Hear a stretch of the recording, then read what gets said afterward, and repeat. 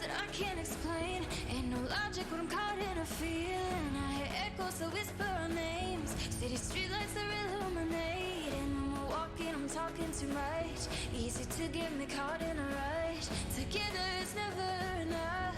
It's like all those nights we fell in love. I'm feeling it over again. So caught in it, don't let it end. You and me, we don't have no regrets. Take me back, I don't wanna forget.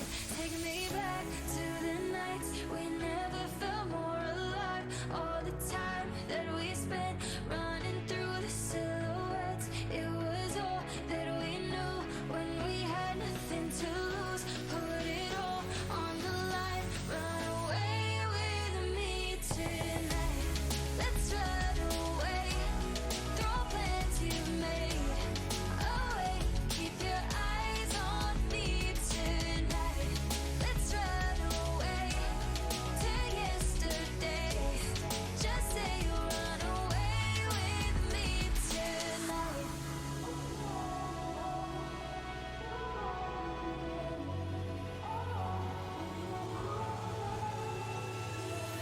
I know it's not all in my head. I can see when you talk with your feelings. That you're wishing it would never end. Don't have to let it go, we can be fearless. When we're walking, you're talking too much. Easy to get you caught in a rush. Together it's never enough. Don't it all feel like falling in love? You say, I'm feeling it over again. So caught in it, don't let it end. You and me, we don't have no regrets. Take me back, I don't wanna forget. Take me back to the nights we never felt more alive. All the time that we spent running through the silhouettes. It was all that we knew when we had nothing to lose. Put it all on the line. Run away with me tonight. Let's run away. Throw plans you've made away. Keep your eyes on me tonight. Let's run away to yesterday. Just say you'll run away with me tonight.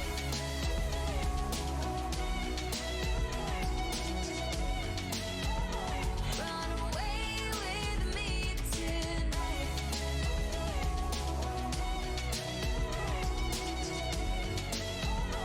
Run away with me tonight.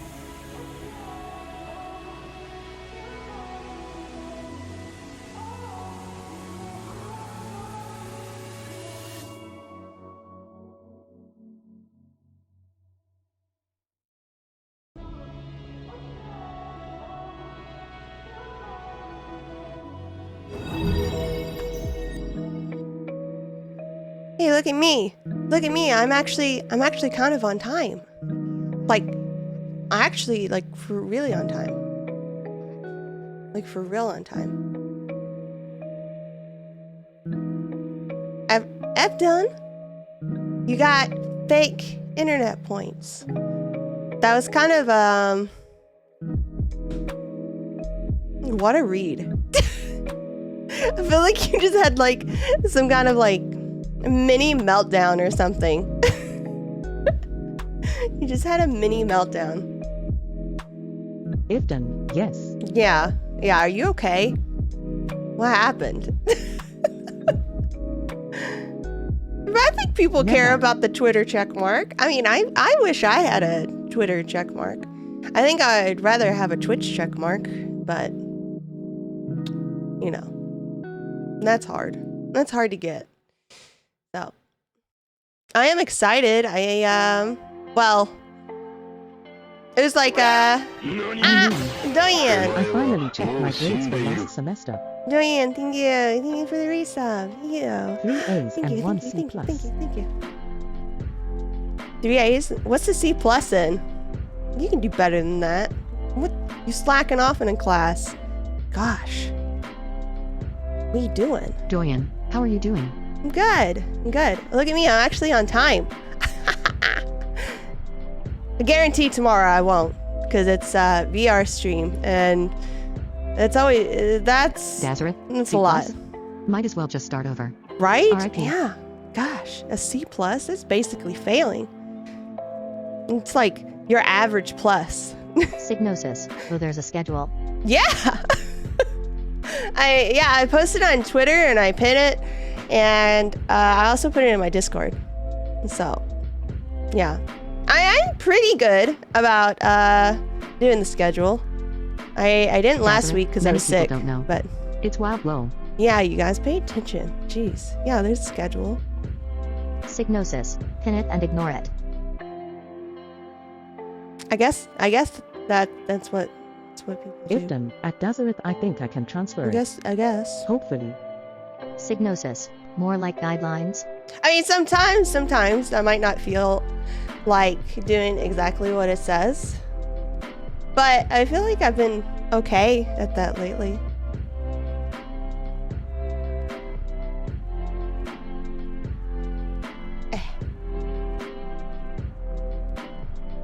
I'm doing something different today. I'm nervous because I'm doing something different that I haven't really done before, but you know, gotta shake it up. Last minute and resources in art history too are non-existent.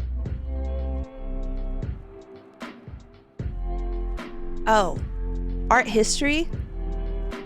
Yeah, that's kind of a dumb class. Yeah. I wish, so when I was in high school and college, I worked really hard and like got really good grades. And I kind of wish somebody would have told me, well, maybe people told me and I just didn't believe them, but I wish somebody told me that nobody in the real world, actually, they don't give a fuck. Like, it's like, do you have the piece of paper that says you did the thing? Okay, cool. That's like, but as far as like, hey, I got good grades. So? Like, they don't give a fuck. Yeah. So I'm pretty sure as long as you have the piece of paper and you passed, and... Nazareth. Yeah, dude. Half-assing it is the only way to stay sane and healthy. Yeah. I wish I could have told myself that like a long time ago, because I was always the kind of person I would study for... Well, in high school, I didn't really have to study much. I would just do the homework and then like study the night before, and then I would be good. But in college, I also waited until the night before to study. And, you know, that doesn't work as well in college because there's a lot more stuff to study. Lost cause. If only we knew what we know now. Right? Lost cause? Right? Yeah. There's so much to say. Like, don't go into psychology. That's a terrible idea. Don't do that. If only I could send a message Struggle back in cards. time. The only history of art I recognize are vintage Pokemon cards. Everything else is propaganda. Have I told my Pokemon card story on stream? I don't know. I can't remember if I have or not. This is gonna make you mad. This is gonna piss everybody in this whole room off. Okay, well, I think there's probably people here that haven't heard it because I think it's been a while. So, let's go backwards in time to elementary school. It was the time of Pokemon, and everybody had Pokemon cards. In fact, too many people brought Pokemon cards to school. And soon, my school said, no Pokemon cards. You're not allowed to bring Pokemon cards to school. If you do, we'll take them away from you. No Pokemon cards.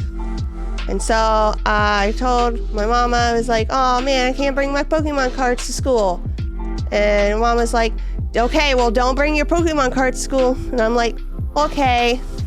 I think I listened for like a day, and then I saw like everybody was sneaking their Pokemon cards anyway and being sneaky about showing them to people and stuff. And so I was like, I'm gonna bring my Pokemon cards to school. I'm gonna be sneaky. I'm gonna be sneaky like everybody else. And so I brought my Pokemon cards to school. Teacher found out I brought my Pokemon cards to school. You know what that teacher did?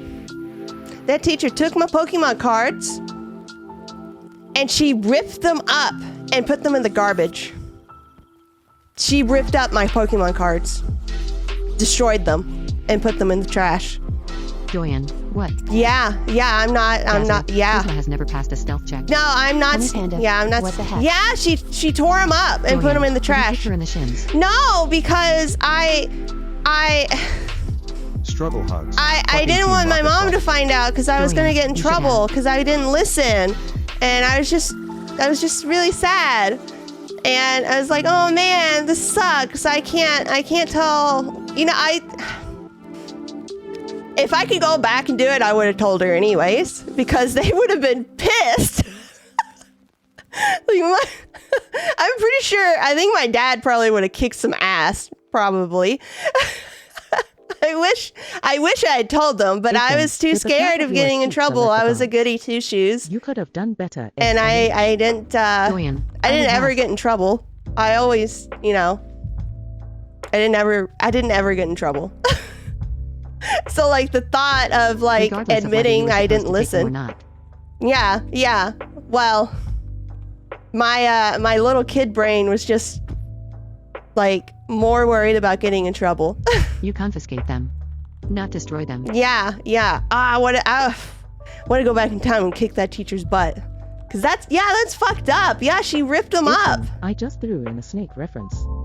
I officially hate myself tonight. Did the clap of your ass cheeks alert the cards? You could have done. I actually don't remember. I don't remember how she found out that I had the cards.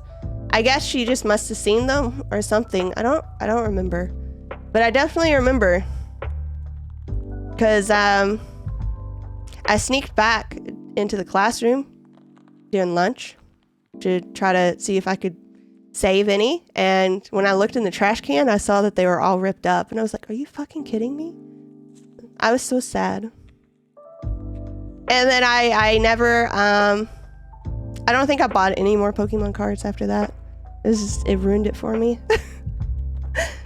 And so now every time anybody talks about Pokemon cards, that's all I think about.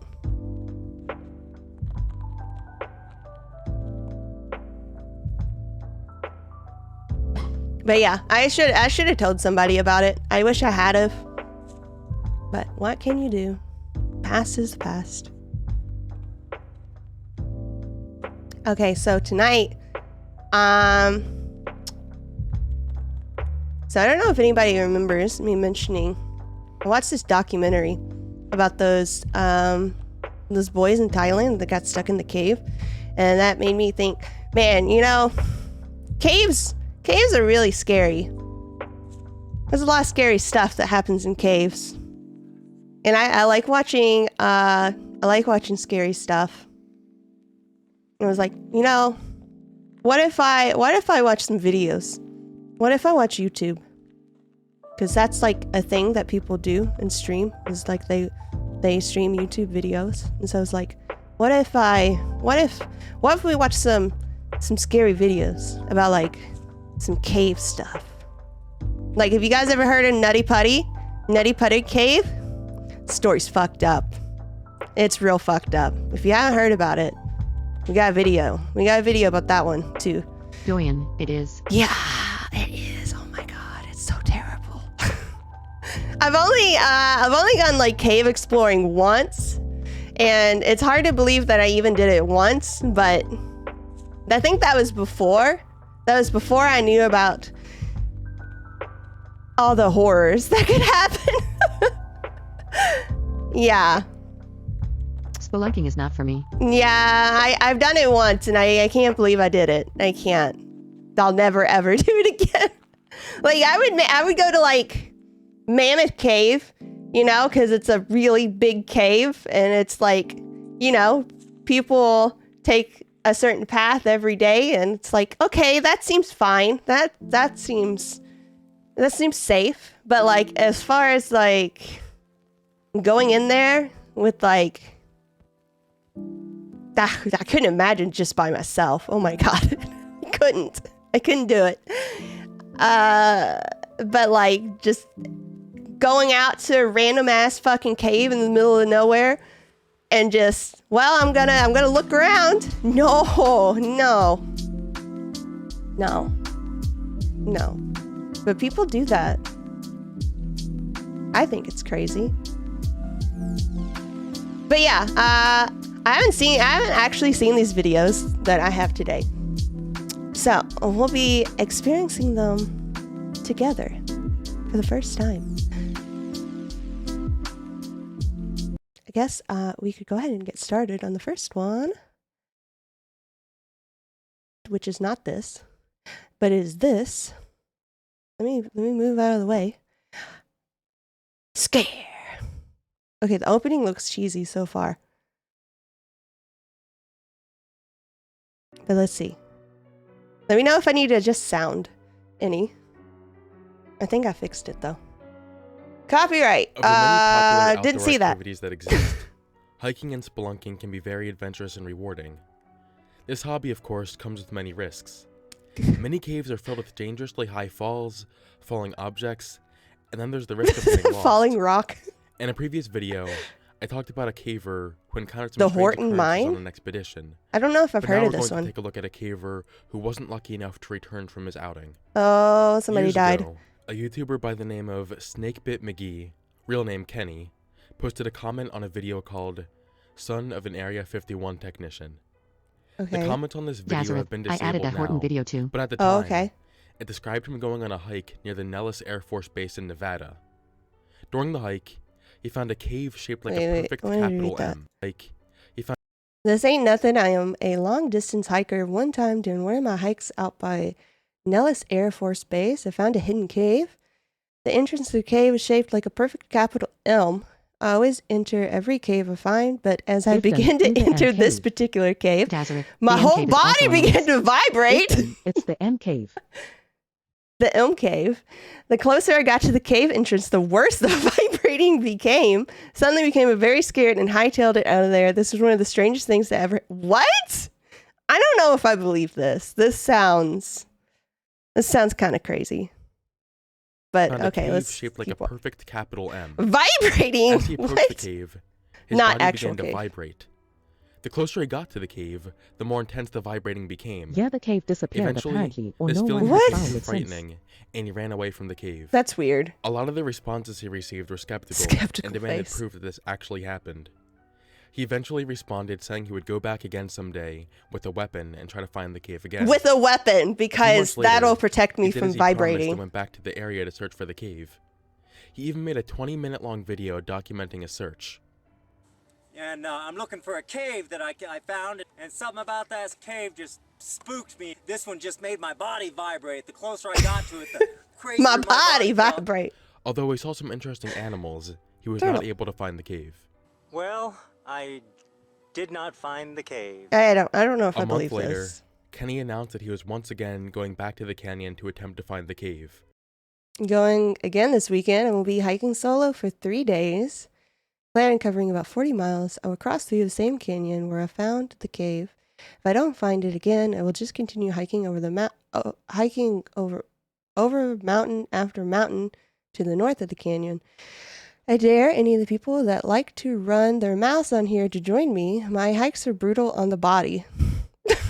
This guy sounds like, after one of my long hikes, some of my toenails turn black and fall off. I lose about 13 pounds of body weight. It takes me about 3 days to recover from the abuse I put myself through. Nazareth, heard this dude went missing. But I love every minute of it. There's no Julian, guarantee yeah, that I will come to find my the cave walks. again. I won't The- murder you.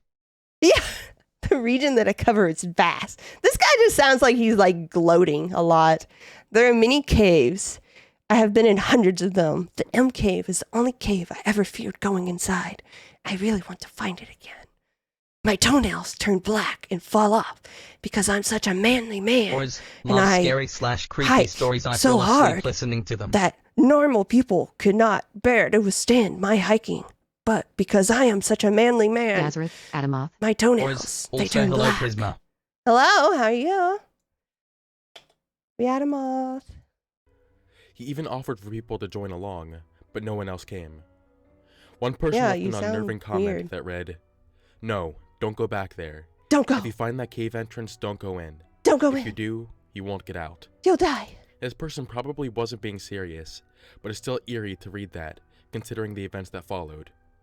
On November 10th, 2014, Kenny set out on a 2-day Hello, hike to Horace. find the cave, Did I say hello but he already? never returned home. Can't remember. A month after Kenny went missing, his girlfriend left a comment on his last Okay, hiking so he video. went missing. She informed us that he never returned from the hike, and she called the police when he didn't return when he said he was supposed to. A search and rescue team was sent out, and they were only able to find a cell phone that he left behind sure did hello near an again. entrance to an abandoned mine shaft. When they searched for Kenny inside the mine shaft, however, they were not able to find him. Skelly To Exo. this day, Friendo. no one knows exactly what happened to Friendo, Kenny, Skilly. but there are 3 main theories that people have speculated on. One It's a theory hoax. is that he died from natural causes in the canyon. I mean, Another is that if he took his hiked final till trip his to commit toenails fell suicide. off. And finally, Probably there's not a theory that he suicide. was silenced by the government. I mean, Let's if start with this the is first true, theory. possible. This by itself already seems pretty plausible. Yeah.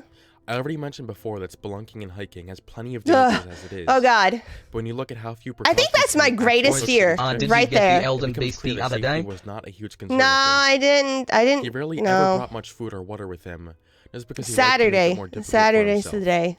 He never brought a compass or a GPS, and the areas he hiked in Noniterumi, weren't always I'm the just safest. passing by sharing good I luck. didn't bring I'm a whole lot of chilling. water, and I Stay only got like amazing one and great candy to bar see to you get me again. through, but, Oh, good to I see like you running again. it that way. I'm just now realizing TTS is maybe not a good mix for this. But there's, as you can see, there's no Alright, water out here. TTS. You got to know which canyons to go down, otherwise you get TTS. lost up here.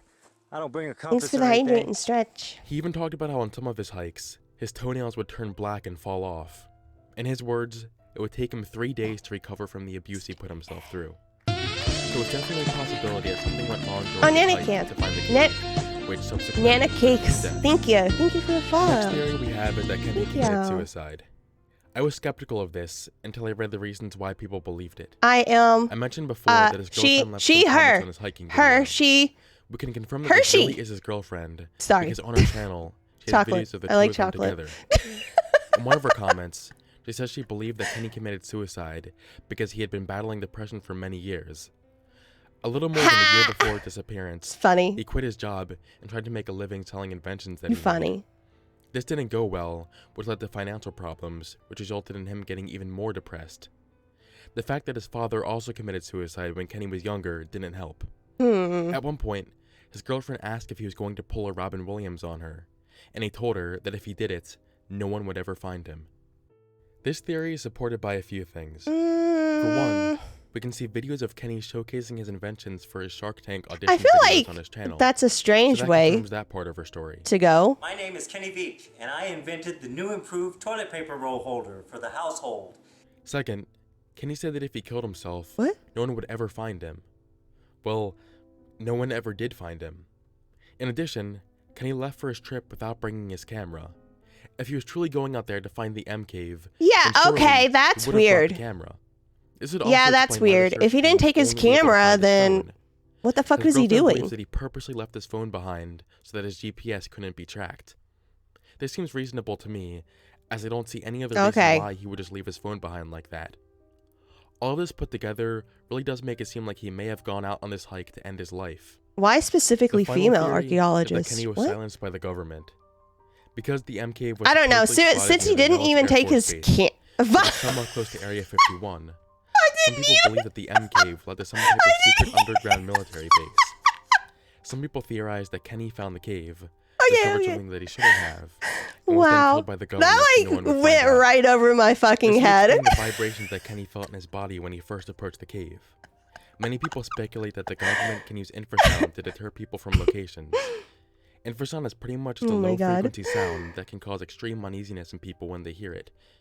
According to an article on popsci.com, specific frequencies can make one's body vibrate with high enough power. Maybe the M cave was being protected by infrasound frequencies, and that's what deterred Kenny from was going pretty in good. the first time. If this is the case, then who knows what was being hidden in that cave? But there's like, I Whatever heard that happened to Kenny, some it's really people sad that he think had to that go. like no one might ever know what that's exactly some kind of happened to him. attack His that body was never found, and no one that has ever located countries the have, M cave like, either. One developed thing is for sure, where they can Kenny like definitely left behind a pretty big attack mystery. people with sound or Thank you for something watching, like that. I don't know. and It's we'll see weird. you on the I flip don't think side. it's real, but some people. Okay, so I think this guy just killed himself. If he didn't take his camera, right? If he didn't take his camera, then what the fuck was he doing? Right? Yeah, I think just this guy just killed himself. You said there. Oh shit! Hold on, wait. There's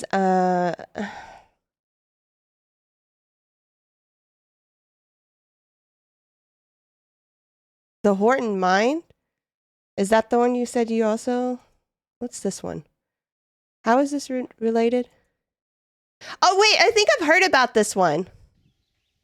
Yeah, I've seen. I don't know if I've seen this video. At the Victorine mine, I believe this was an older mine that once they dug. Oh, this one's low. Hold on, let me adjust it.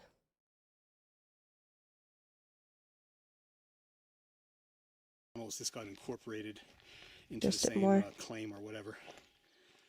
This I forget what this was called.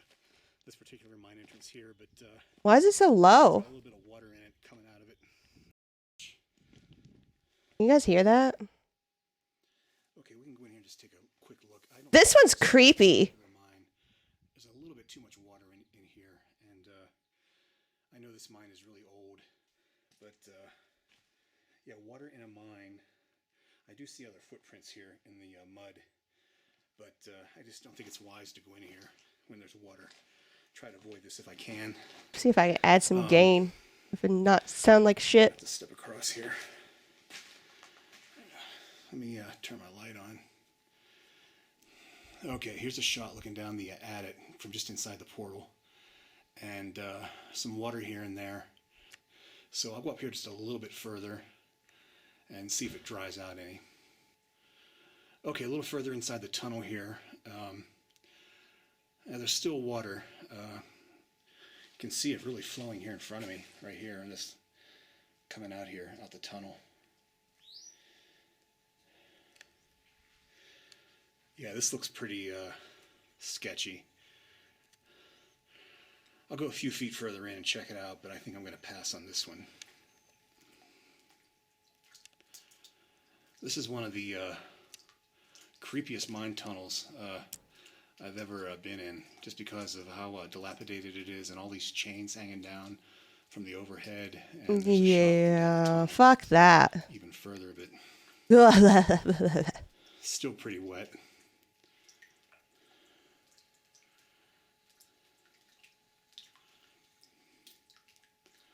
And taking a look around here back at the entrance. Hey, Alistair. Which is there. I don't know, Ebden. You're Okay, what? Here's What'd a you shot eat for dinner? towards the entrance. I'm a little bit further in, and looking down the tunnel here.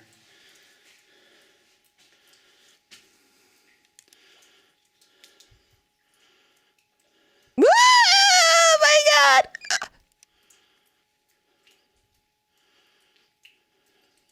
That is like, that's not a little swing. That is a holy fuck swing. One chain is swinging back there.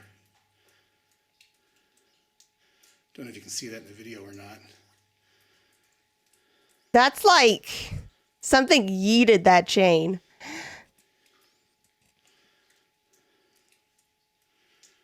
Hey, Jovanda. Yeah, this mine definitely has a very spooky vibe to it.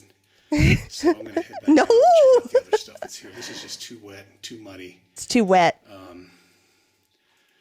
And obviously something is making the chains swing. Duh. Time to get the hell out of here. I don't know. I mean, could he have paused the video, went and swung the chain, and then Water everywhere. came back? Maybe. Back towards the entrance.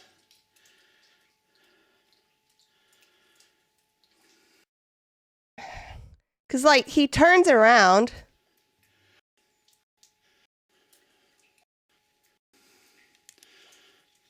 We don't. Wait. Okay, so it's moving. And Yeah, he's like. He's looking. which is there. Wait. He's looking, and I don't see it moving. And then he turns around. And taking a look around here back at the entrance. Which is there. I see. There's clearly a cut right Just there. looking back towards the entrance. I'm a little bit further in. He cut. There's a cut. Looking down the tunnel He here. He could have had a... Yeah, but he cut... The video's cut there. And then the chain is swinging. I don't know. I don't know if I believe it. I don't know if I believe it. What's this comment say? This video featured on Science Channel, Strange Evidence, Season 4, Episode 4. Is anybody else saying anything? I don't know why that one chain is moving. Oh, well, gotta keep moving. Yeah, this mine definitely has a very spooky vibe to it. So I'm going to head back out and check out the other stuff that's here. This is just too wet and too muddy. And obviously something is making a change. Normal people, I'm scared. This guy, this place is very wet and muddy. A lot of water everywhere. And there's a shot looking back towards the entrance. A little bit, yeah. Nobody else is saying like he cut the video. I don't know. Maybe I'm just Hey, Oh wait. Hey, Sorry. Oh God. Stop. I know how to work buttons. Yes, I do. Okay, let me try to fix. What is this? What is Mel's hole? This one's loud. Or not. Not loud enough. On February 21st, 1997, a man named Mel Waters called into the Coast to Coast AM radio show with quite a bizarre story. The radio show, hosted by Art Bell, has experienced Is this loud enough? moments as the show is focused mainly toward conspiracy theories, the supernatural, and more. Mel Waters was no exception to this. His first two calls, taking place on the 21st and 24th of February in 1997, sparked the creation of an urban legend. He claimed that in the small town of Monastash Ridge, Washington, lived a 9-foot-wide bottomless pit. For decades, residents from Monastash Ridge and surrounding reportedly knew about the hole and always kept it to themselves. It had been known to locals for generations. They kept the hole to and even themselves. Native Americans who lived on the land before them. All right. When did you discover this hole? Well, the hole has always been there. We've been out there for a couple of years now, and the hole has been there since we've been there. It's been there since the previous owner. It's a very old hole. The previous owner there was quite elderly, and I'd say he was there for a good 30, 40 years before we moved in. Wow. Apparently, it was a dumping ground for many of the people's unwanted property, from broken refrigerators to old tires and worse. Oh God. Mel claimed that he had bought the property with his wife in 1933 and discovered the hole sometime after. Rather than using it as a garbage bin, Mel became intrigued with the hole and began his quest to discover He its became mysteries. intrigued with the hole. According to Mel, using a small weight and a lot of fishing line, he had determined that the hole had been almost 15 miles deep. What? He claimed that throughout the many years of living on the property, he would add fishing line down the hole as often as he could, What? and reach his acclaimed 15 miles. I don't believe Which, that. if this were true, it would be the deepest hole on Earth Yeah. known to man, as the current deepest hole is the Kola Super Deep Borehole in Russia. It's only 7 miles deep. Yeah. However, that is not where the story ends. 15 miles deep. Yeah, There's no way. This could be an apocryphal story, but one guy claims that he threw his departed canine down into the hole. Oh, really? Oh, God. And Oh. he swear. Well, the story is the guy that did it swears the dog actually came back to him. What? And he was Really?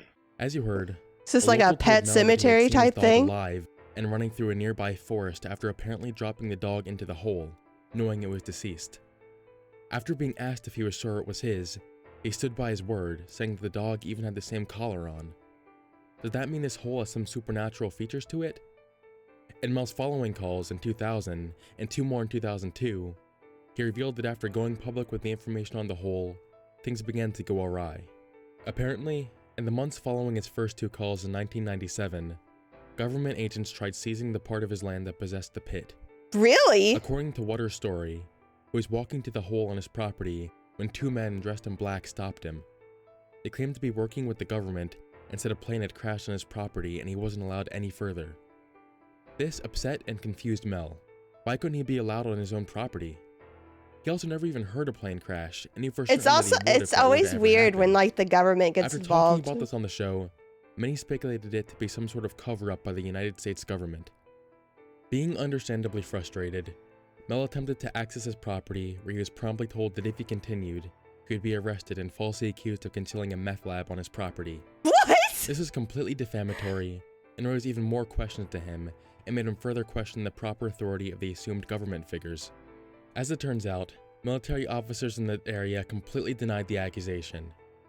Ken Cooper, a spokesman for the Army's Yakima Training Center, dismissed the entire incident by saying, "What I understand is, this Ellensburg guy said he had some property on Monastash Ridge. He is going up there to visit it and was stopped by soldiers. The Army's not hiding an aviation accident, nor an 80,000-foot deep pit. So now is it's only training, just like we 80,000. always do. Wait. This 80. may be true, but it also might not be. It's How- very possible these are just orders being told from a higher authority. Assuming that Cooper and his assailants are classic Black Ops, or similarly in cahoots with Men in Black, or the same government agents from earlier. Shortly thereafter, an Okay, that opportunity checks arrived out. at his doorstep. Waters was given the opportunity to lease his property to the government on a few conditions. The property would be completely theirs, he would receive $250,000 monthly, What? and he was required to move out of the United States immediately. Waters What? accepted the offer, as his marriage had been in some hot water, and decided it would be best for him to leave. Being a lover of nature, he decided to move to Australia, but ended up returning due to being homesick in December of 2000. Given that he returned, his leasing fees were cut off, meaning he didn't get paid anymore. He also claimed to have witnessed a dispute between an officer and a civilian, recalling it as the last thing he's remembered for 2 weeks, to which he arose in San Francisco, claiming to have blacked out and not remember anything, sending most believers and other conspiracy theorists into a dizzy haze. And that's basically where the story ends. Many have gone out in search of the infamous Yeah. hole, but still nothing has been found.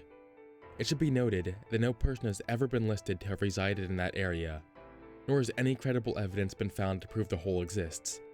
However, many claim this is because the government covered up Mel's hole. To conclude, it is still unclear 20 years later if this man's claims are true. So, Now, many of his okay, accusations are so grounded they're in not even fact, sure if it even but many use existed, this really. absurdity as more of a selling point. If Mel were telling the truth, then why wouldn't the government try to cover him up? And why wouldn't he want to capitalize on his mysterious findings? Well, hopefully in the years coming forward, Mel or someone else will come forward with the truth surrounding this mysterious pit. Thank you for watching, and I will see you on the flip side. The people in town says it. Well, where is it? They covered it up? It's weird. Is there like another video on this? Because this is weird.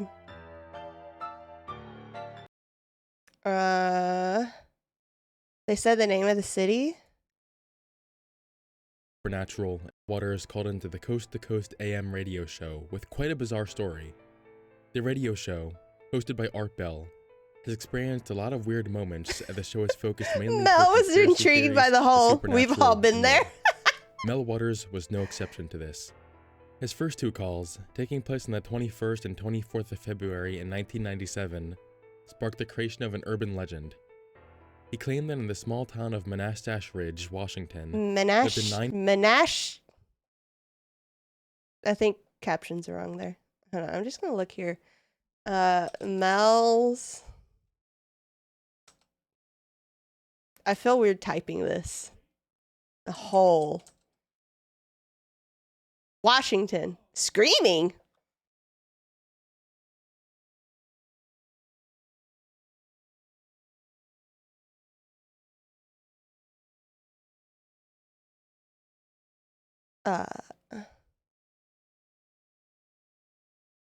This has a lot of views.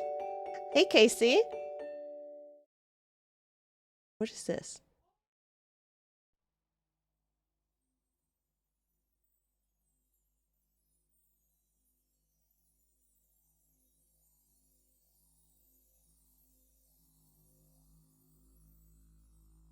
Wait, this guy's like, it exists. I was in Seattle, January 2019 with work before. It's really went for a spin. Hike. Oh my god.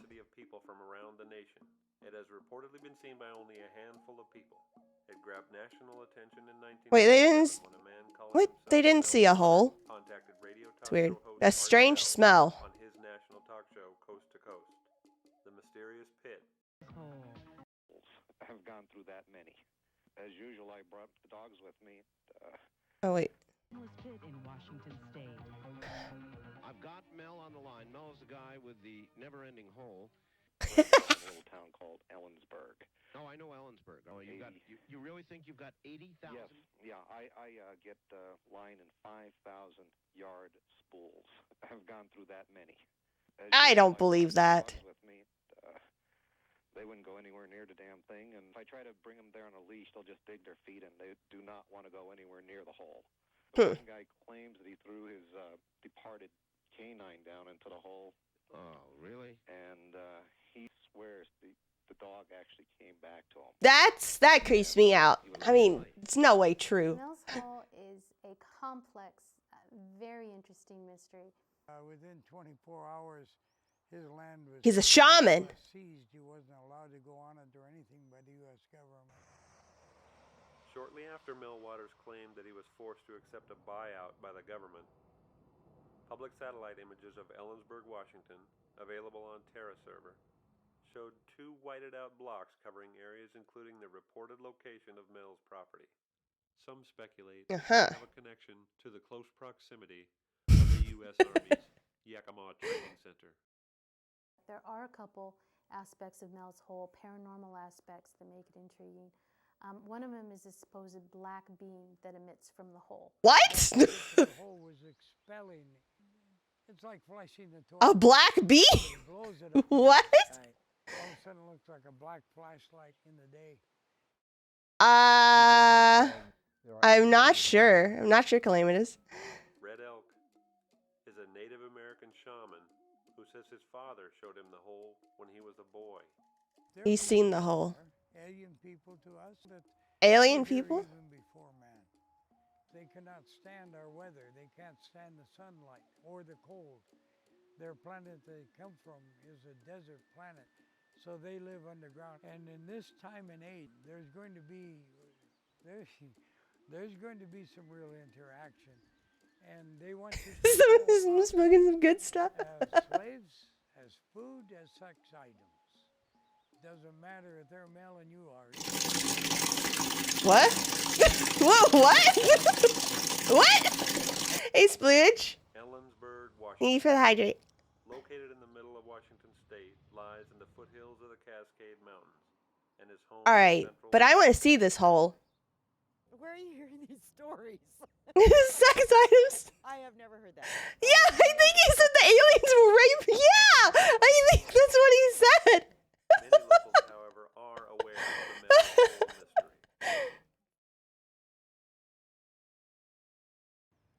Well, there's a lot of hidden stuff around here. There's a lot of lakes and creeks that you don't even hear of, and lots of roads that go to nowhere. There's nothing better than a deep hole. It's just one of those neat things that just perks the imagination and bottom.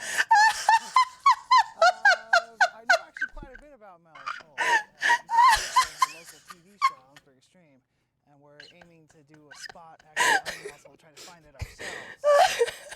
News, theories, and rumors surrounding Mel's Hole. There's nothing better than a deep hole. The internet. Oh my God. It's interesting just in how, say, a broadcast on national radio could suddenly spawn 5, 10 different websites and forums. All right, we're about to open Google Maps here. People were just up in arms, flaming each other just in emails. What they're doing is calling Mel Waters a liar, me a liar, my father a liar, the Yakima Indian Nation liars. But they know it all. They sit there on their chairs, those wonderful people, and they won't get their butts out to look for themselves. And everybody's theorizing just really quite bizarre things, from the beam of light to a weird lamb guarding the hole. What? What?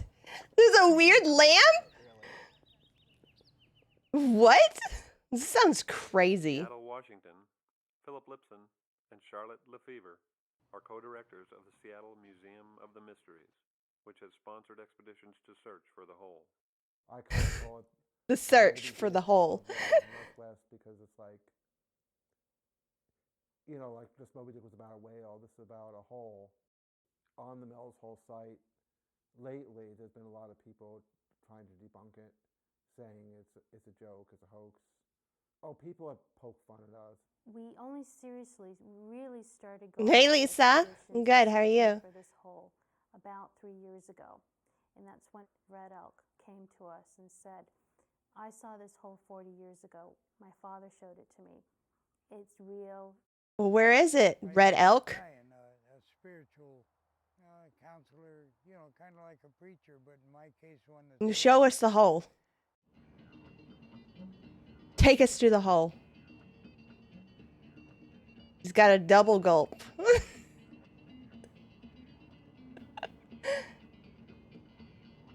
Are we going to the hole? Across from me over here is the actual roadway into Mel's Hole. Don't go up that road. Up there a ways is a fence. I don't think you get in a lot of trouble, but maybe arrested for trespassing. But you get across that fence, you're in a deep bunch of trouble. Deep hole? Might be that you simply disappear, period. Well, a lot of people have said that's underground base. There are beings below us, and our government works with a lot of these beings, and these beings use this hole to load and unload certain objects that they need down there. So some very large craft come in and just hover over it. Giant things, just giants. There's many stories about What? what's underground, like The hollow earth. Yes. I'm not a true believer in any sense.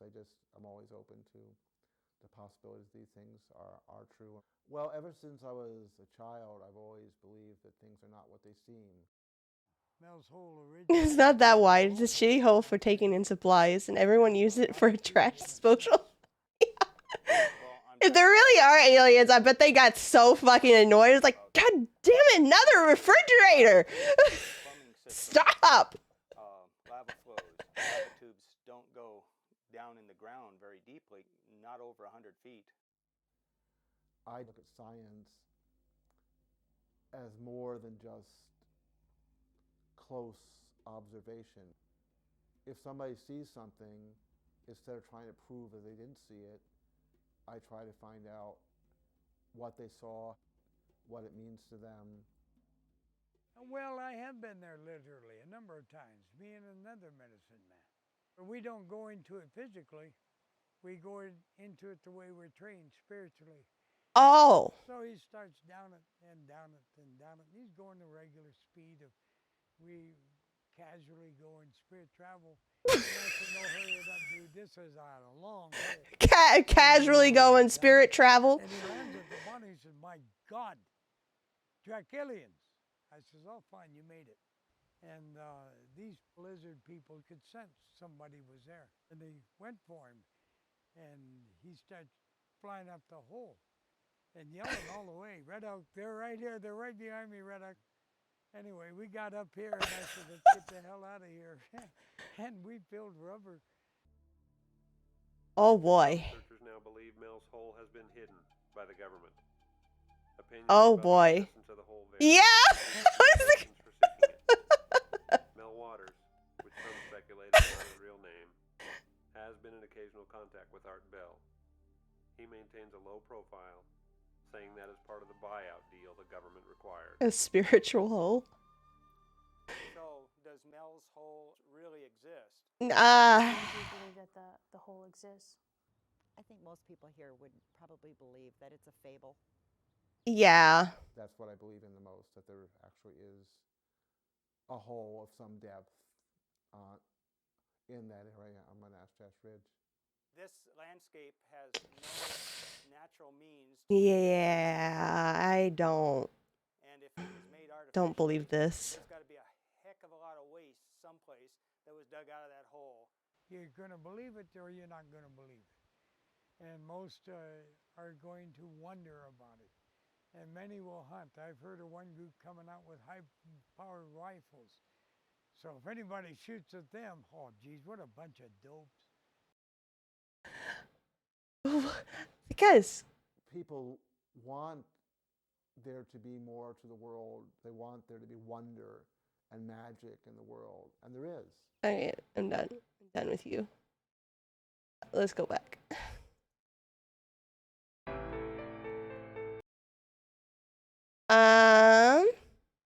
Okay, what's this?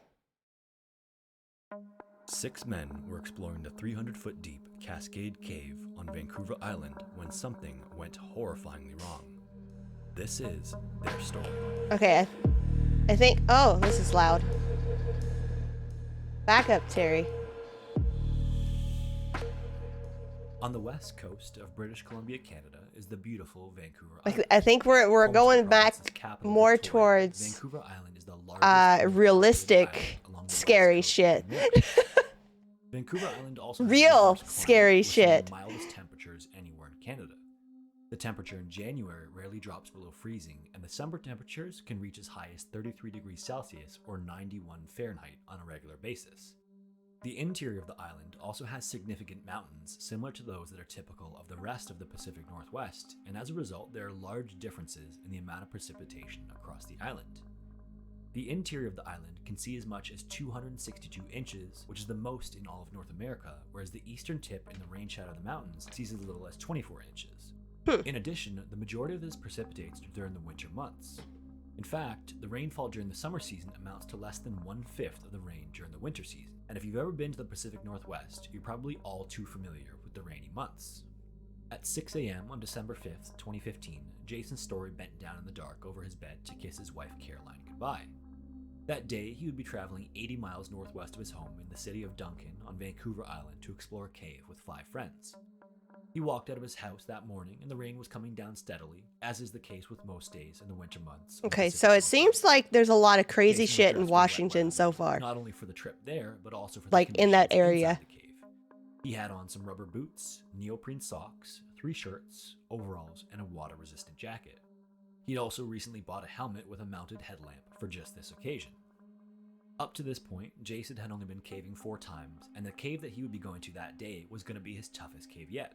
I said near the city that of Port area. Albany is a cave known as Cascade Cave. It's near. It's close. There's a locked hatch covering the. It's not in Washington, but it's close. It's only given to groups that sign waivers indicating that they understand the dangers of exploring the cave system. Oh yeah, in that's. Addition, the location of the cave is kept somewhat secret within the caving community. Another secret cave. Exploring it or disturb the formations inside of it. The interior of Cascade Cave is about a mile long. Fuck that. To 300 Fuck that. Under the Earth's surface. Fuck it. Fuck that. With impossibly tight tunnels that are fuck that. No. Fuck that. No. Bastards crawl. Oh, fuck that. And Zach, who is a chef and volunteer firefighter. Together, they drove into Port Albany, where they picked up the key for the hatch and met up with 2 more friends, Matt and Taylor, who were both computer programmers.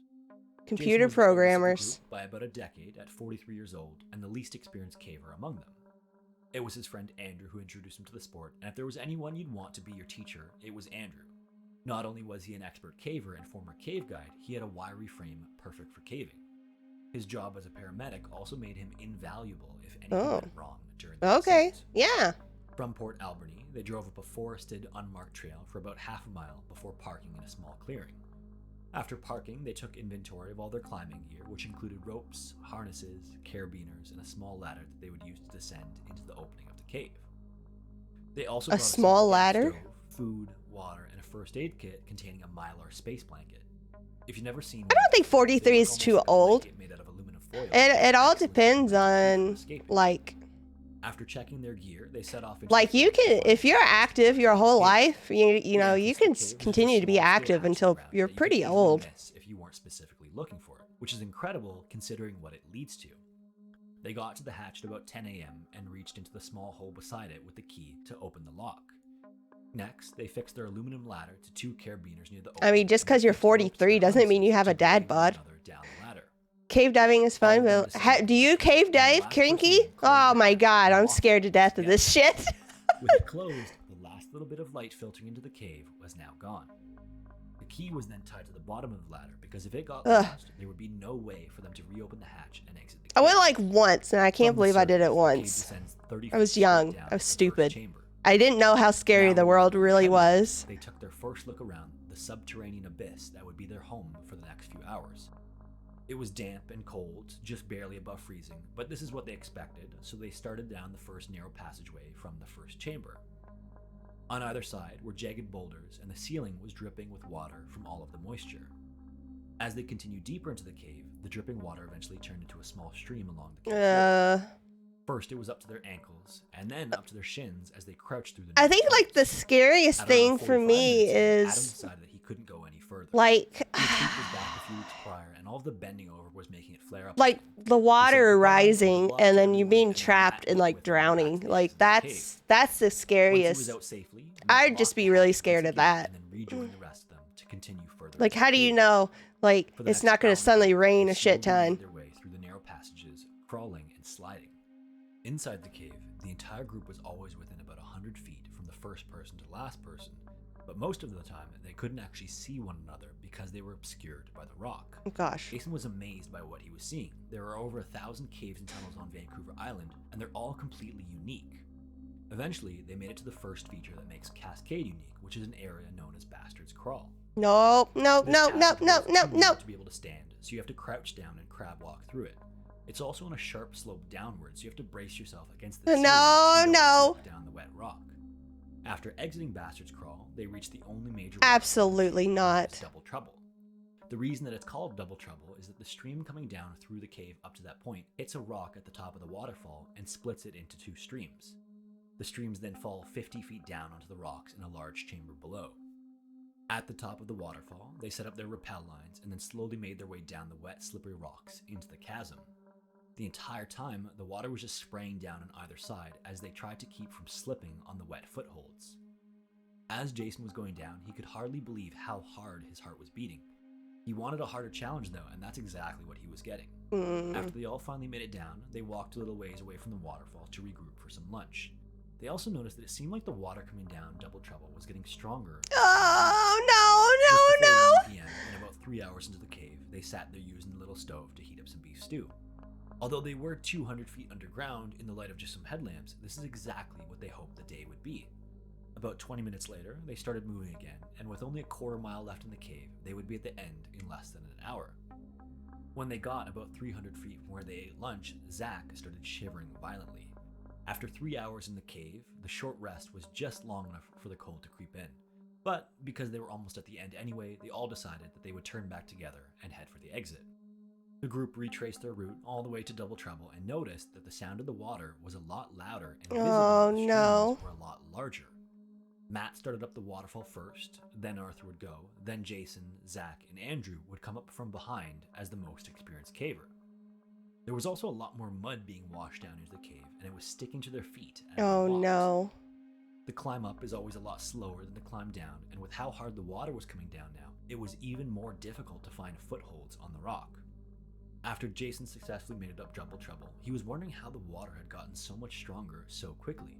He wondered how runoff from the rain could be adding so much to the flow of the streams. Beyond Double Trouble, Jason got on his stomach and started pulling himself up towards Bastard's Crawl, and the water was just pelting him in the face. With it barely above freezing, the water was like ice, taking his breath away as he pulled himself through it. After making it past an outcropping, he started into another tight passage that split into two. He paused for a second, not remembering which way to go, and because he couldn't see anyone God. he decided that it would be best to climb back down and ask. As he climbed back down about 15 feet, the water suddenly surged and swept his feet out from under him and knocked him onto his back, completely submerging him in the stream. He quickly tried to stand up, but because of the way that the water was flowing, it was sucking him down and his body was acting like a cork in the passageway. Oh my He could God. barely keep his head out of the water and the pressure was building up around him. If he didn't get out quickly, the water would shoot him out the passage and over Double Trouble 50 feet down onto the rocks below. He tried to move, but his boot was jammed and the freezing water washing over him was making him extremely cold and quickly draining all of his strength. Oh no. Lying on his back, he realized he needed to call for help, but when he did, water just flowed into his mouth, causing him to choke and gasp for air. After 5 minutes of struggling in the freezing water, thinking about his wife and kids, he managed to get out a guttural cry for help. Splooch! Andrew jumped into action and rushed over to where Jason was stuck. When he got there, you could barely see Jason's face above the stream of water. He yelled to him to keep his head above the water and started trying to pull him out, but between the tight space and the rushing water, it was incredibly difficult to get any leverage. Jason was also so weak at this point, and the water was so loud, he could barely communicate with Andrew. So Andrew started shouting specific instructions at Jason, guiding his hands and feet to stable positions so that he could help to pull him out. When he started pulling him out, though, the water washed over Jason's head and forced him back into the recess once again. Oh God. They started the process over with Andrew shouting specific positions and Jason struggling through the torrent. Eventually, Andrew managed to grab a hold of his arm and rip Jason out through the torrent of water. When Jason finally emerged, he was wide-eyed and gasping for air, barely able to get out any words. Jeez. Although they were out of the worst of it, they were still almost submerged in the stream of water. Andrew encouraged Jason to keep moving, but he was in rough shape and wanted a moment to catch his breath. Andrew knew, though, that they need to keep moving because every second spent in the water was another second closer to hypothermia, and the flow of water was still getting stronger by the second. Finally, Jason managed to wiggle his leg free, and they were able to move further into Bastard's Crawl. Once it was clear that Jason was safe, Andrew told Zach to stay with Jason while he went up ahead to grab their bags. About 15 minutes later, he returned with the supply bag containing the Mylar blanket and immediately wrapped it around Jason. He told Zach that the water was way higher and rushing a lot faster, so he should go up and join the others and tell them what happened. If he and Jason weren't behind them, in 30 minutes, they should leave the cave and alert search and rescue. What? He also knew that if for some reason he and Jason weren't able to exit that area, there wasn't enough room for 3 people to stay. There's like a lot of water. Let's go into the tiny narrow tunnels. Poured it down Jason's clothes to warm him up. Although he didn't have a thermometer to actually check, Andrew knew that Jason was likely stage 2 hypothermic.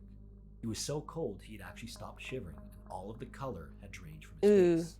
Thankfully, between the Mylar blanket and the warm water, Jason slowly regained color and was eventually warm enough to try to make it out of the cave. From where they were, under normal circumstances, it would be about an hour back to the surface, but as they started climbing out, they had to fight the rushing water with every step. The Russian water. The Bastard's Crawl had just a 4-inch space between the water and the ceiling, and this meant that they wouldn't be able to crawl through it and keep their head out of the water. No. With that, Andrew knew they had to turn back and wait until conditions improved, while also hoping that the water didn't fully submerge the cave. After climbing back down, they found a mostly dry ledge jutting out at a 45-degree angle with just enough room for both of them. The stream running through the cave sprayed the ledge on the outer edge, and so Andrew had Jason go on the other side to stay dry. Andrew then braced himself on the ledge as well and made himself comfortable for the long wait. Subterranean caves can have little microclimates different from the conditions on the surface. Inside Cascade, the torrent of water was moving so fast that it was actually windy on the ledge, and eventually the water was so high that it was just a few feet from where they were sitting. It was now 6 p.m. and they were still 200 feet underground, huddling together. Oh yeah, it was. We were watching Nightmare Fuel for sure. 3 hours since Zach left, and they had no way of knowing whether or not their friends had made it out of the cave.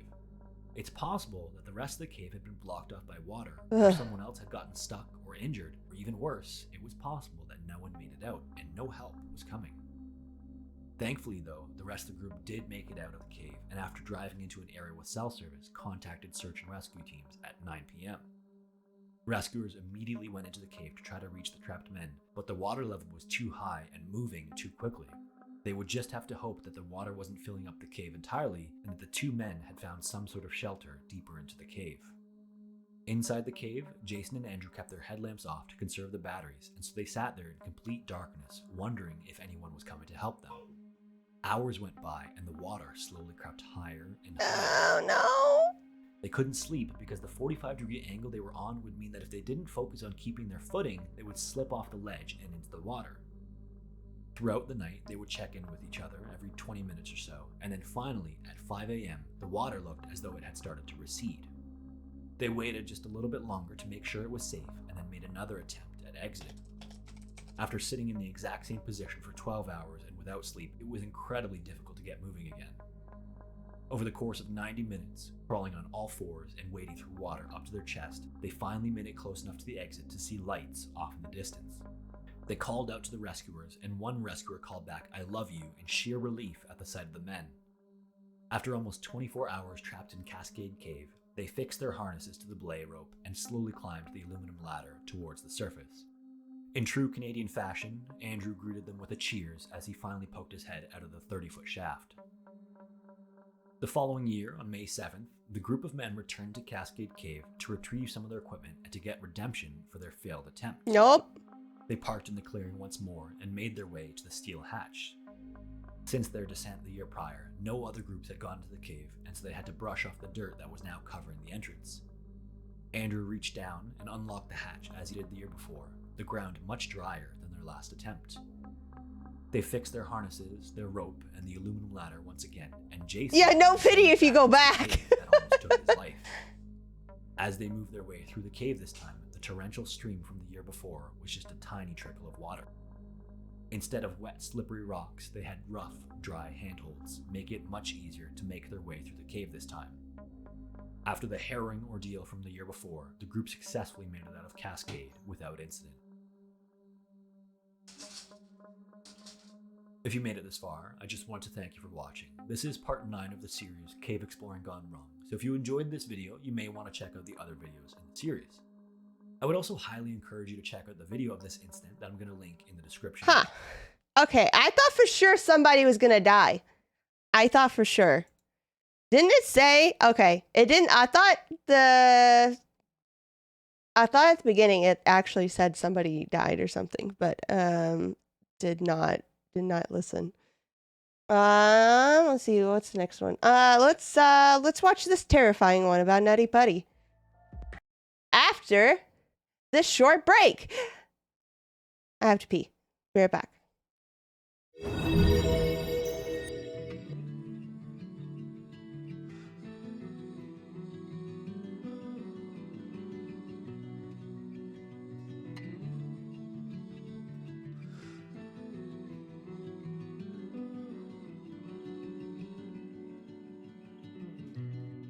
Close our eyes, the current sweeps right over us. Feel the world spin around again for only us. Hold your breath, we're diving into something bigger than anything we've ever been.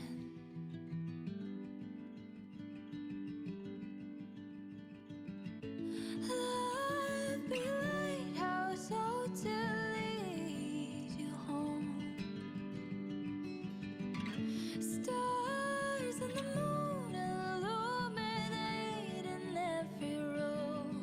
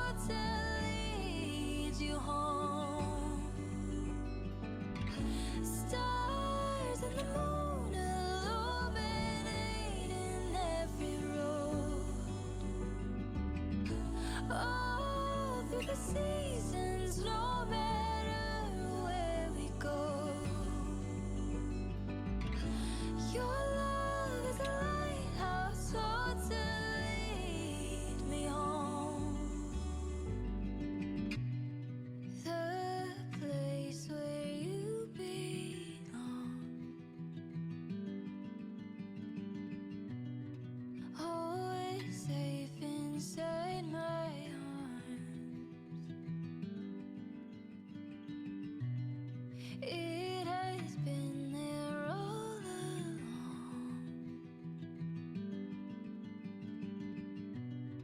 Let this love lead you home.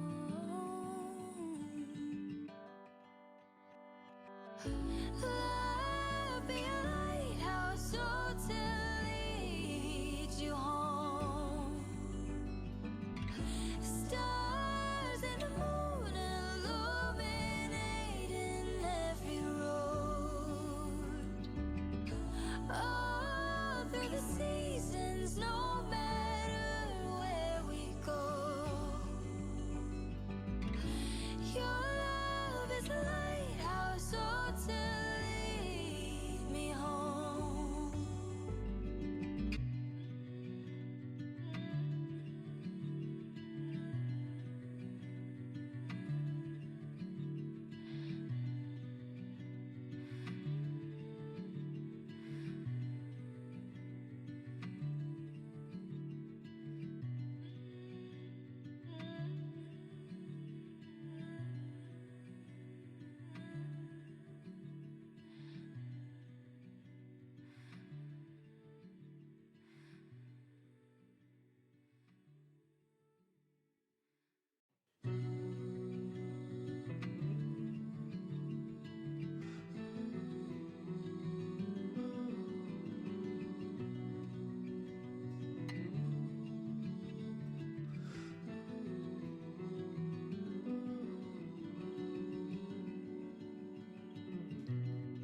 Close our eyes, the current sweeps right over us. Feel the world spin round again for only us. Hold your breath, we're diving into something bigger than anything we've ever been.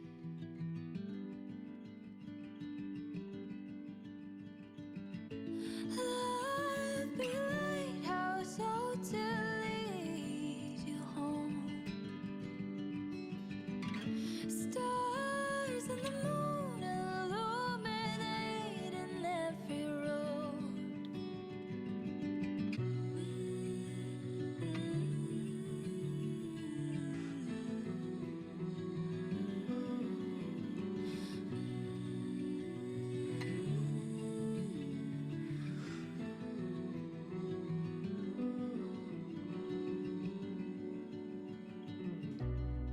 Rest your mind, it's always been there all along.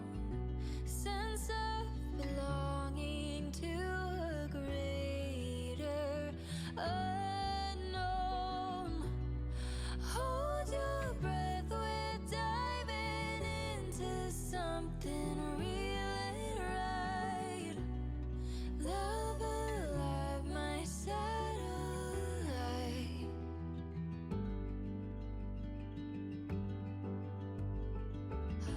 Love be a lighthouse, so to lead you home.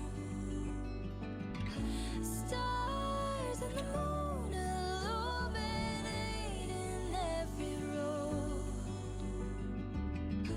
All through the seasons, no matter where we go. Your love is a lighthouse, so to lead me home. The place where you belong. Always safe inside my arms. It has been there all along.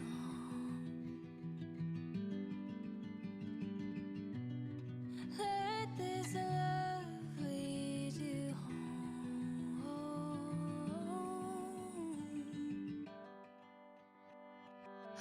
Love be a lighthouse, so to lead you home.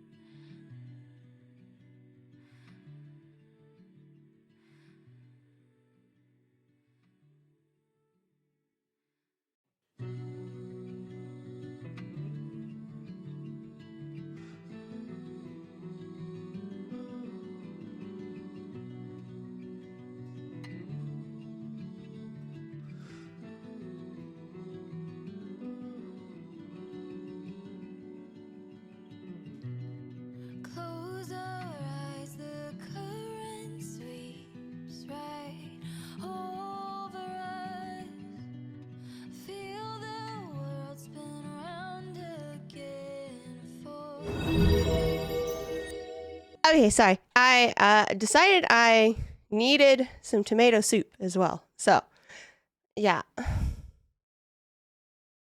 Oh, hey, Aaron. Yeah. Pee break, and I heated up some soup. Hey, Mortal Kombat. Yeah. We're about ready to watch this fucked up video. I don't know if you've heard of Nutty Putty Cave. But fuck that cave. I don't think you can go in it At anymore, around actually. 8 p.m. Yeah, they closed on it off, the I think. 24th of November 2009, John Edward Tomato Jones, soup.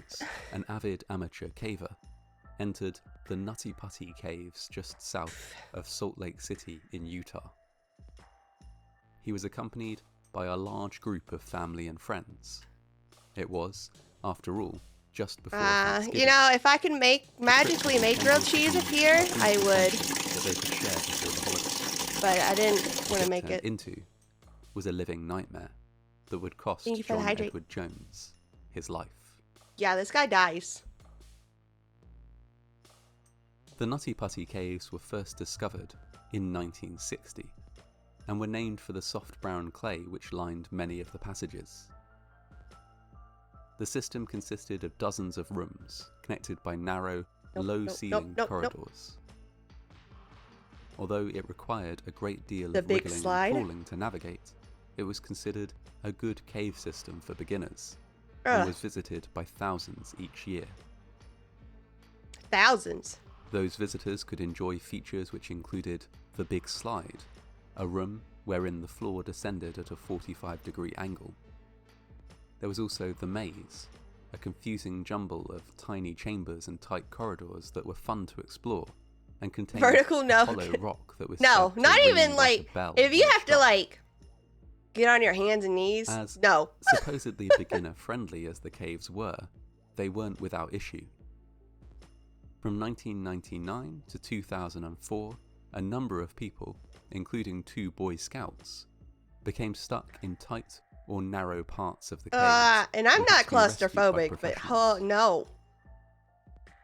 These incidents Boy Scouts, led to some as in changes in the way the cave was children managed. getting stuck. After No. being gated for a number of years, the caves were reopened with a registration system in place. Groups would have to book online to ensure that cave management knew who was down there, and the caves wouldn't be overly crowded at any one point in time. That was the situation when John Edward Jones and his friends and family entered the Nutty Putty Caves on the 24th of November No, fuck caves. 2009. Do you cave explore, Aaron? Amongst the group was John's brother, Josh. Between them, the 2 siblings had a great deal of caving experience. During their childhood, they had gone on numerous underground adventures across the state of Utah. Caves don't give a although fuck. They had never before visited the Nutty Putty Caves. For almost an hour, the trip went well. The group crawled, scrambled, and inched their way through the caverns, delighted by each new discovery. At around 9 p.m, John found what he thought was the entrance to Birth Canal, a well-known stretch of the caves, so named because of how tight and narrow it was. No, sir. The No. passageway which confronted John The certainly birth fitted that canal. description. No. He squeezed inside and wriggled forward. When the narrow crevice took a downward turn, he hesitated for only a moment. The narrow space looked as though it might open out a little bit further down, and besides, he was sure that he was in Birth Canal, a passage which he knew could be safely navigated if he just kept his nerve. Unfortunately, John wasn't in Birth Canal after all. Oh no. Instead, he was wriggling headfirst down an uncharted tunnel No. in a different part of the caves. Why is that like had never been charted? I feel like there should have been like a was tape far or too a small. sign. It's like, hey, don't go this way. Unaware of the danger, John crawled onwards until he couldn't. When he realised he was stuck, he was head down in an almost vertical passage. No. The diameter of which was smaller than a front-loading washing machine. He couldn't move an inch. God. John's brother Josh was close behind him and soon realised Right, something was yeah, wrong. Aaron. When he learned that John was stuck, he first attempted to pull him out, but was able only to shift him a few inches. Realizing that the situation was beyond them, Josh raced back out of the caves to fetch help, while another friend waited by John's side. Within hours, rescue teams were on site. Within hours. Oh, God. They were faced with an intensely difficult operation. It was now midnight, and pitch black outside the caves as well as in. The place where John was stuck was incredibly narrow, meaning that however many resources were available, only one person could get close enough to access him at any one time. John remained as calm as was possible under the circumstances. Indeed, when the first rescue worker arrived on scene, he thanked them for coming and told them that he really wanted to get out. Making that happen would prove to be next to impossible.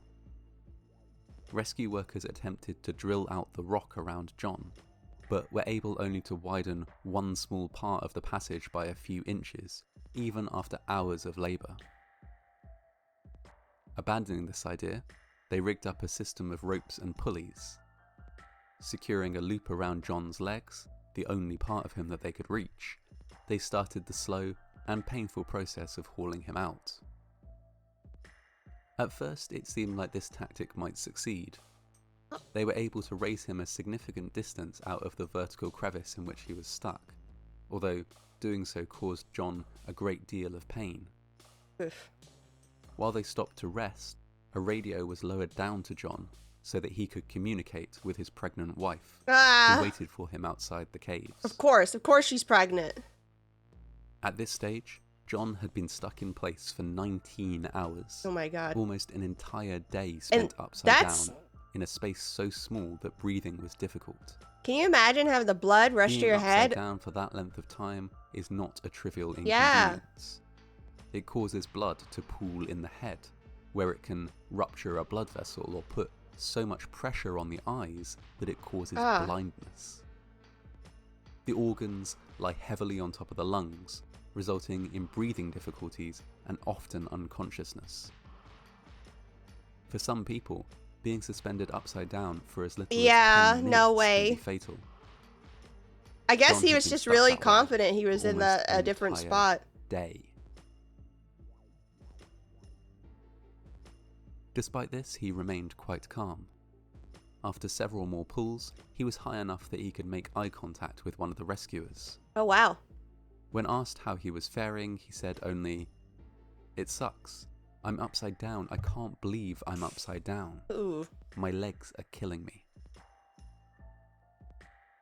At this stage, exhausted and in agony as John was, the possibility of escape must have seemed like a very real one.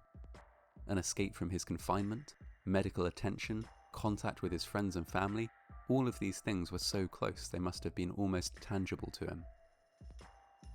It was at this point that everything went wrong. As the rescuers hauled once more on the rope, something gave way explosively. The rescuer closest to John was hit in the face and briefly knocked unconscious. Oh, fuck! When he recovered, all he could see was dust and darkness. It took several minutes for him to orient himself and work out the terrible truth. John had slipped right back down into the crevice from which they'd been hauling him. What had happened? A stone arch around which the rope had been looped had shattered, and the next nearest bolt had pulled out of the rock, fuck. creating They slack almost in the had him rope out. and allowing John to fall. The bolt was what had hit the rescuer in the face and knocked him unconscious. Ooh. The injured rescuer was evacuated from the cave for treatment, and a replacement wriggled into the narrow defile. They spoke to John, but could get no response. Hey, And Tempest. could hear that his breathing was laboured and shallow. Desperate, they wriggled down into the narrow cave to try and loop another rope. I'm sure around if he his fell back waist, down, he probably but hit his became head. stuck themselves and had to be helped back out. I A did, doctor was Tempest. escorted Yeah. down into the caves Fucking to assess awesome. John as best he could. The news was the worst that there could possibly be. John had passed away. Despite a day-long rescue effort involving dozens of workers, the confinement and the inversion had taken its toll. He was declared dead at midnight on November 25th. His friends and family, needless to say, were devastated by the news. John was just 26 at the time, fit and healthy, and with a child on the way. Caves don't give a fuck. His loss in a cave system considered relatively safe for beginners was a shock to everyone. Why wasn't there signs? It was quickly determined that any operation to retrieve his body would be impossibly difficult and dangerous. The landowner, appalled by the incident, initially wished to dynamite the caves, destroying them completely, but was dissuaded from doing so. Instead, the caves were sealed shut with a concrete plug, turning them into a tomb for John Edward Jones. A plaque was installed at the entrance to memorialise the final resting place of an exceptional young man, lost way before his time. Fuck caves. It's like, imagine, he was so stuck they couldn't even get his body out. That's crazy. That sounds like one of the worst ways to die, too. Yeah. No thanks. No thank you.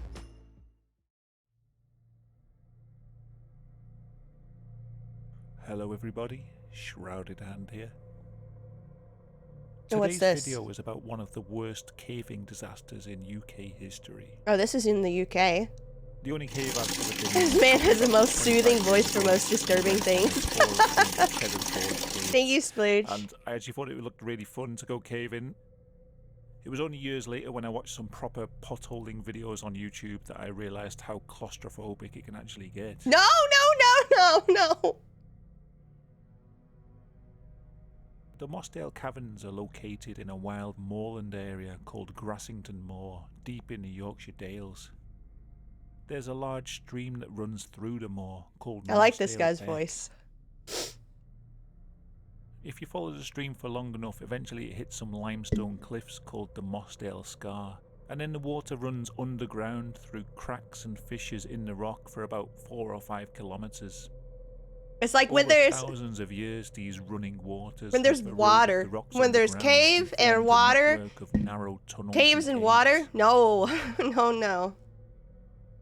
You couldn't ask for a more picturesque location for a cave entrance, but the caverns beneath have an ominous and sinister reputation, all because of one ill-fated cave diving, day on yeah. the 24th of June, 1967.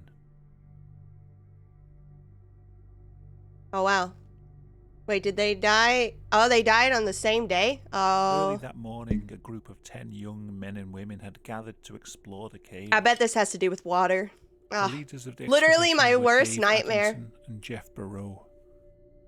Their mission was to head to the far end of the caverns and use blasting equipment to find new passages. Oh. Helping to carry the That equipment sounds were John Ogden, not smart. Colin Vickers, Bill Frakes, and Michael Ryan. Let's get in a cave and like blast The other it. members of the group decided to stay behind and explore the more spacious caves closer to the cavern entrance. And so they parted ways. That sounds really not 4 smart. staying behind and the 6 going on deeper into the caverns. I'll try and describe the journey that the 6 took as best Oh, I can, yeah. but as someone who's never been caving, I'm probably not going to do a very accurate job here, but I've been reading through various reports and watching videos to get some sense of what it's like to follow in their path. The first leg of the journey appears to be relatively spacious. There's large caverns such as the Boulder Hall and large Oh, wow, that's a halls big that are cave. big enough to stand up in. Some parts of the cavern are filled with The water, swim such as the confusion ominously named cavern. Crown or Glory section, with water reaching up to the cavers' necks. Sometimes it would require them to dip down under the water No, to get through some no, rocky no, sections. no, no. The real No, challenge no. was yet to come, though. The second leg of the journey is a section so horrible that it's considered to be one of the most arduous caving challenges in the UK, one that very few people have actually dared to take on. The tunnels get really narrow here, so cavers have to crawl on their hands and knees to progress. Once again, the names given to these sections give some idea of their arduous nature.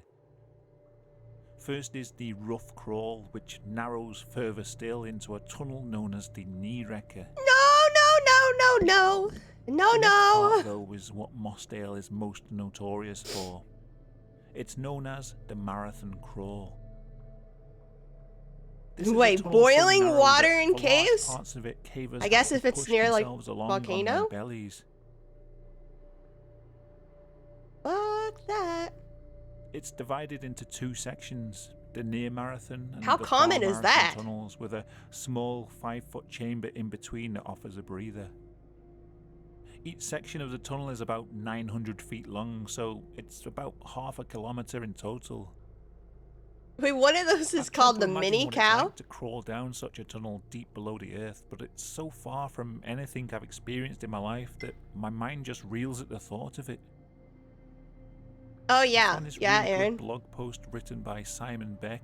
He's someone who's explored the marathon crawl extensively, and what he's written is called Marathon Obsession.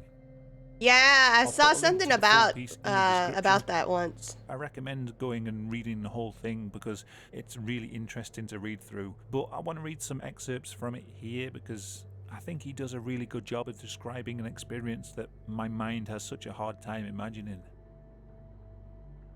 So he writes, "I've only two choices, carry on or turn around. Both offer torment, but only one attainment. There's nowhere to hide from this crushing environment, no calling time out. Every hard-fought inch must be retraced, and the further one goes, the deeper in one gets. One noticeable change is that of the general ambience. The forbidding nature of this cave becomes further stained. The mind reigns in this physically repressed environment. One moment it's your friend, the next your foe, your motivation and all your worst fears. An overwhelming feeling of sickness throughout was how one ex-caving partner admitted to feeling after a trip partway down Leakey's marathon. If there is such a thing, then the crux of the marathon comes at the end, being a few hundred feet of flat-out crawling. I was alone the first time I traversed the marathon crawls in their entirety, and I remember well, during that final stage, my thoughts relating to the state of the weather above and the inner fight I was having to keep going. And people do this for On fun. occasions I've laid still in the far marathon, the only way to truly imagine all but the very thing itself. Numbness is all I felt, no terror or feelings of regret for putting myself in this place. I can understand the first part, Aaron, but the second part, Darkness here when my duo switch was knocked off. The raven-like claws of darkness gripped me in an instant. You emerge from Far Marathon with mixed feelings. Relief is predominant, but the Oh my God. unsettling fact you've to return the way you came follows quickly behind. That's And so exactly. this was the Are you environment that the claustrophobic, 6 Waz? men found themselves in on that day, crawling along on their bellies, dragging the bulky equipment behind them. No doubt many of them had that same creeping sense of anxiety that Simon described. Not just because of the claustrophobic, oppressive atmosphere, but because they knew of the very real dangers. Mossdale Caverns was highly prone to flooding. Prone to flooding. No. That's the worst. That's the absolute ugh. Fuck that. Back on the surface by 5 PM, the 4 that had stayed behind had finished exploring the caves and they were heading back to the hut where they were staying. It was just starting to rain. Nothing too bad, but the dark clouds overhead were worrying them. The other team would be in the cave till around midnight, and the weather could turn at any moment. By 7:30, a huge downpour had started. Oh no. Morag Forbes, who was Dave Adamson's fiancée, got worried and returned to the Mossdale Scar to check on the conditions. Although the rain was heavy, things didn't look too bad at the cave entrance, so once again Where it's she really returned easy the to get to the entrance and get the fuck At out 9 if you PM, need the to. rain Yeah, still okay. hadn't let up. In fact, it was getting worse. Oh no. She walked back to the cave entrance to check on it, but what she saw when she got there was horrifying. Oh no.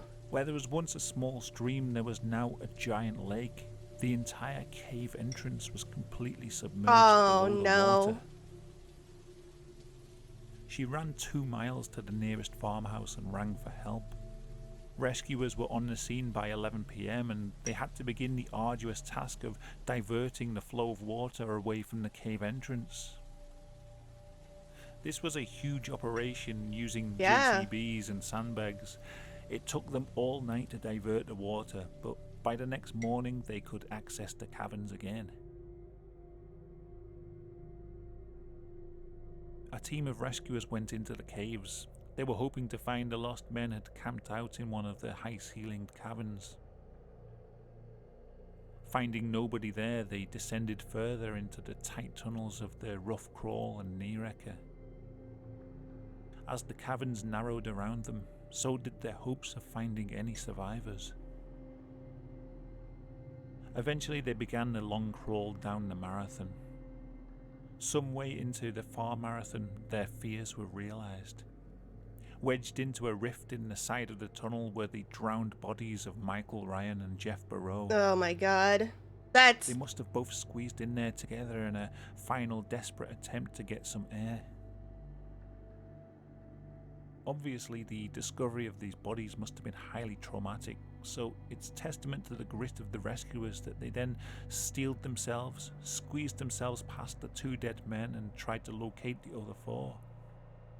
Towards the end of Far Marathon, they found 3 more bodies: Bill Frakes, Colin Vickers and Dave Adamson. After identifying the bodies, the weary team returned to the surface. It was only later that they realised that in the confusion and stress of the day, they'd only accounted for 5 bodies. They still hadn't found John Ogden. Oh my god. By that point, the dam diverting the water was beginning to break down, so fearing another flood, they had to wait till the next day before Oh a team no. could Oh go my in god, once they more. fucked up. As John Ogden hadn't been found with the others, they hoped that he'd managed to find a safe spot somewhere higher in the caverns. There was a slim chance that he was still alive, and if he wasn't, they at least needed to find the body. So they searched these smaller side tunnels that split off from the marathon crawl. Eventually they did find him. He was just a few feet away from where the final 3 bodies had been located. Oh my god. Wedged upright in a tight fissure was the body of John Ogden. The crack looked far too narrow for a person to fit inside, but somehow, in his final desperate battle for air, he'd wedged himself in there before dying. The reason why he hadn't been seen first was because his body was so covered in silt and debris that only 1 boot and the white of his helmet was visible. Oh my god. Looking at the locations of the bodies, it makes me wonder what their final moments were like. Probably As I've fucking said, awful. I have a hard time even imagining what it's like to crawl down that tunnel, so the idea of drowning in such a place is even more incomprehensible. Yeah. I wonder if they were suddenly engulfed by rushing water or if it slowly rose up to cover them as they desperately tried to crawl to safety. Hopefully it was fast instead of slow. There's a tunnel just above the marathon crawl called the High Level Mud Caverns. Maybe they were trying to get to the higher level, but they just weren't quick enough. It's difficult to tell because the water flow could have washed their bodies downstream from the original positions. Anyway, it's easy to sit behind a computer screen and speculate on what happened whilst looking at these abstract points on a map. It's easy even to forget that these were real people. Most likely their final actions were the result of a mindless blind panic rather than a careful plan of action. True. Fuck caves.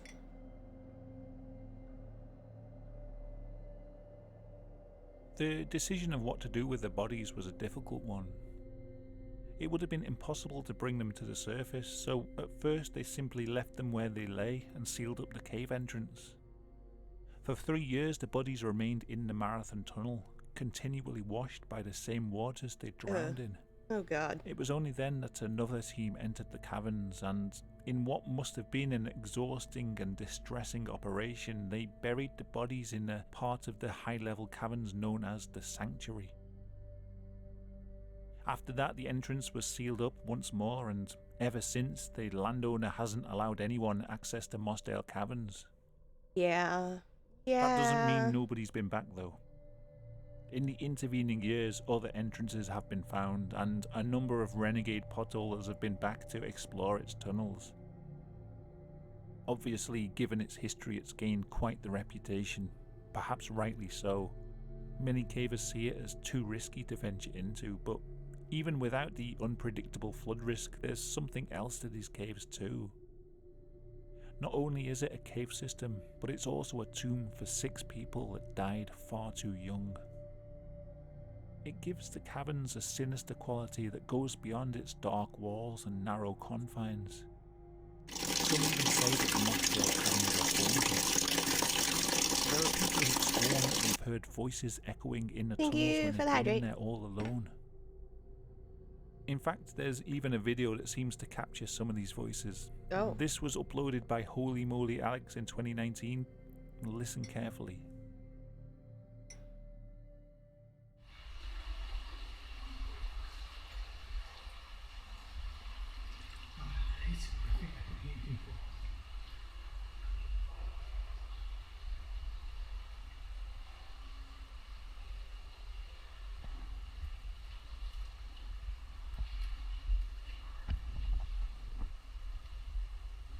Most likely these noises are just Yeah, the I don't sound know of if I the really water heard combined anything. with the weird Hey, acoustics of the Cybear. caverns, Hey, but Jack. It does make for some creepy How listening. you doing?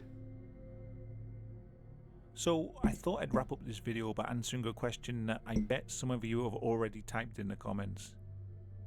What impulse drove those 6 men into the bowels of Mossdale Caverns? Good. Just watching Why in some the hell creepy would shit. anyone want to subject Eating some themselves tomato to soup. hours of crawling through those dark, cold, How you doing? unforgiving tunnels? I was wondering the same thing myself, actually. When I emailed Holy Moly Alex about using that footage with the spooky voices, we got chatting a bit and he gave me a really good answer, so I thought I'd read it here. About his motivation for caving, he said, "With me, it's the otherworldliness to it. It's a place you can go to get away from the stresses of modern day life, as there is of course no mobile signal down a cave.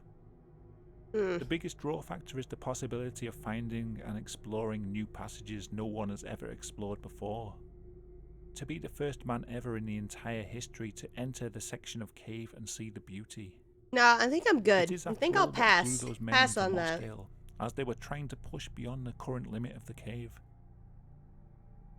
The other thing I love about it is how it's a great all-body workout, as you can pass through climbs, go up and down rope pitches, free climbs, squeezes. Finally, it's the camaraderie of trying to get through a difficult passage with your mates, helping each other out, getting the 10-kilogram rope bags past obstacles.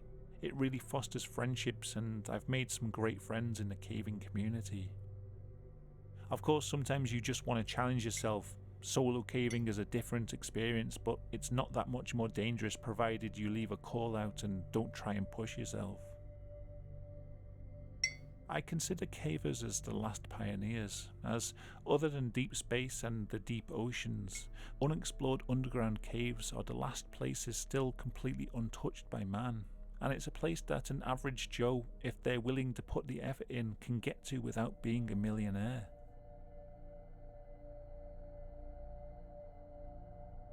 So I hope that gives some insight into the motivation of the 6 people that died that day, and those rare few that have explored Mossdale Caverns since then. The Mossdale incident is Britain's worst caving disaster, but it's easy to listen to horror stories like this and come away with the impression that caving is this terribly dangerous pastime. But yeah, it I don't is. think it's like that, really. The men who lost their lives in Mossdale Caverns were the victims. People of a do just be tragic dying in accident. caves. Sure, they took a risk, but sometimes you've got to take risks to live life to the fullest. Otherwise, we'd all just be stuck in our houses all day, and imagine what that would be like. I'm fine. I'm fine with that. I'm Thank you okay. for watching the video. If you've never gone caving, I might have put you off for life, or maybe I've made you kind of curious about trying it. I'm Honestly, okay with since I started being stuck in researching my the topic, house. I've I'm become okay. a bit obsessed with watching caving videos, and I'd be although I'm pretty alive. claustrophobic, Yeah. I kind of want to try it out. Definitely not Mossdale, though. What's this? On January 30th, 1925, Floyd Collins was crawling through Sand Cave in 1925. Mammoth Cave National Park in Oh, this is Kentucky, when a Mammoth boulder Cave. fell onto his foot and trapped him 60 feet underground. Every attempt to free himself only brought more rock and dirt down on top of him, and he would spend the next 25 hours alone in the dark before rescuers finally arrived. There's so many ways to die. There's so many ways to die in a cave. There's just and it's yeah. I've actually never been to Mammoth Floyd Cave. Collins absolutely loved caving. His family owned a log cabin just 4 miles away from the famous and massive Mammoth Caves. At the age of just 6 years old, he was already exploring Kentucky's caves all by himself. By 10 years old, he had dropped out of school and was What? scouring the local caves to find Native American What, women to sell Daz? at the nearby Mammoth Hotel. I've never been to Mammoth He Cave. had memorized the entirety of the established. No, I swear to God, I've never gone. I swear to fucking God, I've never gone. I swear. And even the occasional body. Never. No, never gone. Nope.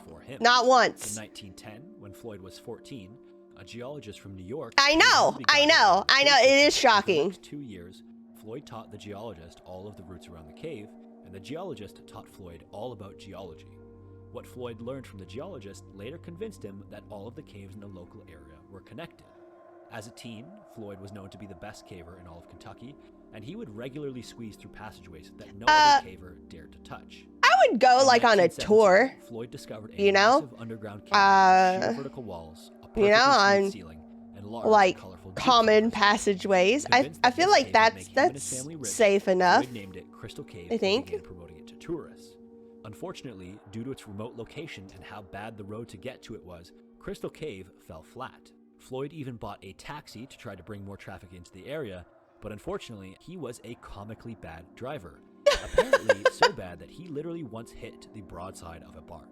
In addition to being hard to get to, greedy nearby cave owners tried to discourage tourists from going to Crystal Cave by telling them it was closed and blocking the road to it with boulders and wagons. Wow! One time, Floyd was even jumped by a group of 5 men who tried to get him to sign away the ownership of the cave to them. By late 1924, Floyd was determined to discover a cave that would beat the competition and make him and his family rich. Floyd knew of another potential cave known as Sand Cave that had a perfect location right beside Cave Road City, and this would mean that anyone traveling to the other popular caves would have to pass Sand Cave on the way. And so Floyd began working on a passageway in Sand Cave and would spend up to 12 hours a day clearing gravel, sandstone, and limestone in order to make it wide enough for him to crawl through and eventually wide enough for people.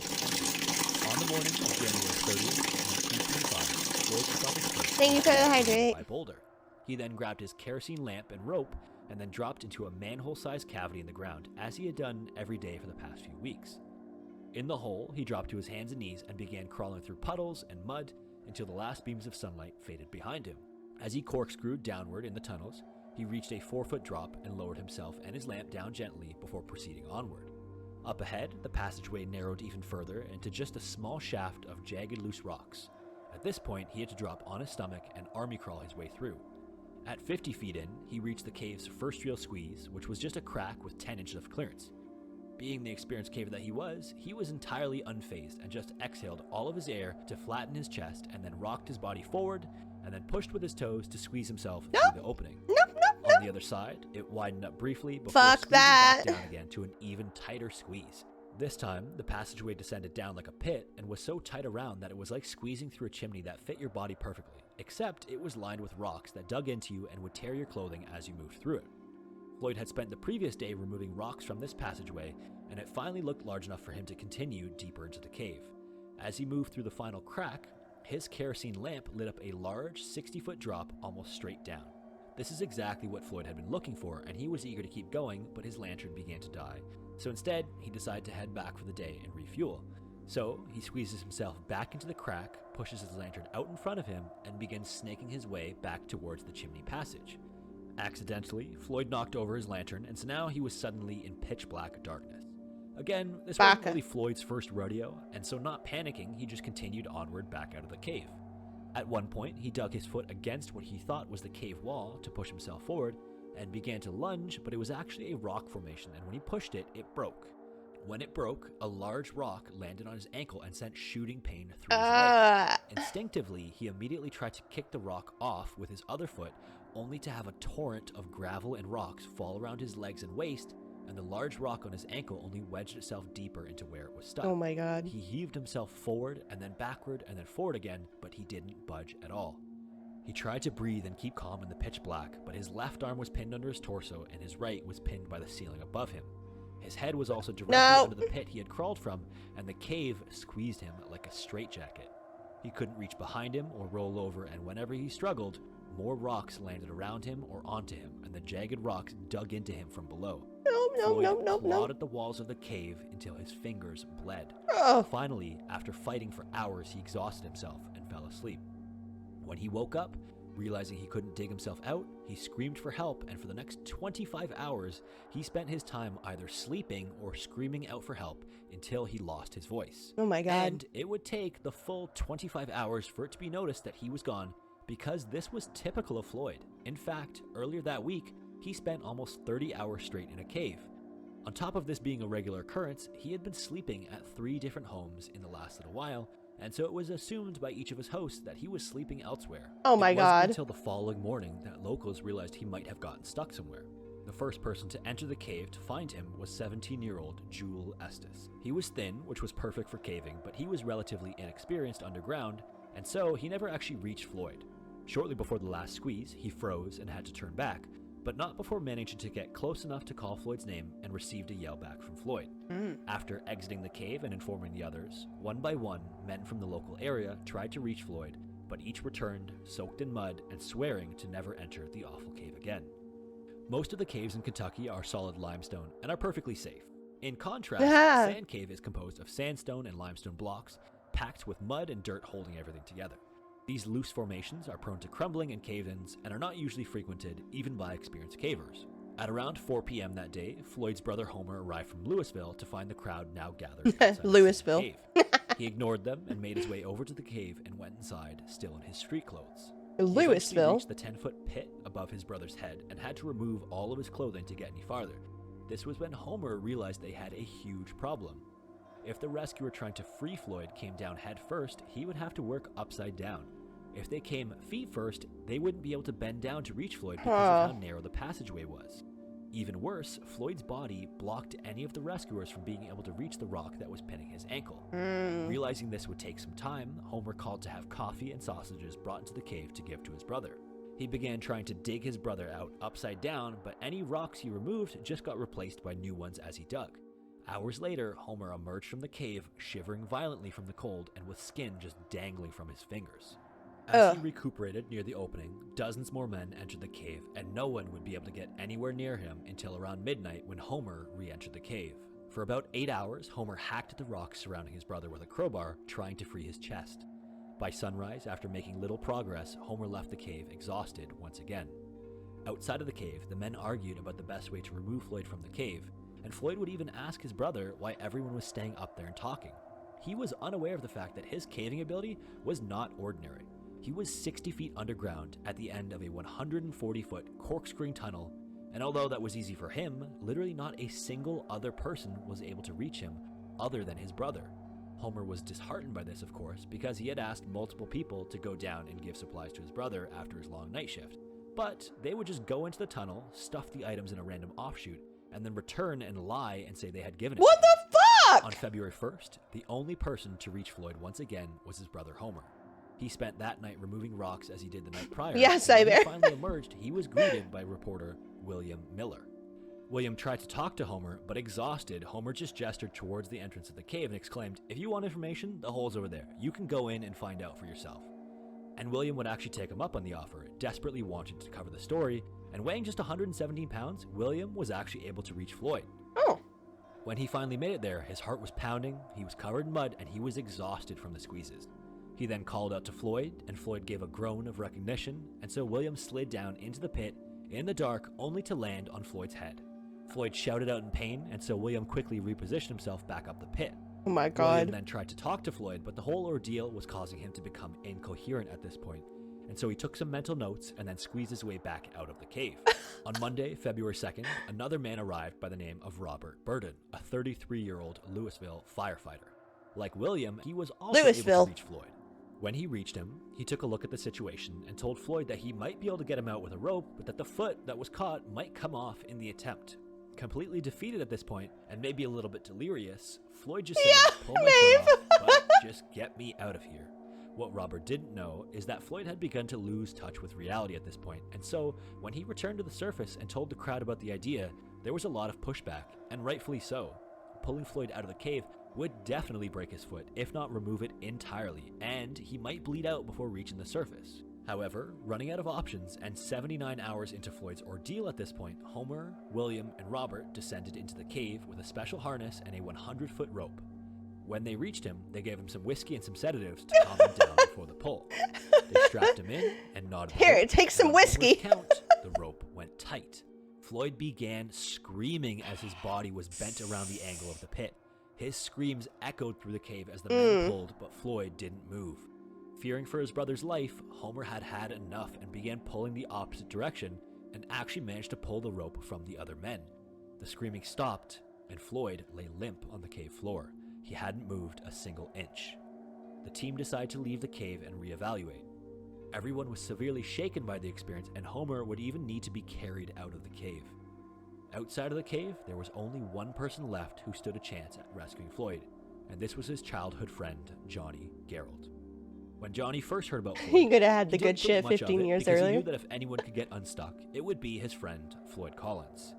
After 2 days, and Floyd was still stuck, Johnny started getting worried and took a visit to Sand Cave. He reached the entrance to find that the crowd had grown to over 200 people, nearly all of which were drunk, and almost none. Hamburger! They got a hamburger stand! By the spectacle Oh my God! Johnny pushed 5 his way cents past and slipped for a into the cave. hamburger. When he finally reached Holy within earshot of shit. Floyd was ecstatic to hear his voice, and for the first Can you time in imagine days, buying a felt hamburger some for a hope of being nickel? rescued. What the Johnny fuck? was a stocky man compared to the others, and wasn't able to squeeze down the American descent into the pit. He first had to spend about 3 hours removing rocks in order to even get to Floyd. When he got down to him at around midnight, he started removing the gravel around Floyd's body. Another 6 hours later, Johnny had managed to enlarge the opening where Floyd was to uncover his torso, his hips, and his upper thighs. Damn, After the first Johnny! time since being trapped, Floyd was able to start to wiggle around. After finally being too exhausted to continue, Johnny would leave his friend in the cave with the promise to not let anyone else but his team into the cave. The men were worried that although they were well-intentioned, less experienced rescuers might cause a cave-in. The following evening, the game plan was to form a chain of men to pass food, equipment, and rocks up and down the passageway like an assembly line. Oh, that's The smart. passageways would also be reinforced with boards to reduce the risk of a cave-in. Thanks to Johnny and Homer, the smallest of the group, William, was able to crouch in the pit and reach past Floyd's body towards his legs in order to remove the rocks further in. When they got far enough, they would try to wedge a crowbar against the rock and then use a jack to lift the stone off of Floyd's foot. Unfortunately, there weren't any jacks that were the right size for the job, and so they went with one that was too small and then would use wood blocks against the cave ceiling to brace against the jack.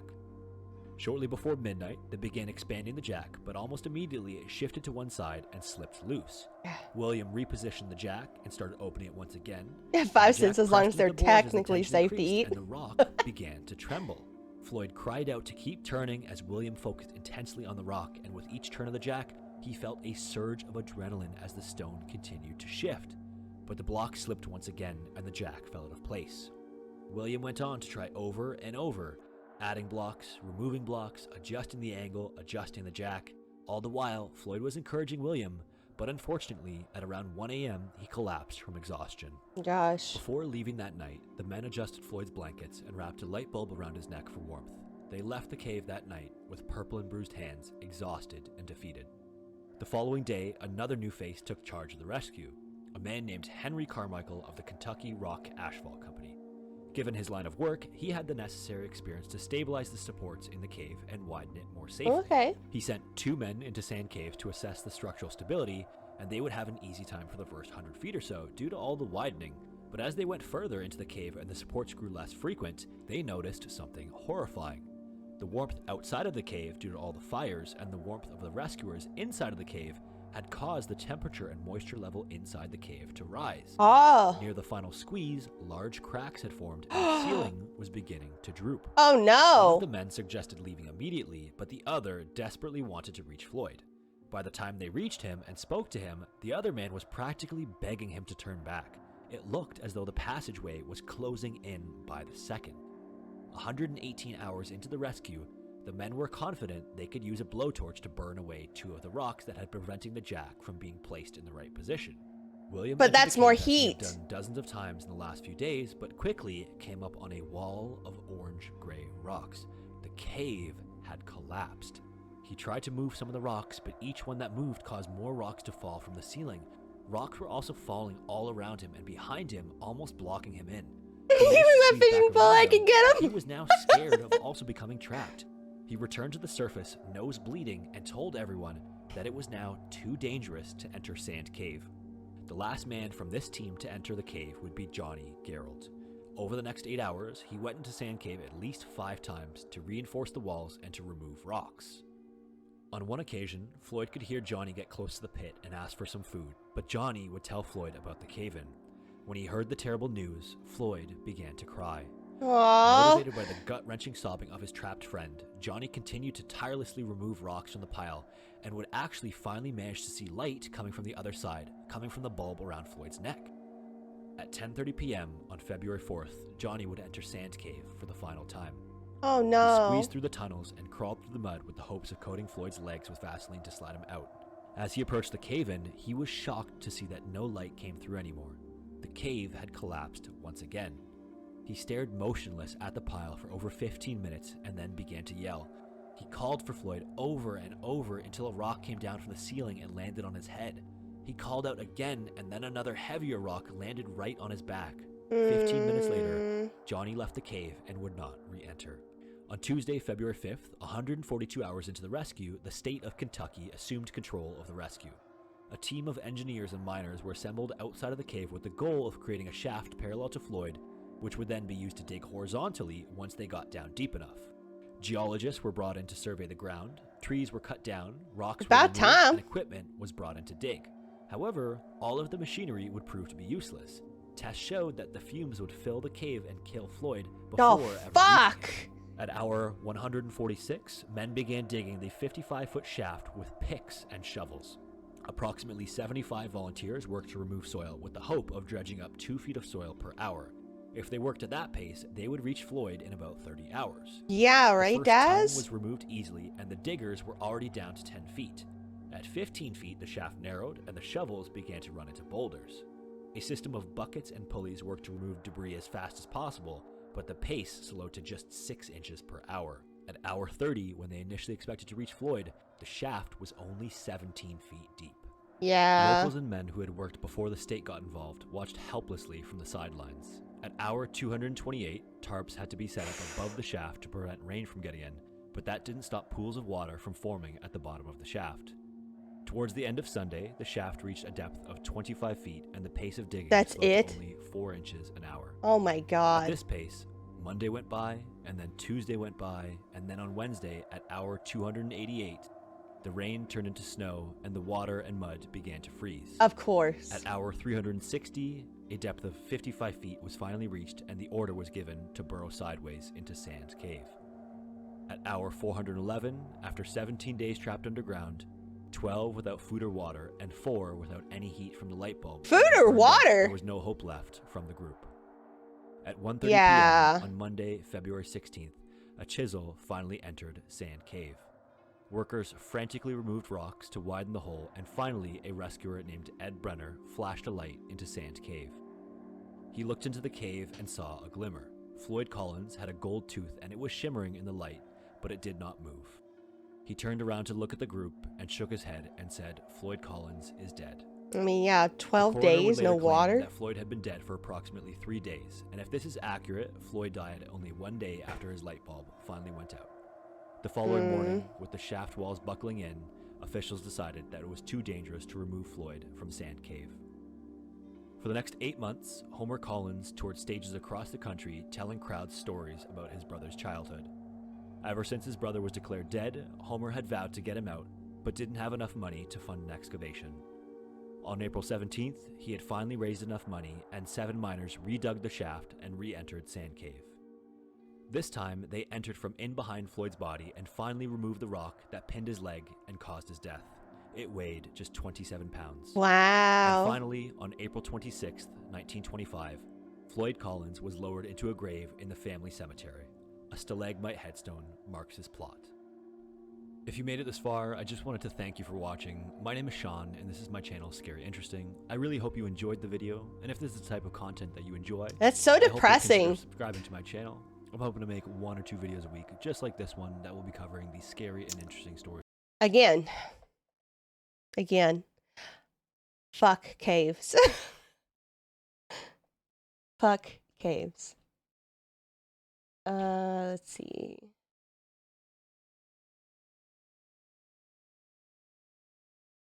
Is this... Okay, this is the one we just watched. I want to see this guy, this shrouded guy. I liked his voice. Whoa, that's loud! Everybody, Shrouded Hand here. Shut up. Brandwill, thank you for the follow. Thank you. Let's see. What are you looking for? Lots of stuff. Oh my god, there's lots of weird stuff.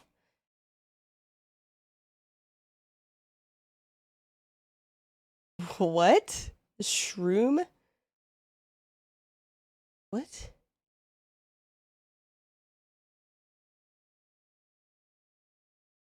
Okay, a lot of this stuff seems really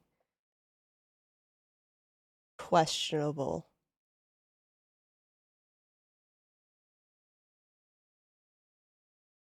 Seattle suitcase murder. What? Pit of despair. These thumbnails, though. Okay, maybe I'll back up. A very Victorian alien encounter. What? Look at his playlist. Some of these just headlines from silly 70 minutes that are bullshit. Okay. Well, oh, wait a second. The Lantern Man. Hold up. Hello, everybody. Hold up. Shrouded Hand here. Hold up. We gotta. The It's Lantern time Man. once again We to tell gotta a spooky listen to story this from one. British folklore. And today we're looking at the Lantern Man, a terrifying creature said to haunt the fens. of Wait, is he a Eastern man or England. is he a creature? The Fens is a large area of land on the eastern coast of England, lying between Lincoln and Cambridge. A lot of it has been drained to make way for farmlands, He but is a hundreds lantern. of years ago, a lot of this area Perfect. was marshland. This was a swampy. Oh, Waz, have flooded you ever heard place, of and Mel's it was Hole? considered a wasteland to most outsiders. Have you ever heard of But Mel's there were Hole? many living in isolated huts among the marshes that made their Have livings questions. fishing and tending to livestock. Back then, crossing the fens was a treacherous job, even to those that knew the area. It was all too easy to stray from the path and get sucked into the boggy waters of the Oh, marshland. no. Crossing the area at night was especially dangerous, not just because of the treacherous footing, but because Oh, might wait, did you encounter watch? the Were you Lantern watching Man. that? As the name implies, this creature looks like a normal man carrying a glowing lantern. Okay. Sometimes his light could be seen Oh, among okay. the reeds of the marshes, moving about in an erratic fashion. Anyone trying to get closer would find themselves falling into the murky waters to drown. The tale is actually very similar to the Will-o'-the-Wisp legend. Will-o'-the-Wisp is another eerie light that's seen in marshes and swamplands, and it lures wayward travellers to their deaths. Aren't coppers supposed to There are hold various lanterns? tales of a man named Jack or Will, depending on the version you hear, and he made deals with the devil, and so he was unable to enter heaven when he died. Instead, he was doomed to wander the earth, and again, depending on which version of the story you hear, he's either carrying a single ember or a turnip carved into a lantern. God, He now carved wanders turnips the are marshes terrifying and looking. takes his revenge on humanity by tricking people into drowning when they attempt to follow his light. Interestingly, this is where the jack-o'-lantern originates from. Yeah, All for the some reason I legends thought say they that had these lanterns. lights are the spirits of babies that died before they were baptized, doomed to wander the earth as disembodied lights. Oh, it's sad. There's some version of Will-o'-the-Wisp in most parts of the world, especially around swamps and marshes. The name might change, but the description Hinky is Punk? remarkably similar. A phantom light seen in the distance that causes travelers Corpse to candles? befall some Spunky. misfortune if they attempt to follow it. What? Spunky. There is some explanation for these lights. It's thought that people were seeing a natural phenomenon Swamp that gas? was caused by a buildup of marsh gases. As organic matter breaks down in the water, it can cause a buildup of phosphines and methane in the bed of the marsh. Methane? Once a big enough quantity has built up, it can suddenly rise to the surface in a large bubble of gas. The phosphines will automatically combust on contact with oxygen. It will then ignite the methane, causing a large Methane. fire that appears to dance on the surface of the water. Science. I did try looking for some videos of this phenomena to highlight what it looks like.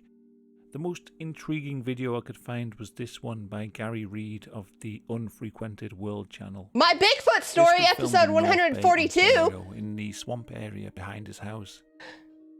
As he says in the video description, there were no roads or houses in the area where the lights are All right, seen. guys, I'm putting up a poll. Right These now. are swamp lights. Then it gives a good idea of what people might have Poll. seen on the fens all those years ago, and why some might have been tempted to follow them.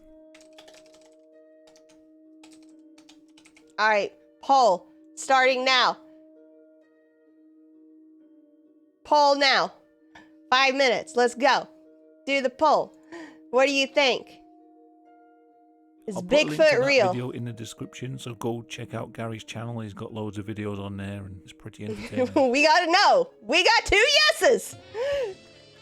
Hello. Thank you for the follow. Women There are use some me. differences between Will-o'-the-Wisp. Oh, and it's a tie. Lantern We Man. got 3 Although yeses with and 3 regional no's. differences in the legends, they get mixed It's up a little Bigfoot bit. real. I suppose the main difference Hello. is that Will-o'-the-Wisp usually only appears as a dancing light, whereas with the Lantern Man, the apparition of a person is seen carrying the light. Lantern Man also seems to take a more active role in attacking people. Oh. Whilst similar to Will-o'-the-Wisp, he may passively lure people into the waters with his light, he will also pursue people through the marshland, violently attacking them if he manages to catch them. Oh, geez. And he chases. Luckily, there are a few ways to avoid the Lantern Man. Oh, okay. Obviously, avoiding the marshes at night would be the best bet, but if that's unavoidable, I then generally there are do some not measures like you can take strolling to through escape marshes his at night. clutches. A book from 1873 titled The Eastern Counties Collectanea has a tale of one person who escaped the Lantern Man. Oh. It says, "The Lantern Man in East Norfolk, not satisfied with haunting the Yeah, I 101 fens and broads, has an unpleasant habit of following the wayfarer home and lighting up his windows from the outside. He is said to be awfully angry if you cross the meadows at night with a lantern. Once I heard of one following a man while he was carrying a lantern one night. The man knew what to do. He set the lantern down and ran away as if the devil kicked him. When he ventured to look round, there was the Lantern Man kicking the lantern over and over again." So it seems the Lantern Man is attracted to lights carried by other people. He's also attracted to the sound of whistling. Huh. Maureen James wrote about Is he a this in moth, her maybe? paper, Investigating the Legends of the Cars. Mothman? Sportsmen on the Cambridgeshire marches at night would never whistle to their dogs, as whistling was seen as a certain means of calling the Lantern Man. Ha! Such a creature was seen by a Norfolk man who, crossing the meadows at night, whistled to his The dog meadows. and brought up a Lantern Man. The whistler bolted for shelter into a friend's house, who, in bravado, brought out a horn lantern on a long pole. The Lantern Man hurled himself at it, and the lantern was found with all the horn burnt up as though it had been in a fire. What's that horn lantern? However, the usual method of protection from the apparition was to lie face downwards with the mouth buried in the mud, so that the Lantern Man will pass over the prostrate body. What? What? What? Another method of avoiding the Lantern Man is to have two people stand a distance apart and take turns whistling. As the Lantern Man will always go towards the whistling sound, by alternating their whistles, they can keep him at a safe distance until they make their escape. Until your friend. There are, however, people that didn't escape the Lantern Man. Until your friend decides to leave famous your victim is ass. Probably Joseph Bexfield. He died under mysterious circumstances in 1809. His grave can still be seen in All Saints Churchyard in Thirlton. Joseph Bexfield was a wherryman, a wherry being a type of boat that travelled up the River Yare between Norwich and Yarmouth. A wherryman. One night, Joseph and his fellow wherrymen I thank you for the hydrate. Thirlton Staith and made their way along a path through the marshes to the White Horse Inn, where they planned to stay the night. Later that evening, as they were sat around the table, Joseph We're still tied on Bigfoot, guys. Come on. Break the tie. We need a tiebreaker on Bigfoot. His workmates looked out at the darkening sky and warned him not to go, telling him that the Lantern Men would be out there. Some even fancied Oh no, we gotta know! faintly glowing lights No is flickering winning! among the reed beds. Joseph scoffed at the idea, saying that he knew the path well and would be back in no time, and so he headed off alone. We into gotta the night. know. I know Bigfoot is He not never real. came back. The next day, a search party was sent out to find him, but there were no signs of where he'd got to. What about 3 ghosts, days later, guys? his What body about washed ghosts? up Are on ghosts the real? shore of the River Yare. Let's do another one. Quite how this experienced wherryman managed to drown is unknown, but many believe that he encountered the Lantern Man that night, and he was unable to escape. Nowadays, Joseph Bexfield Alright, we got another poll. is said to haunt that area. His ghost can be seen on misty nights attempting to light his lantern, or making a nervous whistling sound before disappearing into the marsh.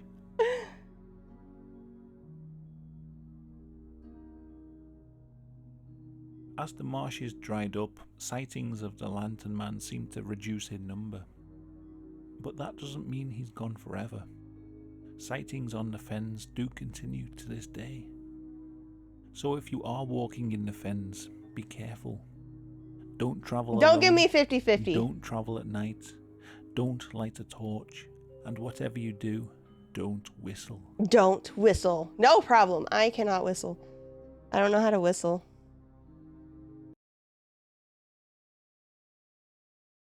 Alright, I feel like we need to start looking at Bigfoot stuff. I wonder if this guy has any Bigfoot stuff. Whoa, shut up. Search for Bigfoot.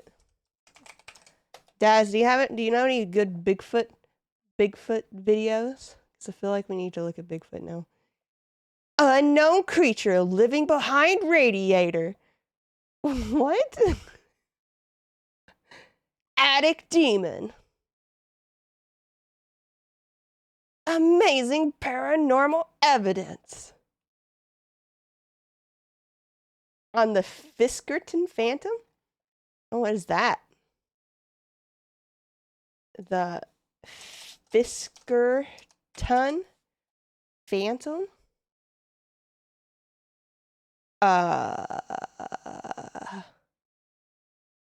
What? What?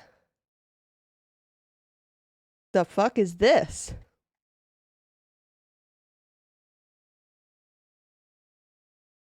I don't know. Why aren't you able to vote? You should be able to vote, or else. Cat ape thing? Okay, this is 43 views. 43K. Okay, this one's loud.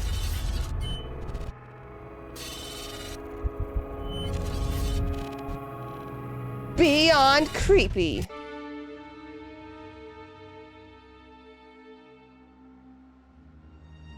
And a Pokemon based on it? The Fiskerton Phantom. This looks super cheesy.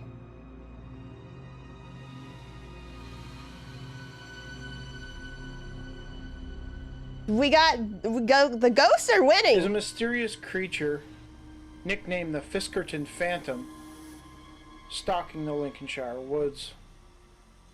The first known report of the mysterious beast was following an event on August 27, 1997, in which 4 South Yorkshire girls stumbled upon a bizarre creature munching on a dead animal during a hike. The girls included Rachel Rowan, 12, Nikki Hanley, 11, and Nicola Proctor, 9. The 3 came from Sheffield, while their friend Joanna Brogan, 10, was from Rotherham. They were staying at a caravan park next to the Tyrant Arms pub at Short Ferry, a small hamlet near Fiskerton. The 4 ladies had decided to go for a walk in the woods near the Lincolnshire village. It wasn't long into their trip they spotted something in the bushes. Nicola Proctor spoke to Eugene Henderson of the Star about what they saw. Oh my God, Sylvie. Quote, "We saw something moving, so we went to take a look. When we saw what it was, we just froze. It was very frightening. It looked like it was eating a pheasant. It had some very big teeth and great big claws." So it was. After a few it seconds, was like we a ran cougar. off. So later we went back to see it was if it was still there. some sort of It big had cat gone. species. It had left some big paw prints, though. Unquote. The girls described the creature they saw as jet black, standing about 4 feet tall, and looking bear-like. I thought they said Jack Bear-like, Black, but not a bear. Terrified, the girls raced back to the pub looking for help. Pub manager Dave Brumhead, who was there working, noted to the Star that the girls were really shook up.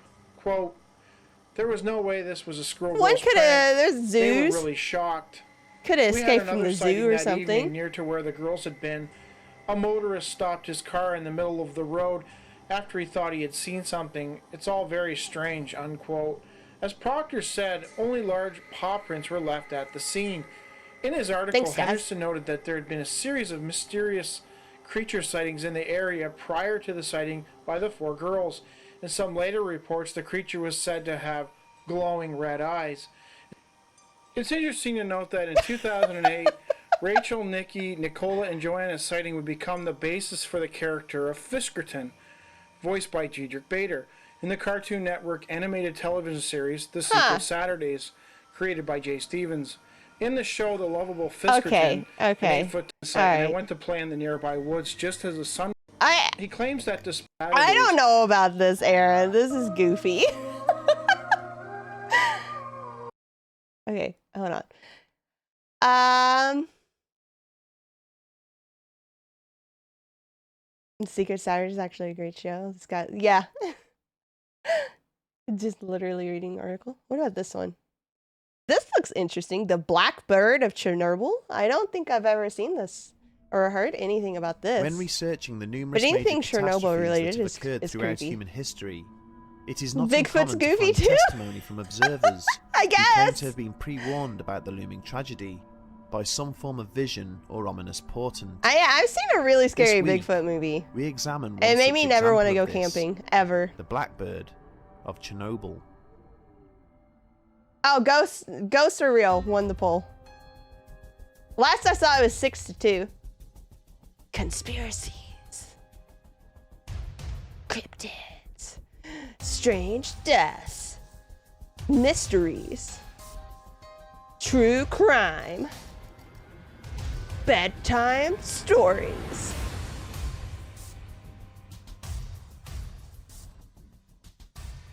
You guys like my mystery voice?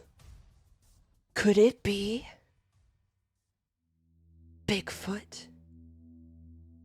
The Black Bird of Chernobyl. Is it like about a giant black bird or something?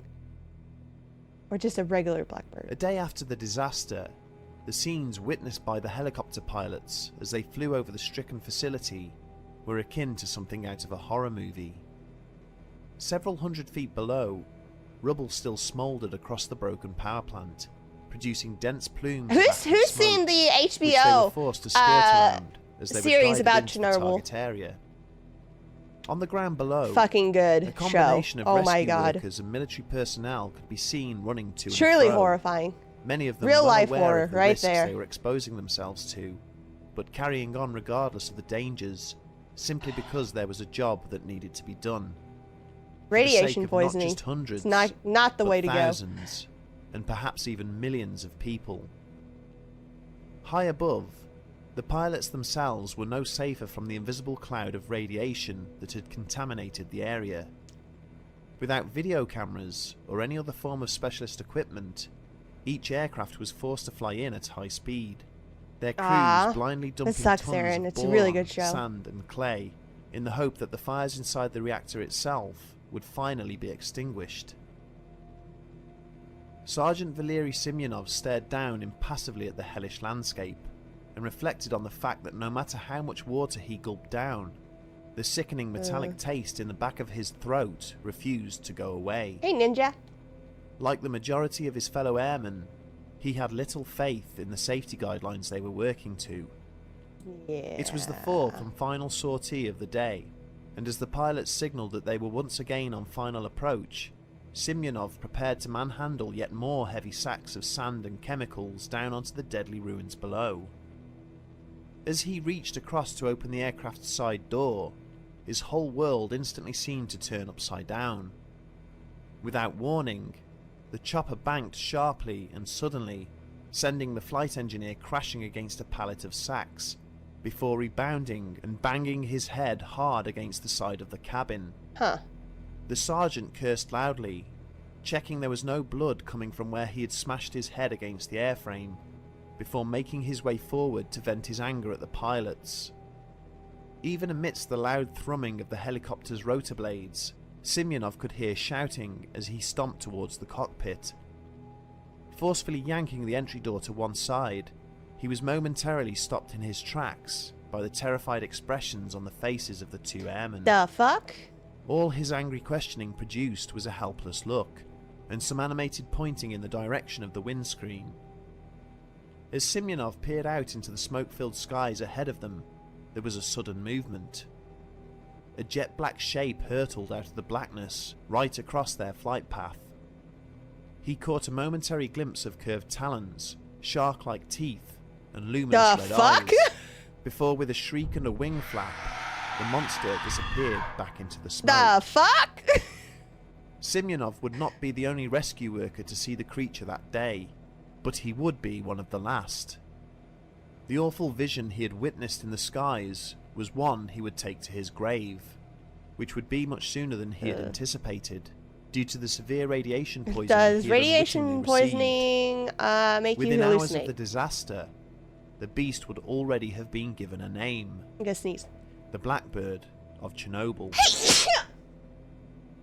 The Ukrainian city of Chernobyl had already experienced more than its fair share of human suffering, even before the tragic accident occurred with which its name would forever be associated.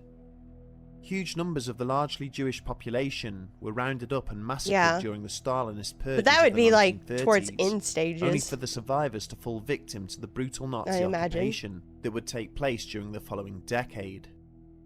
The end of the Second World War would find the city placed firmly back under communist rule, and it was eventually chosen as the administrative centre for the first nuclear power station to be constructed on Ukrainian soil.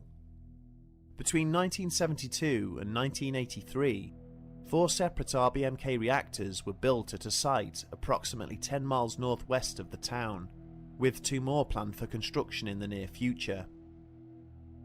For nearly 15 years, When did the Chernobyl happen? facility Was quietly it and efficiently went about the business of 89? generating power for the people of the Ukraine. Thank you for the That hydrate. was until early in 1986, when the site managers started to receive strange reports from some of their employees. Several staff members claimed to have seen a shadowy figure hanging around the perimeter fence during the small hours, apparently watching them leave when they had finished their shift. Nope, nope, nope, nope. The incidents were largely dismissed until one evening, when a terrified female worker came running into the security office screaming that she had seen a strange-looking creature near one of the car parks. Huh. In floods of tears, she explained that she had been walking over to her vehicle when she had heard a rustling sound up in the branches of some nearby trees. A pair of glowing ruby-red eyes had suddenly opened up in the darkness. Then she had heard a hissing sound as a gigantic bird-like entity had emerged from the branches and flown off into the sky. I wonder what are Within some days big of telling birds her in that story, area. Others began to come forward to give similar accounts. 2 caretakers, who were arriving for an early morning shift, had witnessed a dark figure with enormous wings Reminds me of the Mothman and how circling he the was power around. plant Yeah, in the dawn yeah. skies above them. And still before people it had wonder, shrieked and like, flown away. was he trying to help A or worker did he driving cause home it? on another evening had nearly crashed his car as he swerved to avoid a huge creature that had come swooping out of the darkness, suddenly framed ahead of him. I don't think in the light Mothman's a from his bad guy, headlamps. but he might The have facility some officials screws were highly loose. skeptical That's of for such sure. stories, as there was little in the way of actual evidence to support them. But then the nightmares began. A significant number of workers started to either turn up late for their shifts or go home early reporting that they felt ill. Is this It supposedly became like a clear true that the story? majority of those involved were claiming to have had trouble sleeping, their dreams haunted by a dark figure with glowing red eyes and a 20-foot wingspan. Dang, 20 foot? Staff members caught openly discussing the strange visitor were threatened with suspension. Supposed to be and real? Those who had called in Huh. sick began to receive phone calls at home, ordering them to return to work and stop spreading rumours and disinformation. Some of the callers identified themselves as KGB agents or members Yeah, I of other wasn't there, intelligence so services. yeah. Nevertheless, Still the really, reports really, it's always steadily creepy continued. when like a bunch of In the people early hours report of like April the the same thing, 26th, you know? All of the safety protocols for Within, reactor like, number the 4 span of, were like, a few deliberately weeks or disregarded by something? the deputy chief engineer, Anatoly Dyatlov, during a pre-planned exercise, the purpose of which was to simulate a loss of power. Because the reactor had been running at half power for 10 hours, it became choked by xenon, which in turn caused power output to drop to almost nothing, a state that was useless for the test. In order to get the power levels back up, Dyatlov ordered the engineers to remove nearly all boron control rods and stop pumping coolant into the core. This caused reactivity inside the core to increase at a rate that was unsafe, and the engineers panicked and tried to shut the reactor down by reinserting the control rods. There's this one story. Unfortunately, I don't know those the name control of it, rods but were it's so tipped with creepy. graphite, a fatal design flaw, which caused reactivity to skyrocket. It's like on a resulting in snowy huge morning, like they explosion. found like hoof It was prints. the worst nuclear accident like in human on roofs history, and immediately contaminating the surrounding area with disastrous yeah, I levels can't of remember nuclear like fallout. the name of it or anything. It was just really Chronically creepy. short of any specialist equipment with which to combat the disaster. Yeah, yeah, the give me Soviet that one. authorities could Do you know which little one I'm more than talking turn to about? the military That's really in a creepy to somewhat me. short-sighted effort to try and contain the growing danger. Brave but poorly equipped infantrymen were ordered to sprint into the ruined buildings to clear radioactive debris, limited to just 90 seconds of activity on site in order to avoid fatal doses of radiation. Military and civilian helicopters were drafted in from as far afield as Siberia and ordered to douse the smouldering reactor with thousands of tons of absorbent materials. With their aircraft lacking any form of effective shielding, many of the 600 pilots and airmen would die far earlier than expected from illnesses that had arisen from the radiation poisoning they had received. Thanks. Within days, it became clear that some of the personnel involved in these efforts had apparently also encountered the same creature that had previously been harassing the staff at the power plant. Military commanders received a number of reports from soldiers and pilots that a large winged entity had been seen circling the area, weaving in and out of the plumes of toxic smoke, and swooping down low over the heads of those working on the ground. As the fires were eventually extinguished, these reports steadily dwindled, and during the aftermath, no further sightings occurred at the location. No images of the creature exist, but in the 8 months it would take to successfully construct a concrete barrier around the damaged reactor, a shocking realization gradually came to the fore. All of the people who had reported having any contact with the so-called Blackbird, whether military or civilian, had died as a result of radiation poisoning caused by the explosion. Huh. Given the absence of any definitive evidence which might support the existence of this mysterious cryptid, it is easy to dismiss the story out of hand as some form of urban legend. But it is a tale that has stubbornly persisted, despite the deaths of those who were I allegedly guess it'd be involved. easy to make a tale The and high be like, number of oh, apparent all the witnesses people that would saw also it, they're seem to dead. suggest that something unnerving must have happened in order to form the basis that the myth was constructed upon. Another factor that strengthens this argument is its remarkable similarity to the Mothman sightings that occurred in West Virginia during the 1960s. People living in and around the area of Point Pleasant reported eerie encounters with an insect-like nocturnal figure, very similar in appearance to the Blackbird. This frightening creature chased pedestrians and cars, even reportedly killing a pet dog during its 12-month reign of terror. The last sightings of the Mothman took place immediately prior to the collapse of the nearby Silver Bridge, which spanned the Ohio River and tragically buckled under the weight of rush hour traffic on December the 15th, 1967, killing 46 commuters.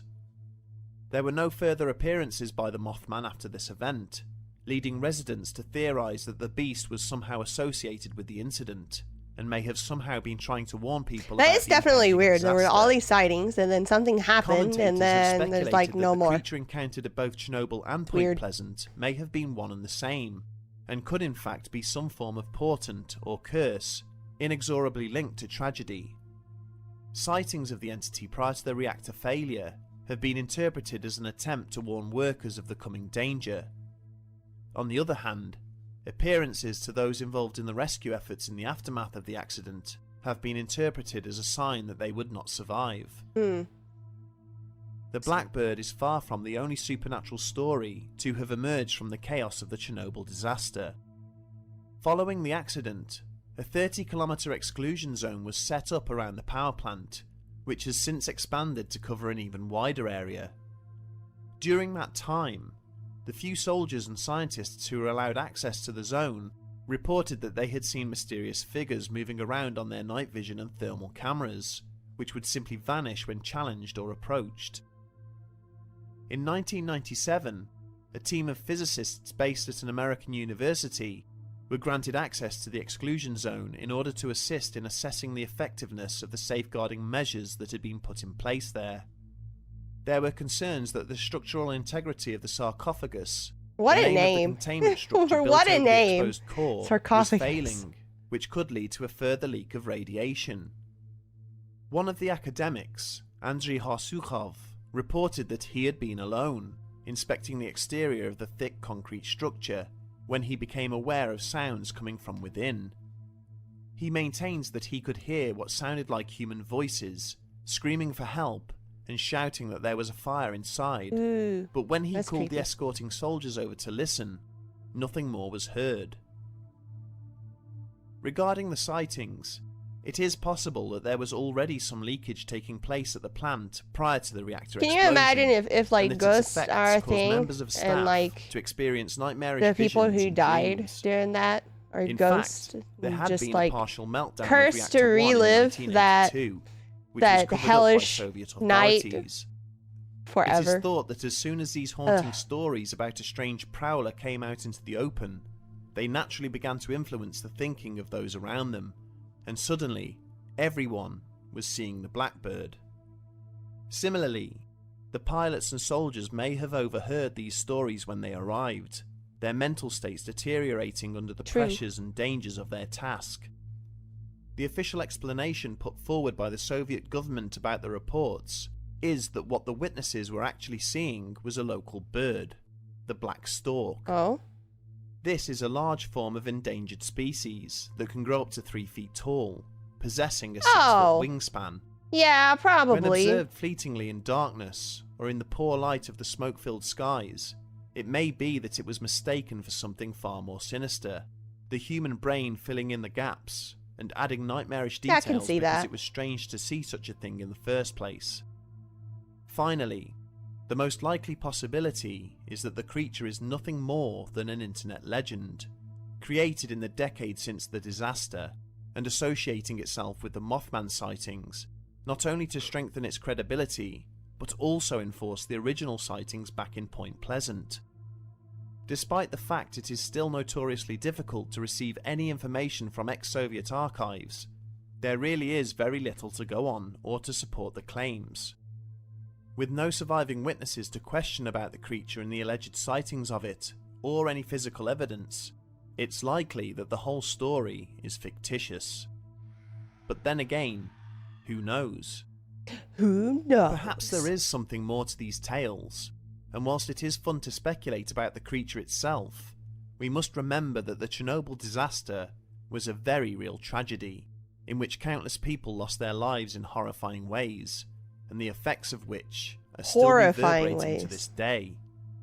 It is a story of indescribable recklessness. Isn't the radiation isn't too terrible? Sacrifice, there now, ultimately right? Unless like there's certain specific parts where it's pretty bad, on its own, but in general without the radiation's not too bad. Monsters or strange creatures into the mix. I hope to the brave like with souls all who the died fighting helping to going on contain over the there incident, lately. to I those hope who died I hope saving others, they didn't damage the and to the many sarcophagus innocents any. who lost their lives in the decades Not great. since. Yeah, I wouldn't want to live there. Puchavaites moirum, Pacoisis mirum. Really, Aaron? What the fuck? It was a giant moth. Cannot confirm or deny.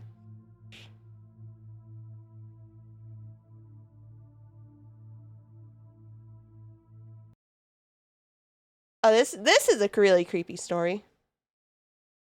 But first, I meant to, when we were back talking about Bigfoot. I have a Bigfoot story. Yeah, the fucking elephant's foot. Ugh. That thing, just looking at it gives me goosebumps. Yeah, so Bigfoot.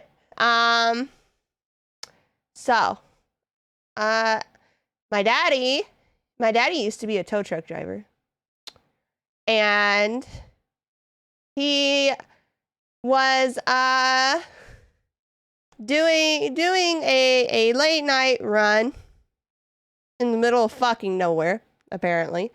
And he was helping this guy, and apparently he knew this guy, and this guy was like supposedly a real honest guy, you know, trustworthy, never told a lie kind of guy, supposedly.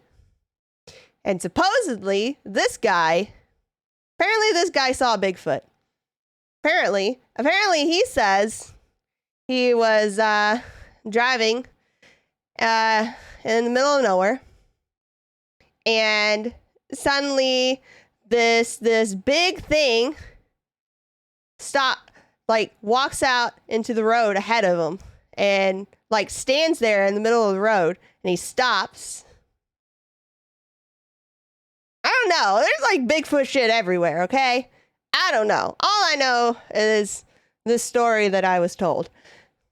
And he stops his car, and it just is in the middle of the road, and it looks like Bigfoot. And apparently it just turns, and he looks at the guy, and then he just keeps walking. He walked down into the holler, and that was it. And he says he saw Bigfoot.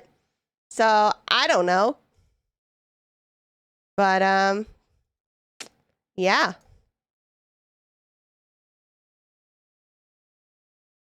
Who knows? Probably was another trucker. They look. Yeah. He was on a midnight stroll.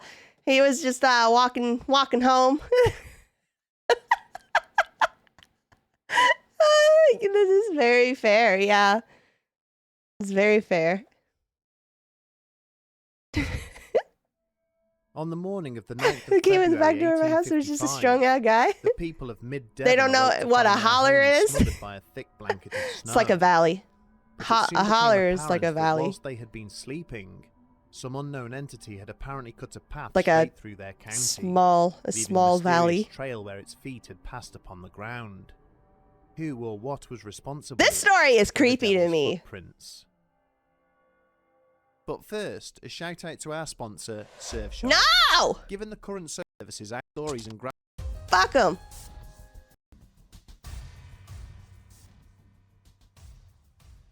Truckers and hillbillies kind of look like Bigfoot. Yeah. That's a fair statement.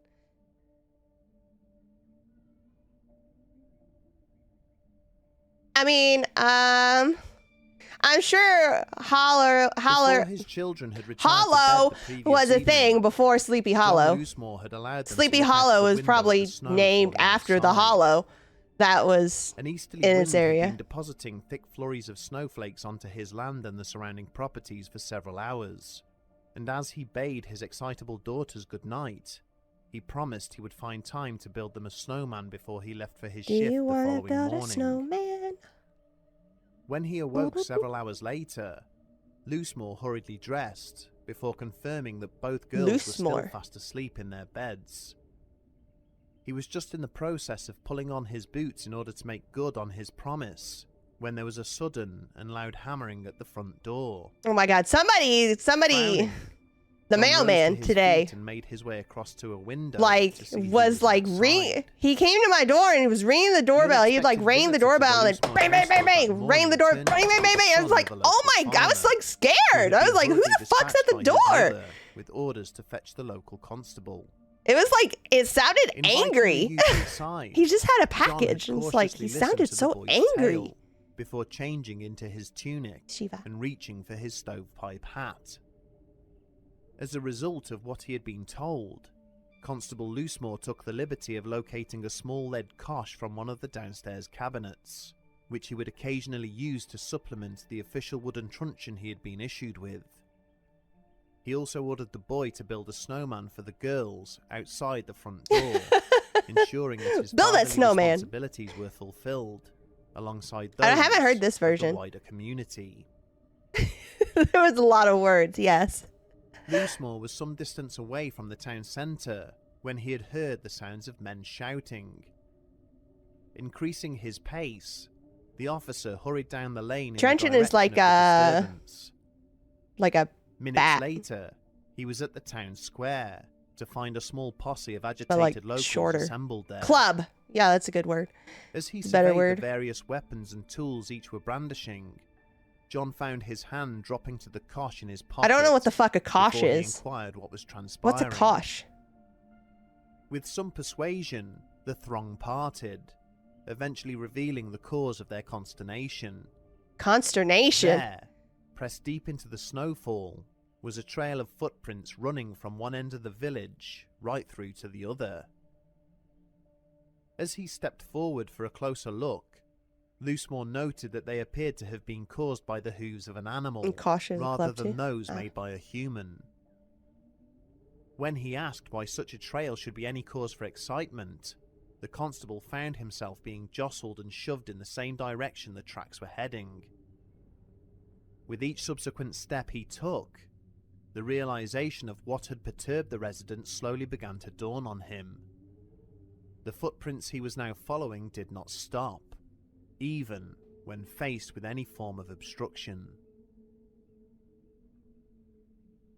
Upon reaching the edge of any building, the tracks would then perfectly recommence on the other side, where low-lying obstructions such as stalls or laden carts were in the way.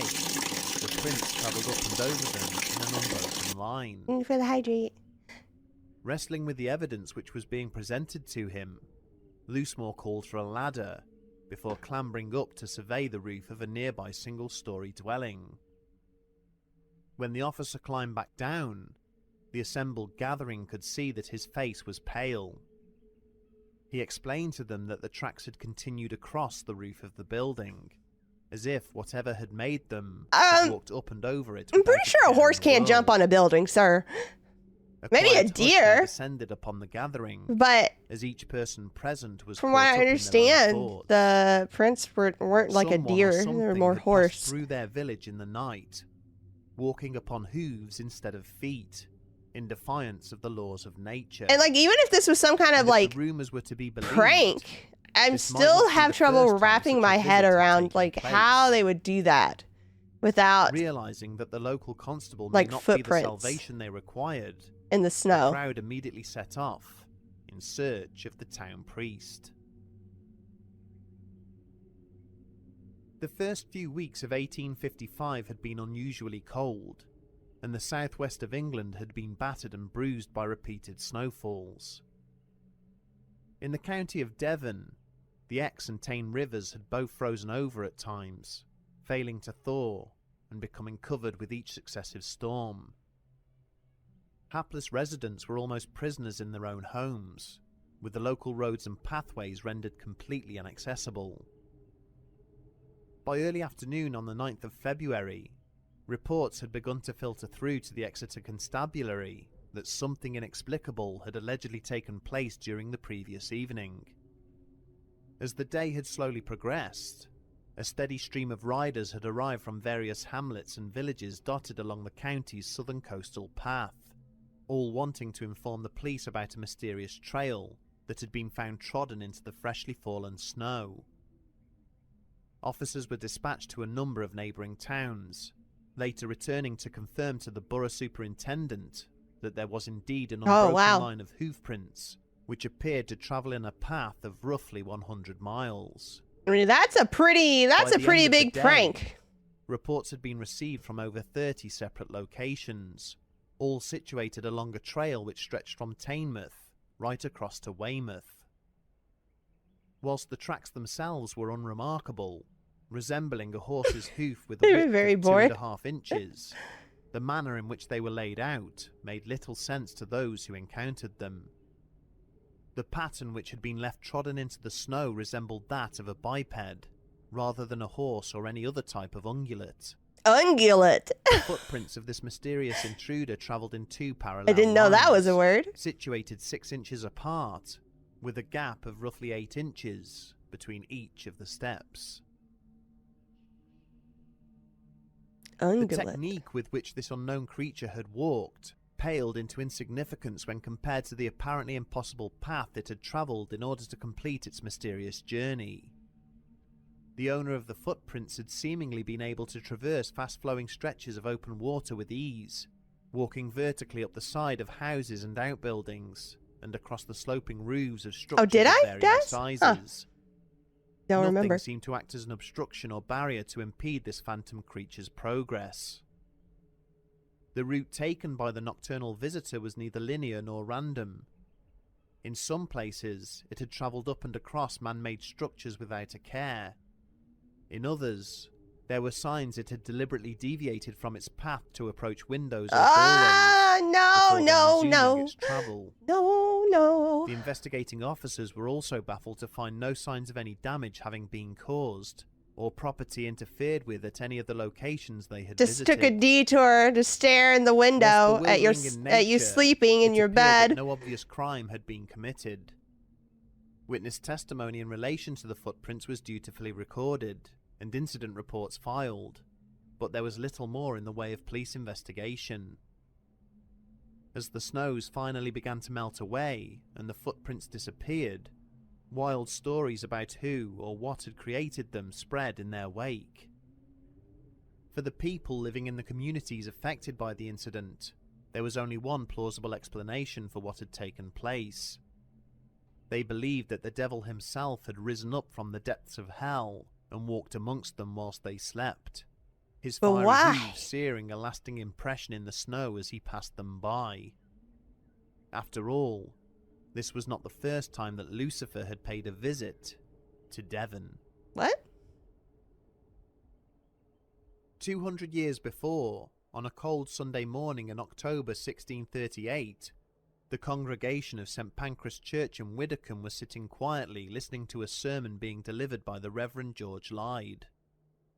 All of a sudden, the church was filled with a foul and acrid burning smell, before something came crashing through the roof, sending debris tumbling down onto the assembled parishioners. As the terrified onlookers watched on in horror, a mysterious ball of blinding light suddenly started to hurtle around amongst the throng. It repeatedly bounced and ricocheted off every surface it came into contact with, and collided violently with several of the fleeing worshippers. What? One of those struck by this manifestation was an elderly lady, who immediately fell to the floor crying out in pain. Those who tended to the woman's injuries as she lay dying would later swear that her clothes had remained perfectly undamaged, despite the catastrophic burns caused to her skin. What? 2 men also sustained fatal injuries when they were thrown to the ground after the object struck them. Moments later, the large wooden doors to the church crashed open, and the glowing orb vanished. St. Elmo's fire, aka ball lightning? As the terrified worshippers rose to their feet and began to tend to their wounded, it became apparent that one of their number was missing. I hate it when Satan shows up uninvited. Jan Reynolds was yeah. nowhere to be seen. Fucking Satan. Witnesses claimed that immediately Rude prior ass to the motherfucker. tragedy, Jan had been asleep in his pew, a pack of cards clasped in his hand, which he had been playing with as he had dozed off during the sermon. Rumours quickly began to circulate that it was the devil who had come crashing into the church to claim the soul of Jan Reynolds. Stories emerged of a phantom rider dressed all in black, riding away from the building with the terrified youth slung over his saddle. For many years to come, the fate of the missing teen would be used as a cautionary tale by parents. Wow. Okay, so attempting to keep their supposedly they children didn't find in him. line. You never know with like stories this old. You never really know what In the happened. decades after the mystifying appearance of the devil's footprints, many competing theories were put forward in an attempt to rationalize the phenomenon. And whilst these vary greatly in terms of credibility, none ever managed to successfully explain what had occurred without That's some what degree of gets me. doubt. It's like even to this day they're like trying Perhaps to the most explain common it, theory but regarding it's the like, footprints is huh? that they were created by some kind of animal. Some have suggested that the trail was made by nocturnal creatures, such as badgers or foxes. But that doesn't explain. They argue that badgers in particular have been known to grow to such a size that their tracks could be seen as comparable to those of a human But being. it said hooves. And that a pack of these predatory animals moving around at night in search of food may have been responsible. Another proposition is that something like a rat or mouse could have potentially been the culprit by leaping through the No, snow. there's no way. It said 100 Over time, miles. and facing no small degree of ridicule, these Yeah, suggestions mate. have gradually been modified to propose that the intruder may have been a kangaroo, escaped from a travelling circus or private What? collection. Much like the many sightings of big cats on the UK mainland, which we have already covered, Yeah, there have Aaron? indeed been similar But not reports of 100 wild miles. kangaroos and similar large marsupials throughout the British Isles. What does a kangaroo A footprint slightly more look like? believable explanation would be suggested half a century later by the British novelist Geoffrey Household. The 100 author of miles of Rogue badger. Mail recorded that he had been approached by a man whose grandfather had been working at the Davenport Naval Base at the time of the incident. This man suggested that the true cause of the marks was actually well known to the authorities. The informant claimed that on the evening of the incident, the strong winds that accompanied the snowfall had managed to pull an experimental military balloon free of its moorings at the base. 2 metal shackles had been left dangling behind it, as it had then been subsequently dragged across the countryside by the weather front. Okay. Whenever these shackles had made contact with the pristine snow beneath them, be this on the ground or the walls and roofs of buildings, they left behind a pair of indentations Okay. that closely resembled hoof prints. Eventually, having now No, it travelled in must excess have of been 100 Satan. miles, the balloon had come down to earth near the town of Honiton. Desperate to keep the affair True, secret, Daz. Yeah, true. naval officials had paid off a resident whose greenhouse had been demolished by the crashed aircraft. They quickly recovered the debris and took it back to the safety of their base. It's just another weather balloon Given that incident. This explanation is far more credible than that of a leaping field mouse, It is hardly surprising that households' proposal. I mean, yeah, is the that closest the sounds very mystery has ever plausible come to an me. accepted solution. Okay, I had never heard this one The final before. proposal is that the marks were caused by an as yet unobserved and undocumented natural phenomenon, such as an extreme weather event. Or the devil. 15 years earlier, a similar trail was discovered which stretched across 12 miles of Loch Lomond National Park. Anecdotal evidence also suggests that there is a small stretch of land on the Polish border with Ukraine, where exactly the same set of tracks are found pressed into the snow on an annual basis. Huh. Okay. So when all is said and done, what are we to make of this they get haunting visited tale by the from devil Devon's dark and distant yearly. past? At the time of its occurrence, the sheer size and scale of the mystery immediately pushed the witnesses into Time the to set up arms some of religious cameras. teachings, Yeah. despite the huge advances in scientific understanding being made throughout the land. Given the large number of locations where witnesses came forward to report the footprints, it is clear that something did indeed take place on that fateful evening. And yet, as much as the infamous Widdicombe thunderstorm was most likely a rare occurrence of ball lightning, it is almost certain that society's undying need for intrigue naturally attributed more mystery to the devil's footprints than was perhaps warranted.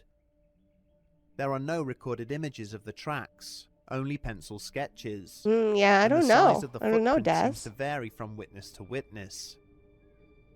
The reality is that as wild rumours about the devil having stalked the land began to circulate, every ungulate track and trail in the county was inevitably misconstrued as evidence of Lucifer's visit. Stories of footprints travelling up walls under long roofs are probably the product of urban myth or exaggeration, and the vast length of the trail was probably much shorter. Yeah, I've heard with of other sets Krampus. of ordinary hoofprints being added onto the original tracks by witnesses eager to become involved in the rapidly growing legend. And yet the notion of so many people of the day Krampus, buying Satan, into this you know. story, if the evidence was indeed this lacking, or this Yeah, easily I think explained you're away, right, Waz. truly beggars belief.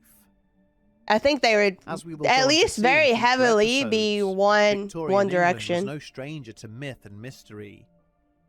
Did the devil, or indeed some form of unidentified cryptid, visit Devon on 2 occasions during the 1800s? Perhaps so. As ever, we leave you to decide for The yourselves. Devil Town.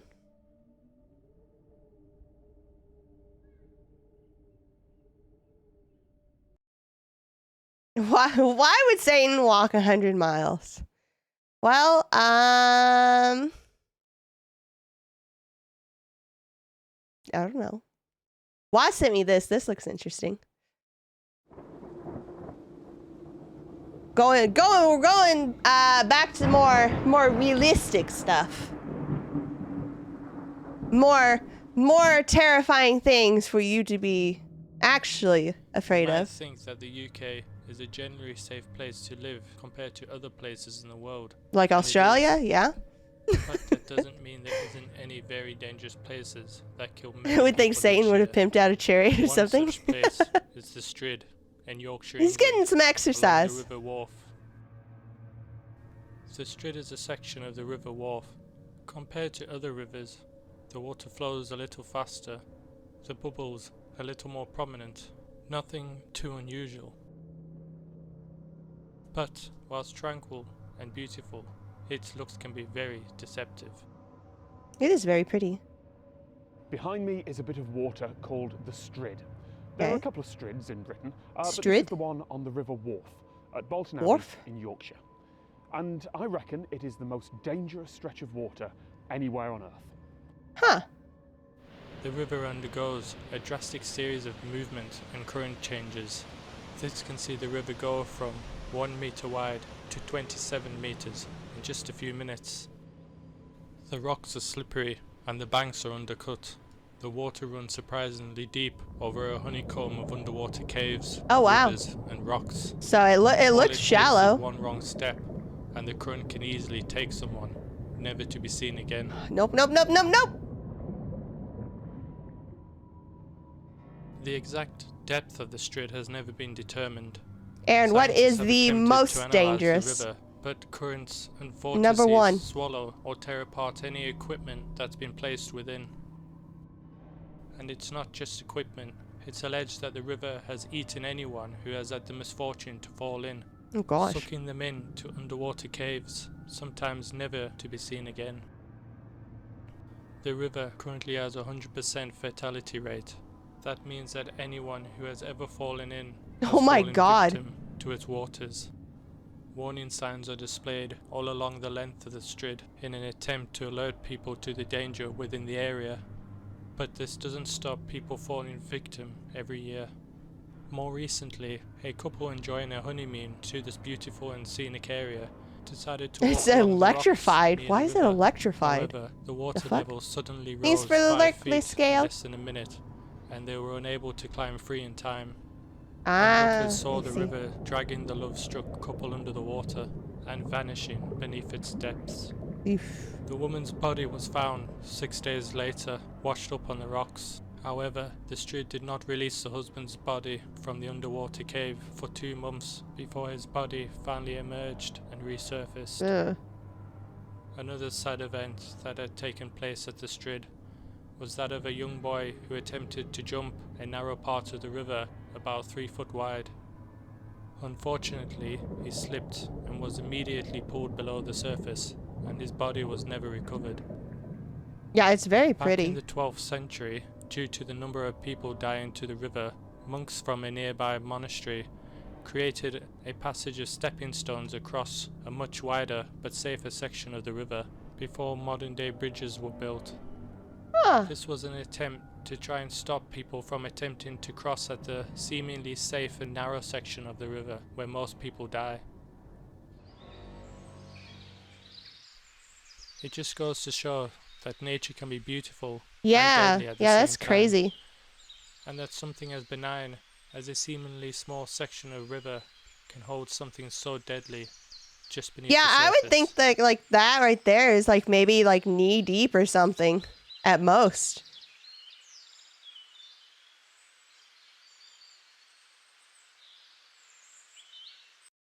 Let's check out this guy's channel.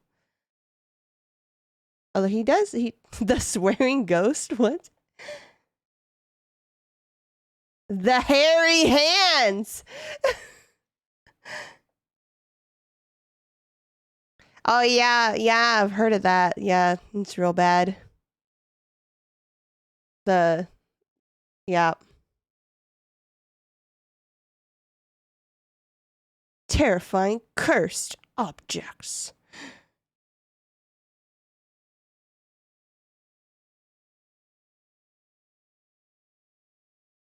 It's funny, he's got like all these videos about like supernatural things, and then he's got the Strid. It's funny. Oh, there's the bodies of Lake Superior.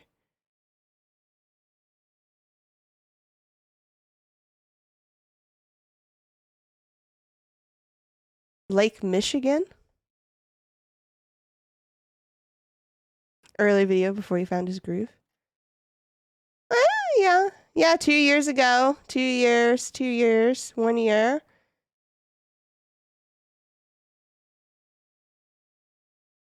What's up with Lake Michigan?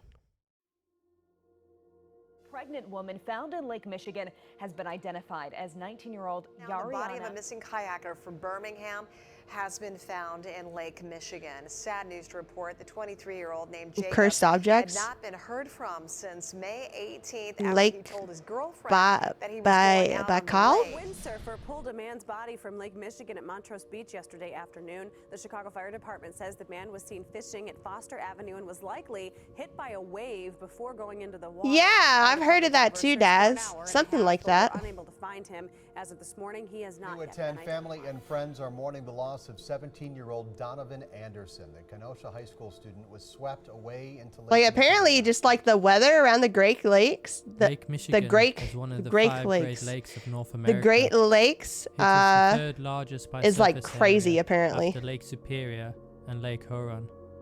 Oh wow. Lake Where's that Michigan at, is Aaron? considered the deadliest of the Great Lakes, with drowning alone accounting for 23 bodies a year. Oh wow. Wooden hulled wrecks, scuttled Somewhere in Russia? barges, and once proud modern steamships today sit motionless in frigid waters at the bottom of Lake Michigan.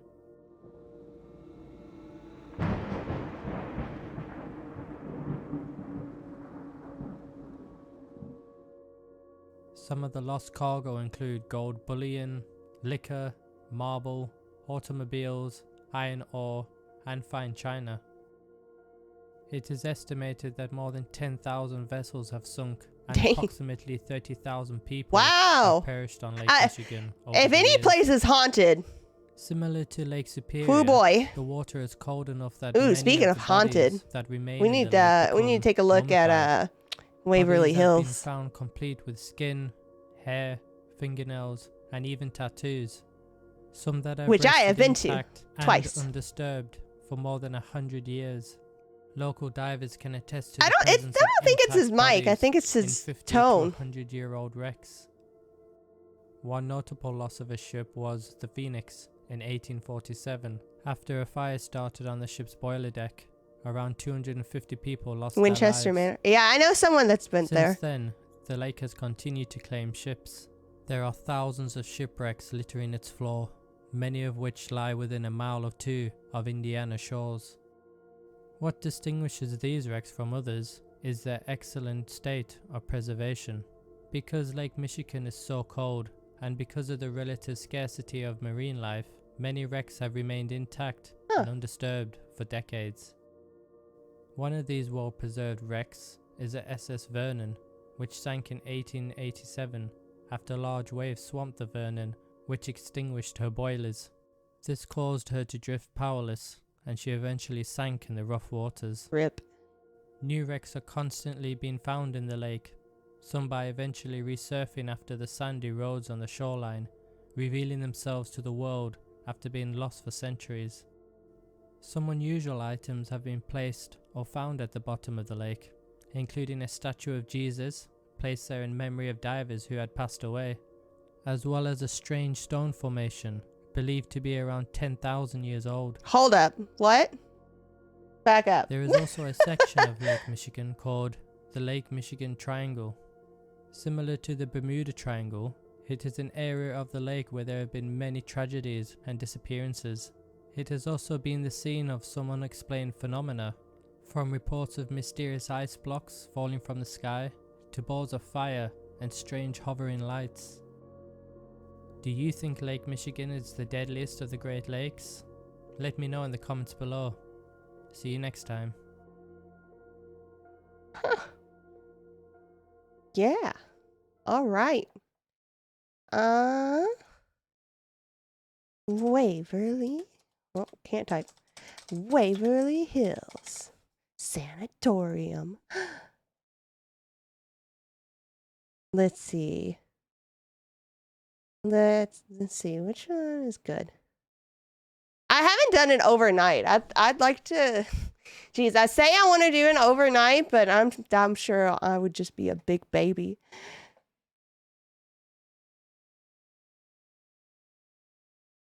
Yeah. That has 6 million views. It's also a whole hour.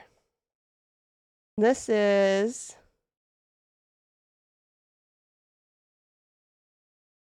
what is this?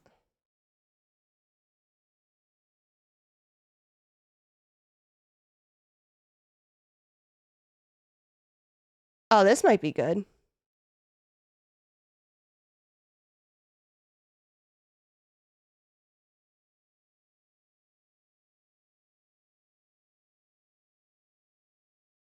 What is this?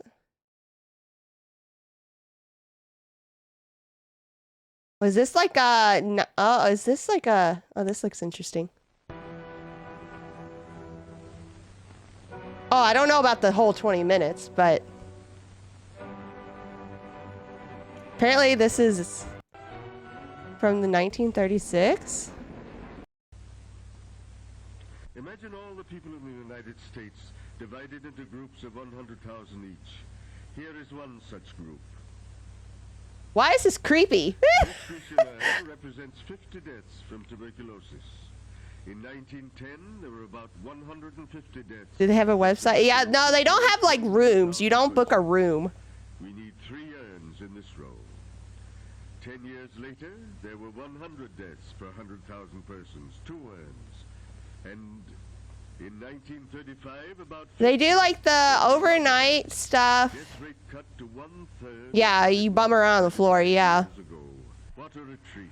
It's like, I think it's like $1,000 for overnight or something. Yeah, it's ridiculously priced. Next, we visit New York City. They say like, Much of the nation's business is you thought I was joking. in New York. You thought you were joking. National Tuberculosis Association. The newspaper exhibit. Yeah, they say it's like 10. You get a group of 10 people and it's like $100 each or something like that. Only the specialist, but the family doctor too, is constantly on the alert, knowing that tuberculosis may discover. The dressing room is just a corner, screened off by a curtain. Damn yuppies. Reproduces losses from tuberculosis. The death rate among Negroes is 3 times as high as among whites. Not only 16 sticks for 5 cents, and when that is, there's a lag. Agricultural workers seem to fare pretty well. Spend their last dollar for railroad fare and cheap lodging. Okay, let's find something else. Rich people. I have no idea. It's historical. It doesn't mean it's right. But yeah, I just had to skip to the parts that have that, right? I just had to.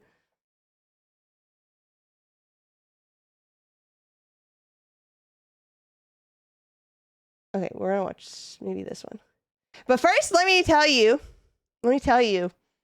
So the first time I went to Waverly, something weird happened. Something weird happened to me. And I don't know. But I'm not the kind of person. Like, this was embarrassing, okay? I was embarrassed. Like, I think that was like my biggest concern. I was that girl. I was embarrassed. Yeah, I'm not the type of person.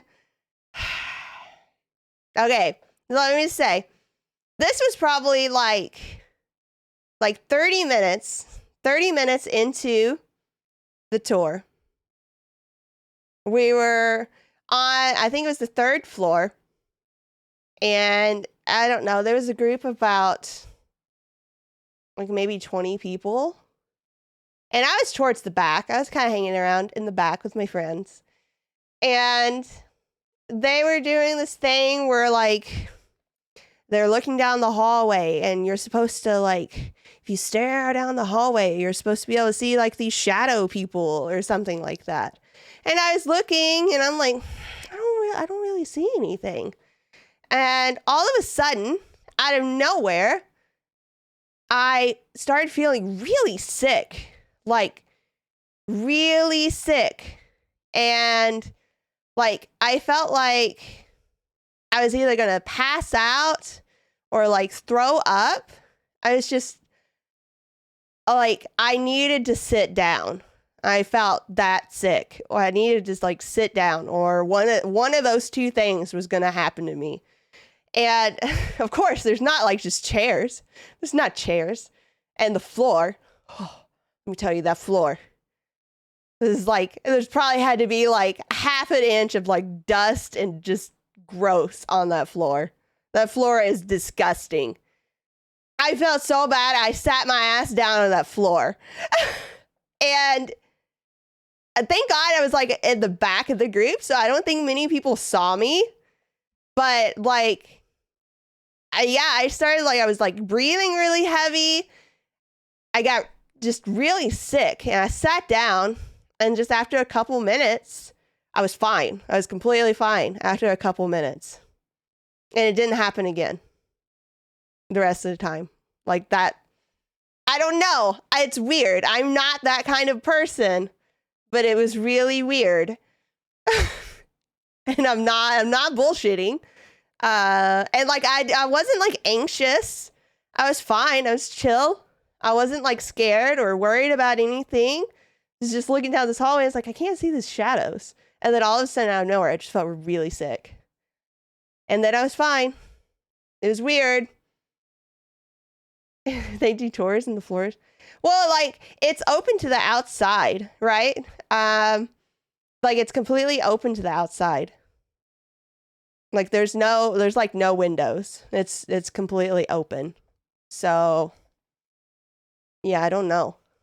Because they have like these big like they used to open them for like sunbathing or something. And there's no windows anymore. So yeah, it was just it's open to elements. But yeah, and then the second time I went, nothing like that happened either. I was completely fine. So like, I don't know, that was weird. It was embarrassing. I got a little spoiler for you. And weird. The building is going to look like this. Oh my God. And I guess I was just worried like because we're idiots. I was just worried like my friends thought I was faking or something I don't know. I got that familiar knot that's usually in my stomach. Also, I really didn't want to sit down on that floor. I've seen this one on several shows before and always thought there's no way in hell I'm gonna go there. So we are. I wonder, can I watch this on Twitch? The look of this building is so I feel like this is more official than most things, but if it's on YouTube, it's keeping fair it game, together right? for now. There's a good chance tonight is the night you see me die on camera. It kind of looks like a castle. It kind of looks like hell. It looks like Hogwarts. There's not one part of you that's. Well, I kind of like this show. I'm really in for it now. I mean, I don't. What in the fuck is that? It's just a big metal thing. I like it when there's like a skeptic and then there's like a scaredy cat super believer. Entering, you know, just give them a quick, hey ghouls! The boys are here! This week on BuzzFeed Unsolved, we explore Waverly Hills Sanatorium as part of our ongoing investigation into the question, are ghosts real? Are ghosts As with most real? places we investigate, it doesn't have the most pleasant history, making it one of the most haunted places in the world. And as you can see, this is the place where nightmares are made. I mean, look at that. It's very dark. It's a dark hallway. I just don't get any of this. I don't understand. I know. Okay. Well, let's just Look, I don't like BuzzFeed, but I like these On guys. July 26, 1910, Waverly Hills Sanatorium opened to treat patients of tuberculosis. I did also. Well, I did. October 17th, 1926. A bigger dramedy version about of ghost Waverly hunters. Hills that we are now That seeing might in be tonight interesting. Opened to accommodate the overflow of patients from the tuberculosis epidemic. The hospital is 5 stories tall and was built on a quiet space atop a hill where it was thought that patients would be at peace. The area that it's built in is really cool though. Like if you go up on the roof, it's like it's got a really nice view. Which on the 4th floor, I scared the fuck out of myself. Fuck me. I feel awful right now. So I was going into the place where like the nurse supposedly hung herself. And like nobody was really wanting to go in there. I was like, I'm gonna go in there. And then like my jacket like brushed up against the door frame and made a noise, and it scared the fuck out of me. Is a bacterial infection contracted by breathing jumped. in air containing Mycobacterium tuberculosis. Hydrate, thank you. Bacteria could eat away at the lungs and overall claimed roughly 2 billion lives in total, billed as, quote, the plague of all plagues, end quote. Yeah, that looks like a bad time. Yeah, that was a rough time in history. Just everybody died from it. I feel like in every movie about a period before 1940 or something, there's a part in the movie where someone coughs. I think my and everybody grandpa looks at got him. TB, but he lived. Blood on a handkerchief. He tucks it in his jacket real quick. Yeah, it wasn't great. Around the turn of the 20th century, tuberculosis ran rampant in the warm, wet weather of Kentucky, and Maybe the I'm demand for remembering that treatment wrong. I feel like somebody necessitated a told me facility that. like Waverly Hills Sanatorium. It could accommodate up to 500 patients. Unfortunately, not all the treatment was effective. According to owner Tina Mattingly, Waverly also used electroshock therapy to treat patients whose tuberculosis spread to the brain. The electroshock therapy is on the 1st floor, what we call the morgue wing. And electroshock is where they performed on the patients that got tuberculosis of the brain. Some of these like procedures they did But they didn't know what else to do. is little theater. terrifying. It's set up because Sometimes they put stuff on for Halloween, but this is the room. Do you feel strange? Yeah, they do like a haunted house every Halloween there. It's weird. Oof. It's filthy. Yeah, well, we're gonna be sleeping on the ground later, so it doesn't really matter, does it? Yeah, the place is fucking filthy. Than this couch. It's pretty dusty. Are my butt cheeks now? Yeah, that's a perfect butt print. No, the ground is definitely dirtier than that couch. Pockets and everything. Rambergar's butt.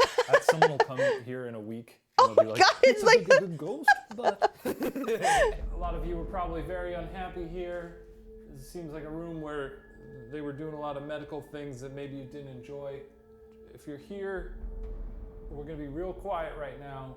I think, Aaron, I think it was built to be the sanatorium, like the hospital, and then later I think it was converted to asylum. I believe, if I'm remembering correctly. I'm not really hearing anything.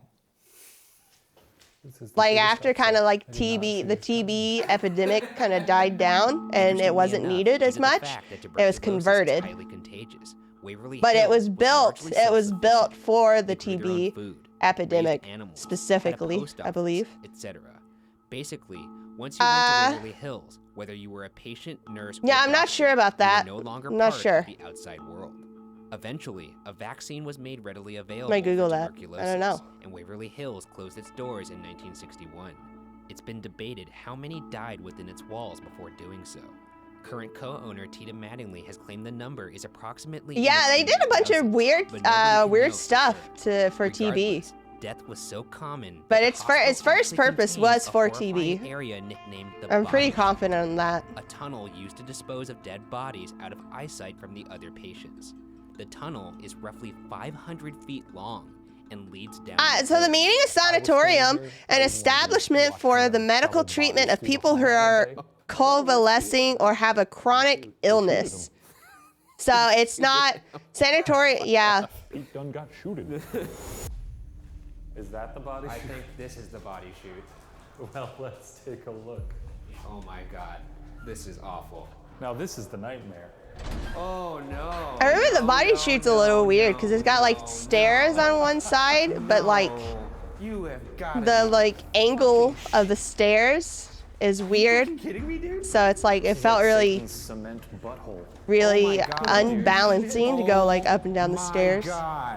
Yeah, there's the stairs. Are we going to hell? Let's find out.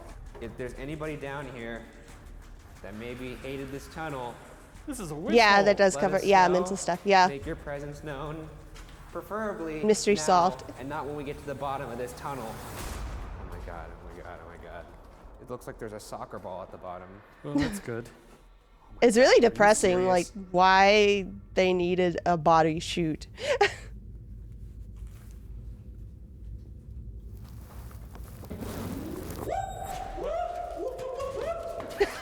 What is that? The wind?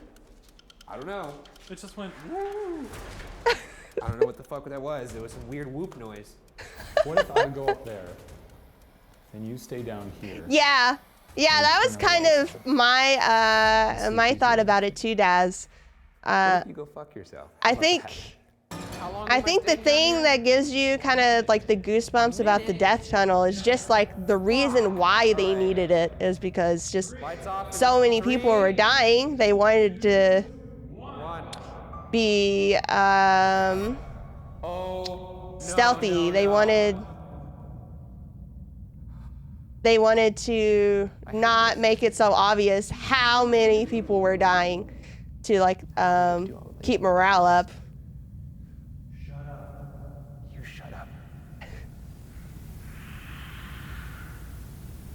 Did you hear that? Is it a minute yet? It sounded like a cat. Please tell me it's been a minute.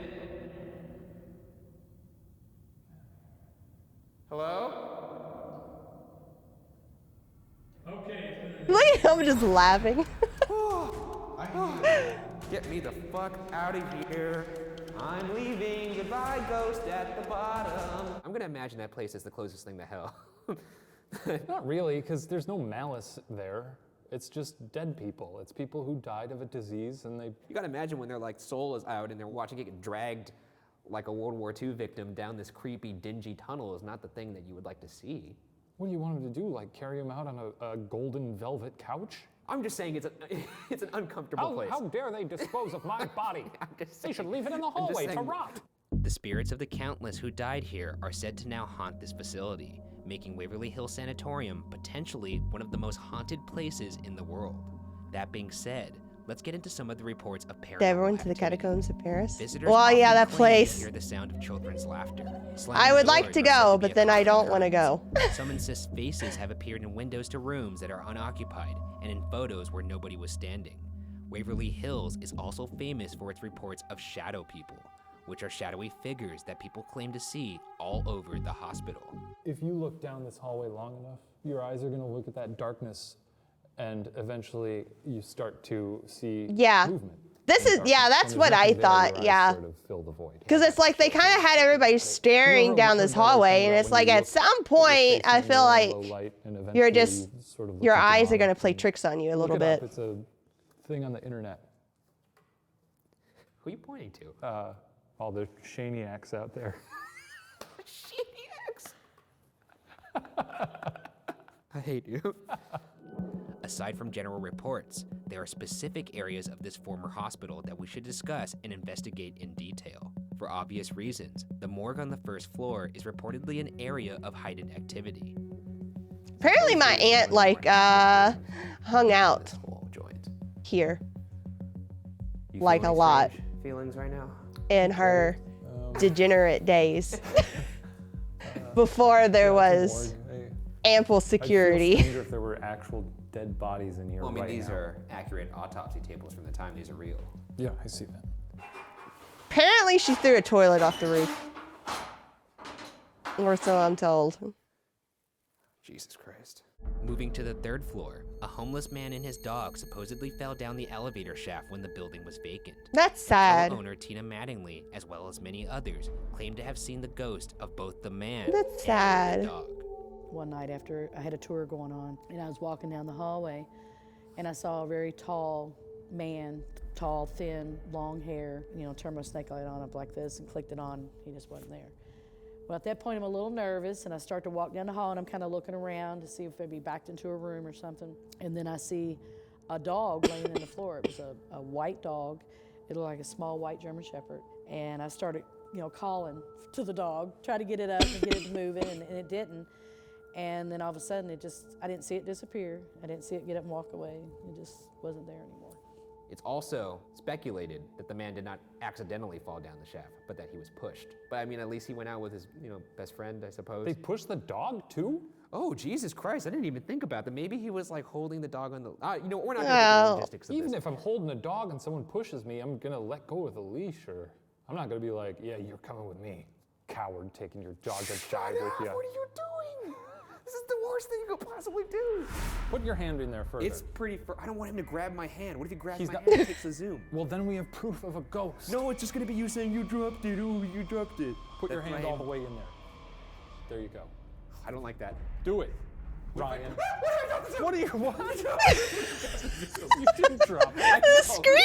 Okay, to the man in the elevator, if you were pushed down this elevator, make a noise.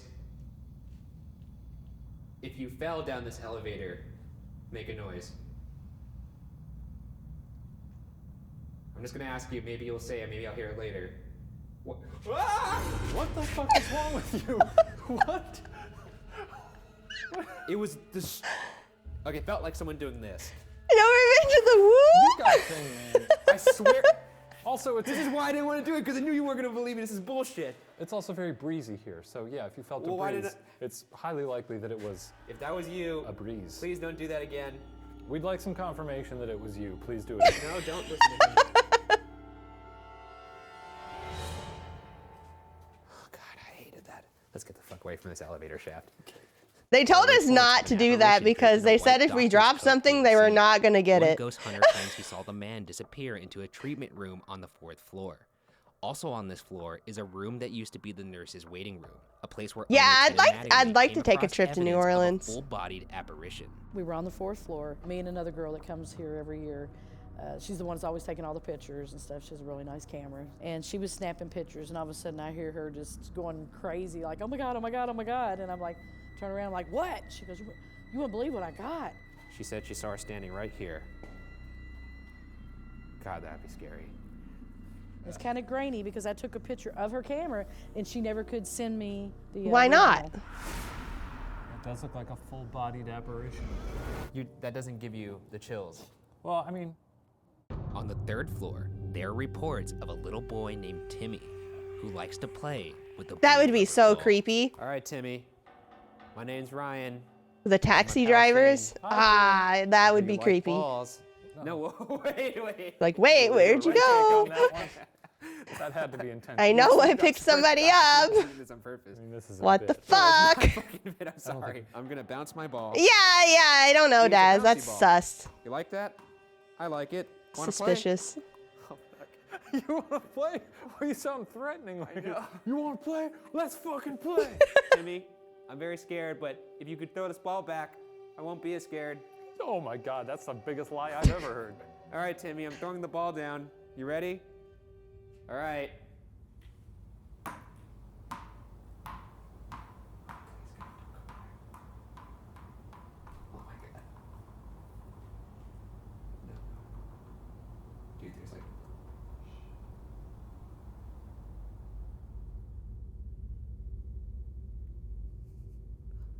Can you imagine if that ball came back? Would you shit your pants if you were them? If that ball came back? Would you shit your I pants? thought it bounced a couple extra times, but I thought it was just my mind playing tricks on me. It sounded like it stopped and then it bounced a little more. It did. I kind of thought that too, actually. I don't know if that means ghost. Is there like a ledge or something it rolled off of? Find the ball. That's the most serious I've ever seen. Let's walk down there. Yeah. All right, Timmy, we're coming to get the ball. Is there an I don't know edge? where it went. I don't remember any edges except for Oh, there it is. like stairs. No way. Oh, No! Oh no! Ryan, the ball bounced. No, the ball stopped here. How the fuck is that possible? The ball stopped. How is that possible? Oh no! They know. Ryan, they know. Dude, you know this is fucking weird. Shut up. That would creep me out a little right bit. into this hallway. I don't know what the odds are, Timmy, that my ball would land right next to my name down there that I didn't know existed. I'm gonna roll the ball one more time, Timmy.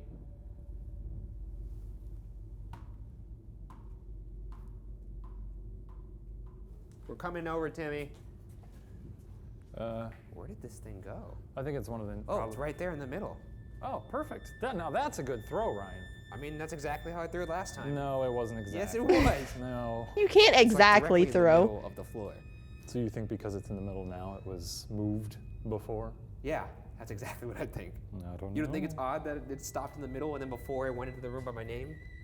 But it also stopped at the I love pot graffiti, so maybe this ghost just lives to blaze it. It's rumored that patients whose infection spread to the brain, rendering them insane, were sent to the 5th floor. So let's make the journey upward. All right, this is the floor I'm really not stoked to go on. One room in particular on this floor that is arguably the most active and definitely the most controversial. Yeah. That's the room that my jacket scratched the door frame and scared the fucking hell out of me. Idiots. And this is what we like to That's do. where it was. Room 502 has a reputation due to the 2 suicides that supposedly occurred there. One story has it that in 1932, a nurse jumped to her death from the 5th floor patio near room 502, though others believe she was actually pushed. Right around here is probably where she jumped off. The second nurse to die here. Yeah, that's a hell of a fall. That'll do it. That'll do it. If she was 5 feet or taller, a good gust could just knock her over. The gargoyles at the top. The other suicide reportedly occurred 4 years earlier in 1928 when nurse Mary Hillenberg hung herself just outside room 502. Another theory is that Mary got pregnant by one of the doctors, and when he tried to perform an abortion, she died and the suicide was staged. So according to Tina, here's 502, they found the nurse hanging right around here. So if we were to sleep in this area... Oh, that's right. That's right where it happened. We would be sleeping right where it happened. I could tell you some stories about the 5th floor. Oh, sure. Let's hear I've them. had guys, people for security reasons, stay up on the 5th floor in tents.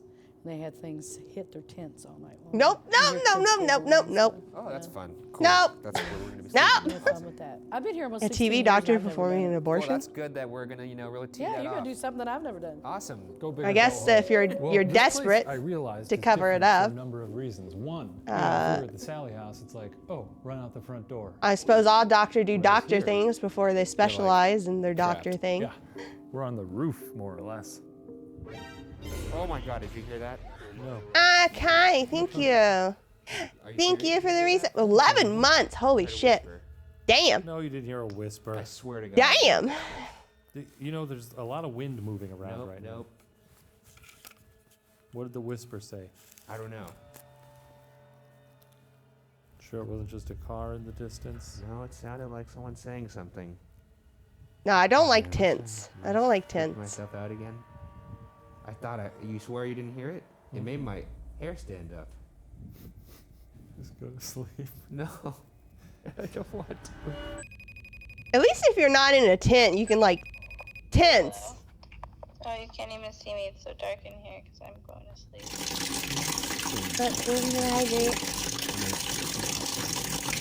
Literally like 6 feet away from me, a lady hung herself. Ryan, why are you doing this to yourself? I asked myself that a lot too. I don't understand why I do these things. Shayna, how are you? I thought you were asleep. I don't remember. I think I was asleep when you called Helen in the first place because I woke up and I heard a voice and I was like, what the fuck is going on? I've been asleep for 45 minutes. Oh, nice. Oh, did Shane think I was a ghost? Yeah. Shane also thinks it was a coincidence that the ball landed under Ryan. What do you think? I think Timmy wants to be your friend.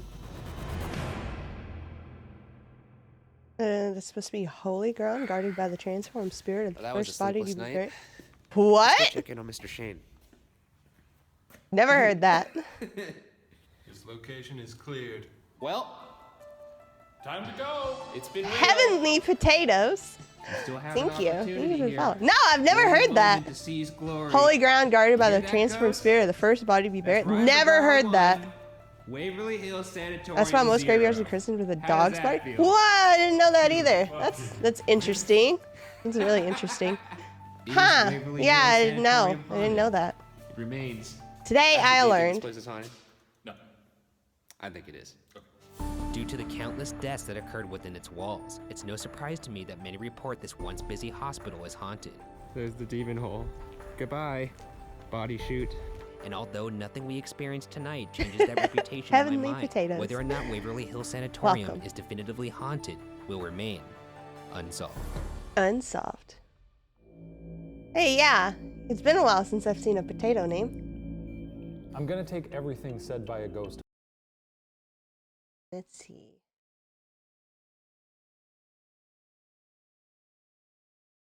Oh yeah, yeah, Daz.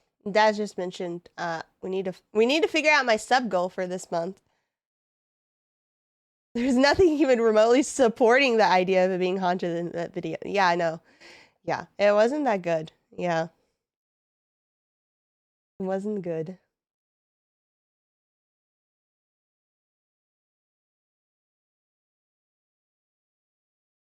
Hotel so terrifying I almost shit myself.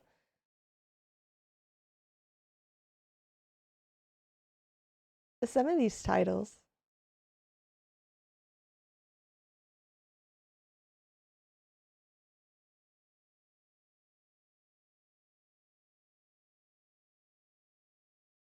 You were convinced? You think it's haunted? I don't know. I feel like my weird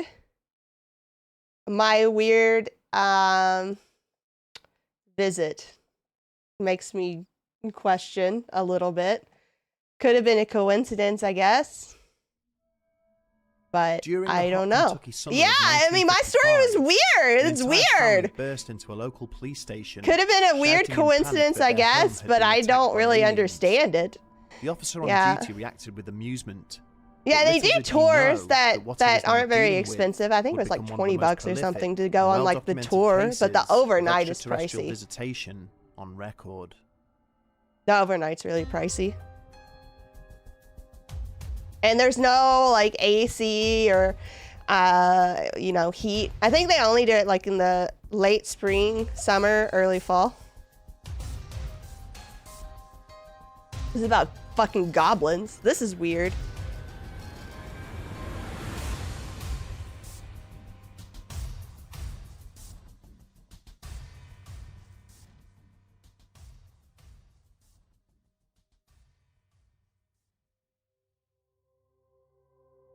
Ghost life insurance? Like, are you talking about oh, I'm confused. For most, Kentucky is known for its beautiful. What rolling is green ghost life pastures insurance? and world-renowned bourbon. I do not But for think I've seen others, any goblins. The Bluegrass State is home to many myths and legends, and even some downright terrifying paranormal and supernatural events. Perhaps one of the oldest is the Hillbilly Beast, a Bigfoot-like entity which is said to stalk Oh, various maybe that guy saw the hillbilly beast. Blick creature, otherwise known as the Fisherville Goatman, which haunts a local railway bridge and is often heard mimicking a child's voice. Oh, the goat man. The calling out goat in man is distress to scary. passers-by.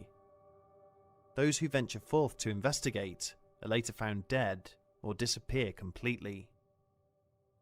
One of the lesser-known That's legends another one speaks that's of close the to Little me. White Men of Kentucky, which is perhaps closely related to the case we're about to present, and which we will explore further in Part 2.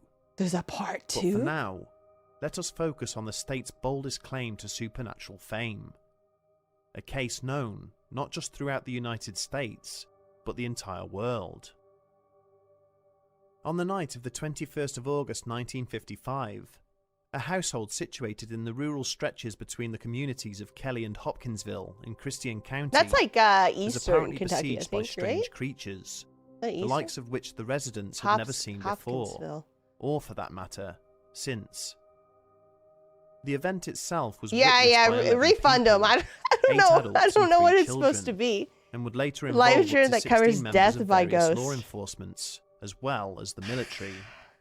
Okay, well, For those immediately affected, did you the refund them story is already? one of bewilderment, incredulity, and ultimately unbridled terror, and is considered by many to be the definitive account of extraterrestrial visitation. More than 60 years later, not one Rip. word of these accounts has changed, and it would all Hydrate, play thank you. out as follows. The Earlier fact that the evening, story hasn't changed is Billy kind of Ray a big Taylor, deal. a young man in his early 20s, exited the farmhouse where he was staying with friends and made his way over to the Biloxi? well some 100 yards distant. Despite the heat, the dying light had brought with That's it a cool interesting. breeze, which stirred the leaves and Stir branches it. of the trees surrounding the property. It was a welcome change from the stifling interior of the household. He and his wife June were visiting friends for the weekend on a much-needed break from work. The house itself belonged to Glennie Langford, who lived there with her 3 younger children. But it was Glennie's older sons from another marriage, Elmer Lucky Sutton and John Charlie J.C. Sutton, with whom he was most Oh acquainted. my god, what? You're starting to They get were there scared? too with their wives, Vera and Aileen. Aileen's brother, O.P. Baker, had also joined the group for supper. You scared? In total, there had been 11 people, including himself, sitting inside the parlour, and unsurprisingly, the air had become heavy with heat and moisture. When Glennie declared that they Aaron. had run out of water, Billy Ray had been first to volunteer in fetching some more. As he trudged towards the rear of the property, he stopped for a moment to admire his surroundings, regarding the lengthening I feel like this story is interesting because I believe at one point I read something about like Indians in like the Appalachia area. I believe they had like tales and folklore that involved like there was a muffled tiny men that lived in like the mountains and the hills. Skyward to look at like, the orange light of the setting sun. That sounds kind of To his creepy. surprise, That it kind his of gaze lines was up. drawn elsewhere. That's He suddenly caught creepy. sight of a round metallic object in the skies above the property, glinting in the Aliens. last vestiges of the sun's rays. It looked to be descending at speed in an arc across the sky, with a multicoloured tail trailing behind it. It was like Alien nothing he had ever goblins. seen before. There were no wings or discernible features, and it made no sound whatsoever. It disappeared behind some trees about half a mile distant, an action which was followed by a dull thud. And Billy Ray knew in that instant Billy Ray that is kind whatever of the jacked. object was, it had most certainly just crashed. Collecting the pail, he ran back to the farmhouse and declared to the others present that he had just seen a spaceship. There was a moment of silence before the room burst into a cacophony of laughter. The consensus amongst the group was that surely this was nothing more than one of those pranks that Billy Ray and Lucky sometimes played on one another. But Billy Ray was not laughing. In fact, he seemed genuinely agitated by what he had just witnessed, and as soon as his companions realised that he was not joking, they tried to reason that maybe he had seen a meteor or shooting star. Shut up, Unwilling to let it Jazz. go or pass it off so casually, Billy Ray insisted that Lucky accompany him to the well so that he could point out exactly where the spaceship had crashed and see if there was any smoke or other indication that something was out there.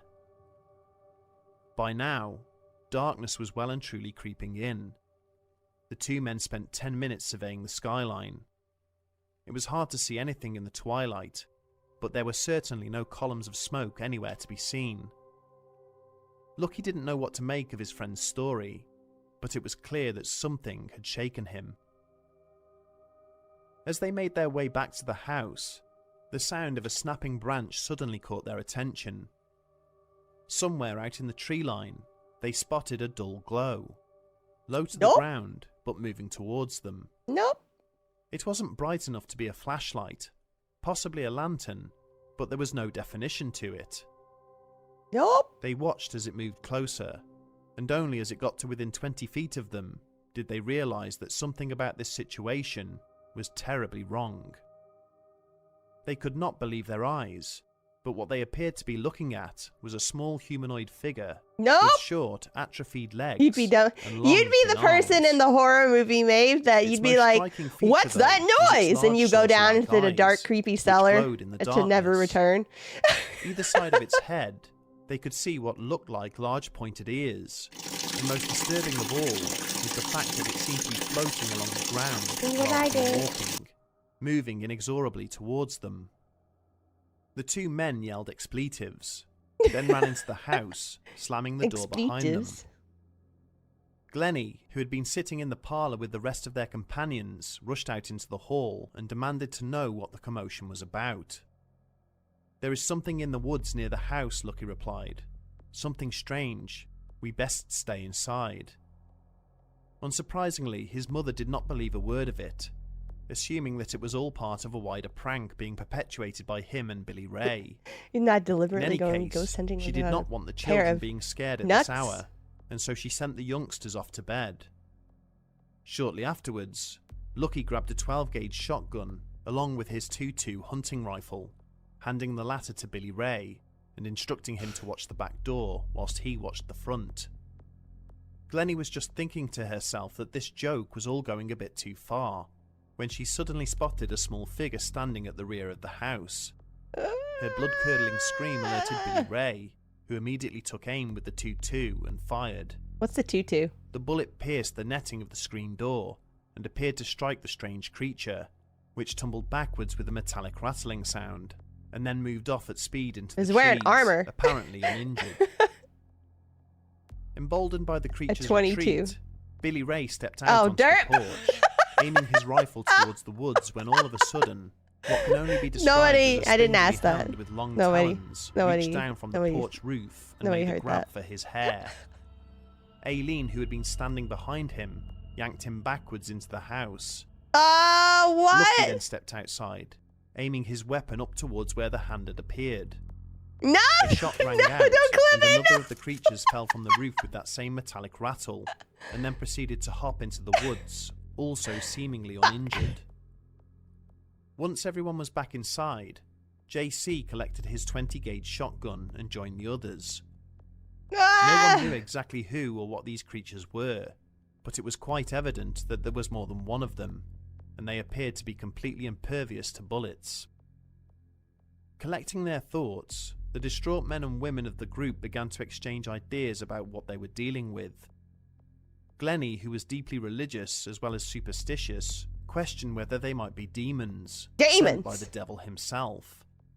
Lucky wondered if they were the cave goblins which folk in those parts sometimes talked about, whilst Billy Ray believed they had something to do with the object he had seen earlier that evening. Suddenly, the air was pierced by a shrill scream, coming from the direction of the children's bedroom. The youngsters had been instructed to remain where they were, but now they came running down the hall, saying that they had seen a strange face with large glowing eyes peering at them through their bedroom window. Lucky asked his mother to take the children into a room at the rear of the house and suggested that JC accompany them. A few minutes later, there was another scream, as one of the strange faces now appeared at the window in the back room. This was followed by another shot and the sound of breaking glass. Now, I do have a gun, but I barely know how to use it. Once again, the creature simply bounced backwards, unhurt, and scrambled out of sight. I was only scared enough to, I've only been scared enough to get it out once. For the next 2 hours, the family would be terrorized by these small entities. Scratching sounds would be heard on the roof. Faces would appear at the windows. The family would look outside, only to see a number of them moving about the yard or perched up in the trees near the house. Although the beings never tried to enter the residence itself, they seemed especially interested in the children, and each time they got too close for comfort, they would be shot at by either Lucky, Billy Ray, or JC. Between the 3 men, they estimated that there were probably 3 or 4 of the strange beings in total, at which they would fire more than 100 shots. Oh my god. At around 11:30 p.m., 100 shots, there seemed to be a lull in activity. Thinking that maybe the creatures had left, the family piled into 2 trucks and drove to the police station in Hopkinsville. The desk sergeant on duty didn't know what to make of their story, and at first reacted with mild amusement. Someone was pulling his chain, he thought to himself. This is why aliens don't help us. He had no choice but to take the matter seriously. In the back of his mind, he was at least half concerned that a gun battle might have taken place between local residents, and arranged for the immediate dispatch of officers to the scene. UBABA? In all, 4 city police, Pretty sure that's not a thing, Kai. 3 deputy sheriffs, and 4 military police from nearby Fort Campbell arrived on the scene at the Sutton farmhouse. They found extensive damage to the property in the form of bullet holes, screen doors which had been peppered with gunfire, windows which had been blasted through. He said he did hit it, but it like had a metallic clang and only pushed him backwards and didn't seem to injure it. It was quite evident that something significant had taken place, but a wider inspection of the property yielded little evidence. Maybe they just all got like really One high. officer noticed something glowing in the distant trees, but a search of that area returned nothing.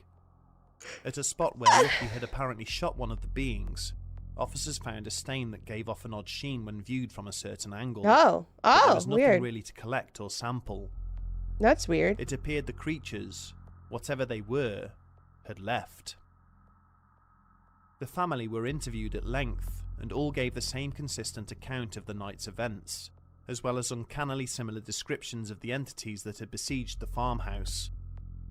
Neighbours also somewhat corroborated their story, saying they had seen strange lights in the woods, and assumed it was the Suttons looking for one of their pigs that had escaped. Later they would also hear the gunfire, and reasoned at the time that they were perhaps trying to scare off a bobcat, which was worrying their livestock. 100 shots. Nevertheless, after hours of fruitless investigation, the officers felt they had exhausted their efforts. It's stories like these that make me scared to open my windows at night. The next day, neighbours converged. Like the other night, it was storming and I was watching TV, and I like to watch storms, so I like opened the blinds, that no one was home. and I forgot about. As it would transpire, There's this huge fucking weed at the front of my house, and had seen one of the creature's faces, and I can't pull it. I keep trying to have somebody help me pull it because I can't do it. It's too thick. I can't pull it. I can't cut it. I need help with this big fucking weed, okay? Nobody will help me with it.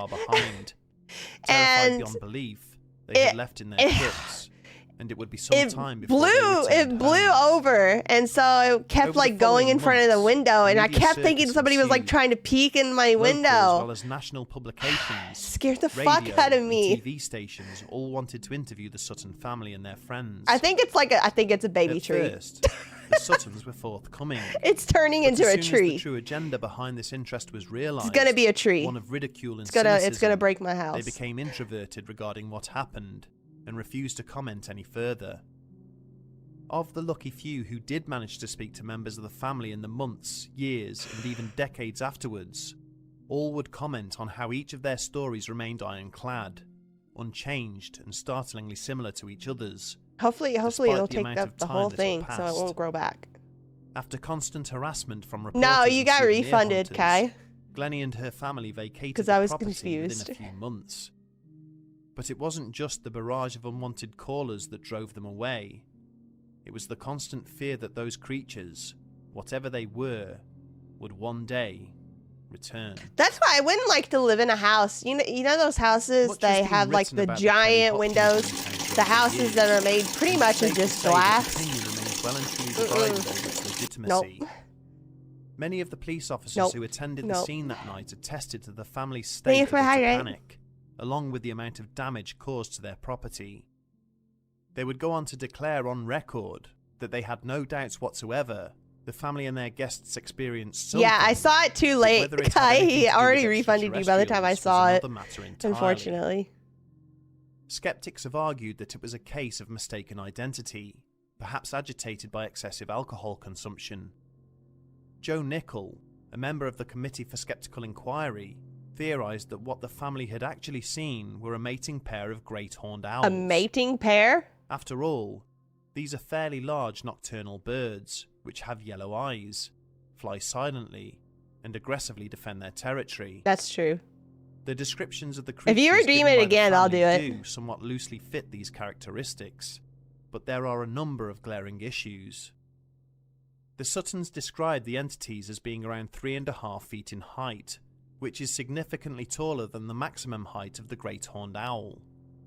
Secondly, these birds will almost always attack from higher up.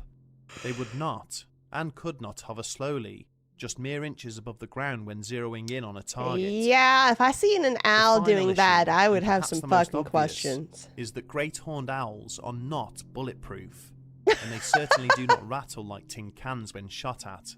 Cyber owls. In light of this, skeptics then fall back on the possibility that the family were intoxicated, or simply fabricated the entire incident for financial gain. Police found no evidence whatsoever that the Suttons or their guests had been drinking alcohol on the night in question, and they also doubted that a relatively poor family would destroy their own property as part of the hoax. They never made any real money from their story, even though they had ample opportunity to, and the repair costs would have created an extra burden, which they simply did not need. However, there were accounts of people being charged a fee to enter the property in the wake of the incident, which the Suttons readily admitted to, and stated that it was their way of deterring unwanted visitors. Whilst the story seems highly fantastical, so many of the family's friends, acquaintances and neighbours vouched for their integrity in the years following the encounter, stating that it would have been completely out of character for any of them to perpetuate a hoax of this magnitude. Not one of them sought the spotlight, and in fact, they shied away from fame and fortune altogether. Yeah, that's They interesting. have always maintained that they were the reluctant victims of something they were never able to fully understand, and that That's the less they interesting. had to do with it, the better. As it would turn out, a little-known case which occurred in the spring of 2012 would seemingly corroborate the Suttons' tale, and leave the rest of us asking if the Kentucky Goblins had returned.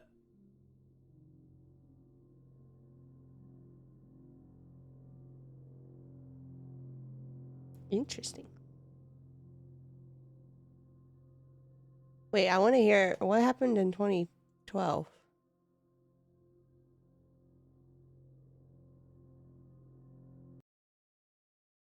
Why can't I in full screen this?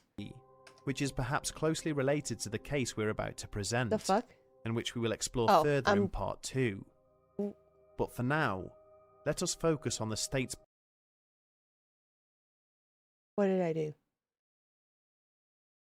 Why can't I move it?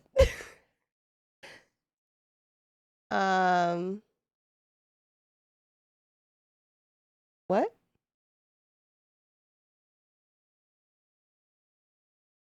What? Am I tripping? It's weird. I was trying to scroll down or like get to where I could see the other videos on the side.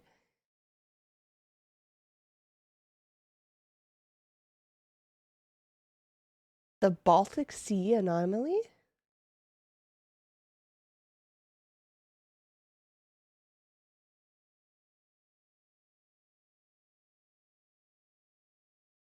Where was part 2?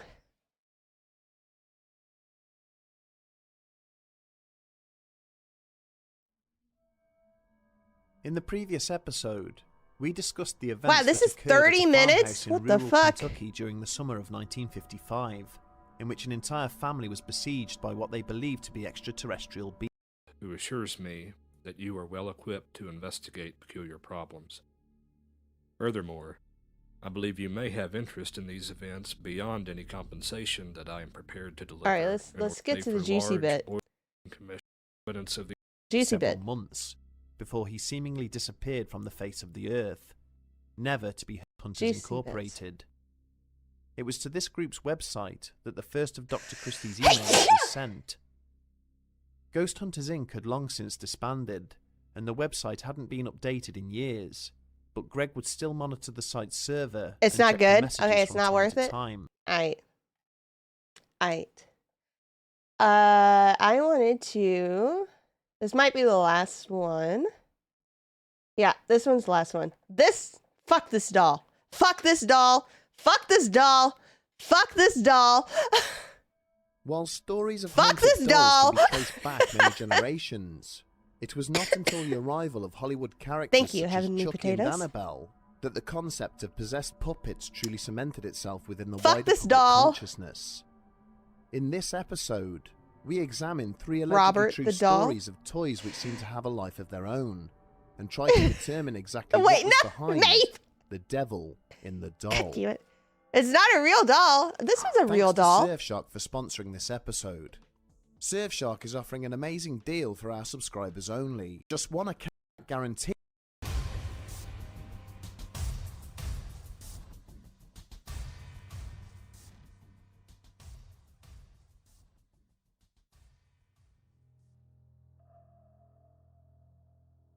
I thought this one was real. Is it not real? I thought this was a real doll.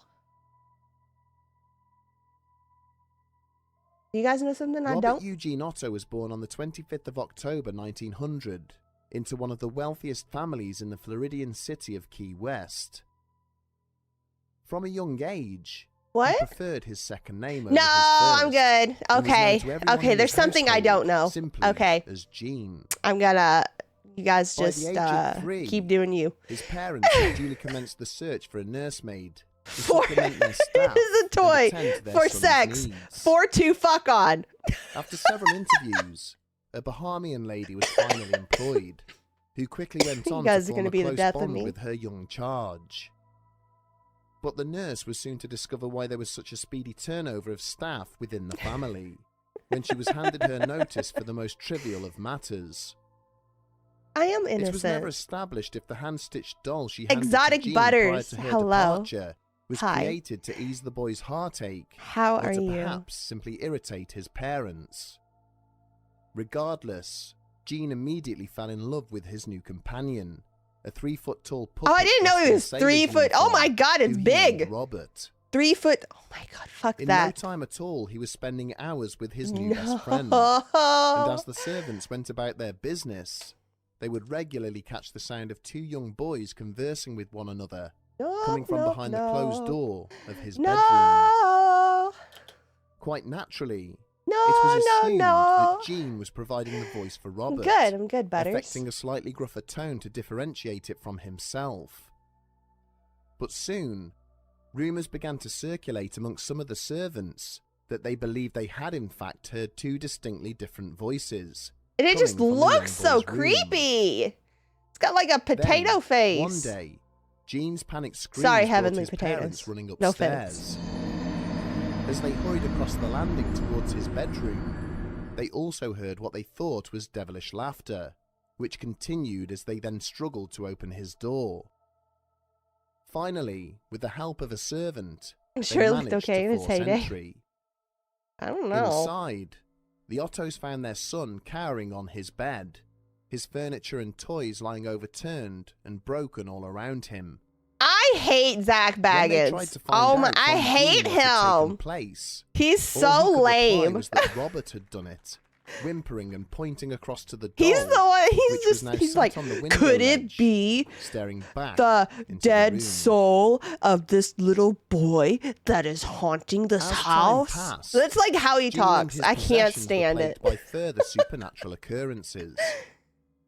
These included some Could of his it other dolls be? being discovered hidden around the house, Snack mysteriously bagels? torn and mutilated. There were also incidents where servants working in a particular room subsequently found themselves locked inside, when no other person was present in the house with them. Several items of family Why do silverware my were tits also keep? discovered bent. Why? Why does it keep getting such low volume? I don't do that.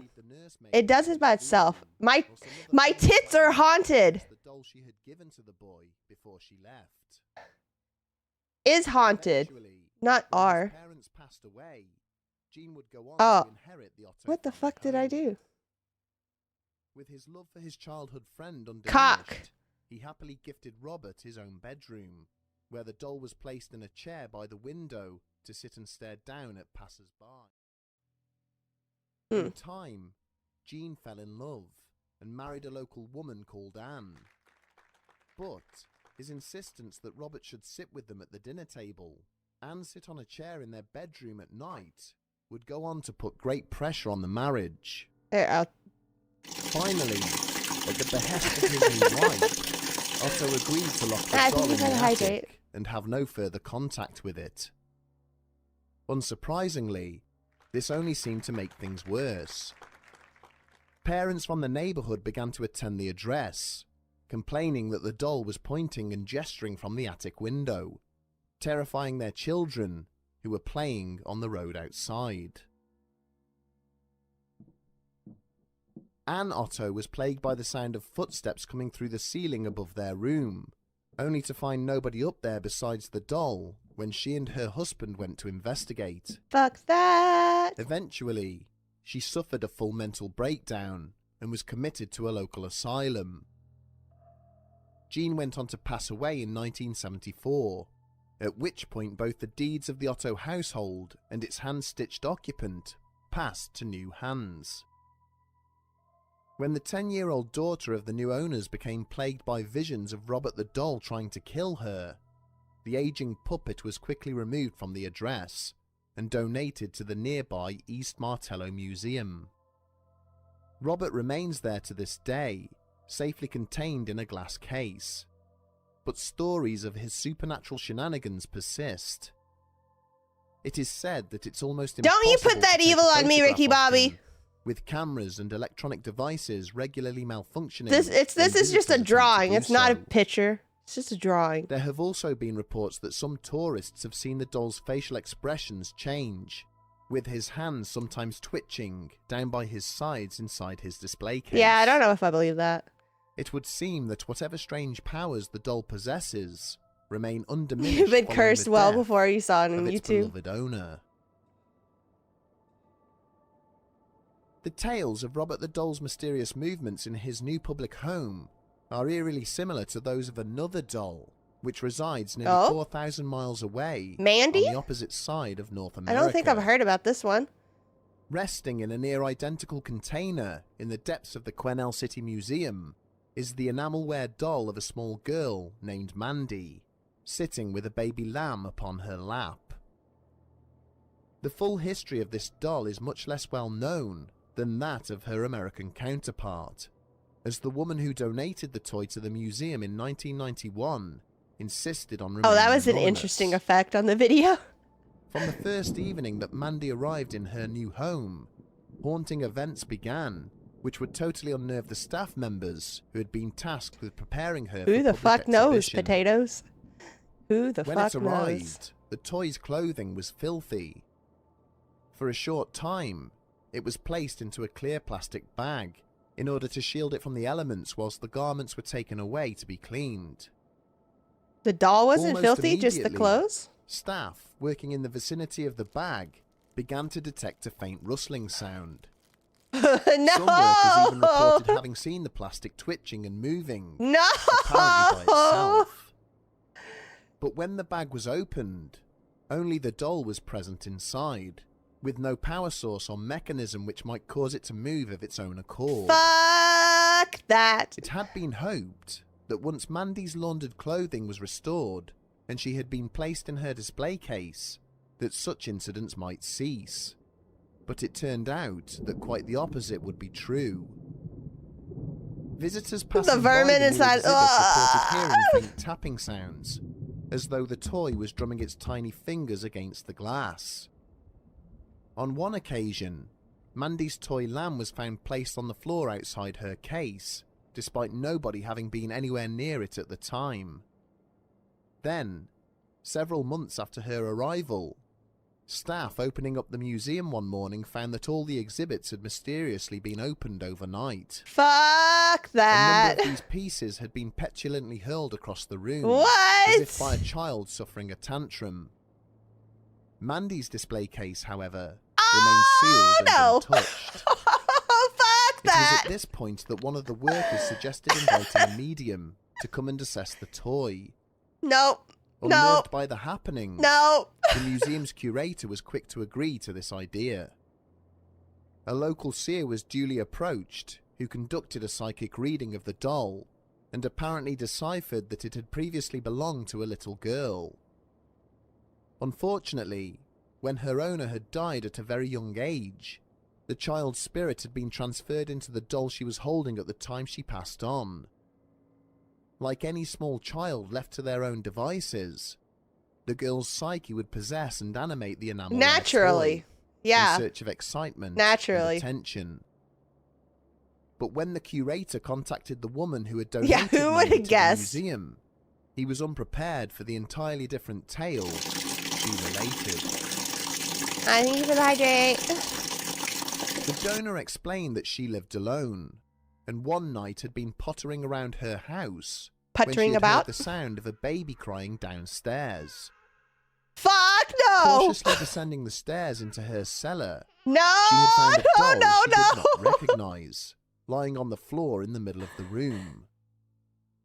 Despite all of her efforts to dispose of the unwanted toy, even including throwing it in the bins on the day they were due to be collected, she would always hear further haunting crying, before going on to discover that the doll had somehow made its way back into her cellar. Oh, fuck that. Can you Eventually, at her imagine? wit's end, she had offered Mandy to the museum, in the hope that regular human contact would satisfy the toy's hunger for attention, an idea which now seemed to have paid off. Fuck that. Much like Robert the doll, Mandy appears to have an issue with being photographed, with many attempts to take her picture failing due to unexpected malfunctions of the devices being used. Interesting. Mandy remains at the museum to this day. Her new owners are adamant that the doll is not bad or evil in nature, merely childish, and prone to the occasional temper tantrum. No, I think if I heard a baby crying in my basement and it was a doll and it kept reappearing after I tried to throw it away, I would just shit my pants and die. Australia, one such haunted curio remains a fully functioning member of the family that owns it. Hey, Pandora. Much like Mandy, the exact origins of this Australian example of the haunted doll phenomenon Yeah, will we watch never some scary now be things. known. It was first discovered by two brothers during the early 1970s, when they were exploring an abandoned house in You the just googled suburbs of Wagga photos of Wagga. it? Is it creepy? As they had made their way through the shattered husk of the premises, the younger of the two had suddenly cried out in terror. There, staring back up at them through a gap in the floorboards, was a human face. Nope! Cautiously, the pair had edged closer, only to discover a crudely carved wooden doll, dressed in boys' clothing. Nope! Reasoning that the toy had been abandoned when the house was vacated, the boys decided to take it home with them. They christened their new friend Letter, a shortened version of the full name, Letter Me Out of Here. Letter would later disappear from sight for some time, until the older brother, Kerry Walton, discovered the doll again when he was cleaning out the attic of his home in Warwick. It was at this point, when he brought Letter down to clean it up, that the doll's apparent supernatural powers began to manifest. The family dogs became agitated when in the same room as Letter, to the point where they had to be removed to prevent them from becoming aggressive.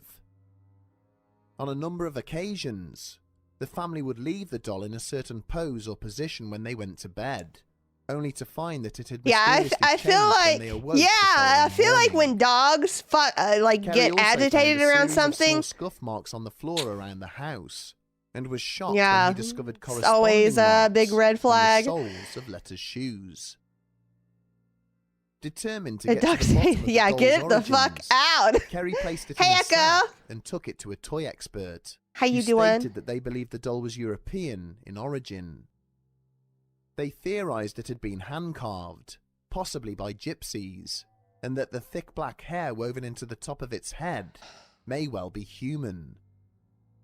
Dumbfounded, Walton returned home with Letter, only to recoil in horror when he parked on his drive and found the doll now out of its sack, lying across the coulda fell rear over. seat of his car. Finally, when his children awoke screaming in bed one night, stating that they had dreamed that Letter wanted to kill them and could move of its own accord, Walton called for Both a kids had the spiritualist. same dream? The medium who agreed to hold the doll stated that they believed it was possessed by the spirit of a young boy who had drowned many years ago.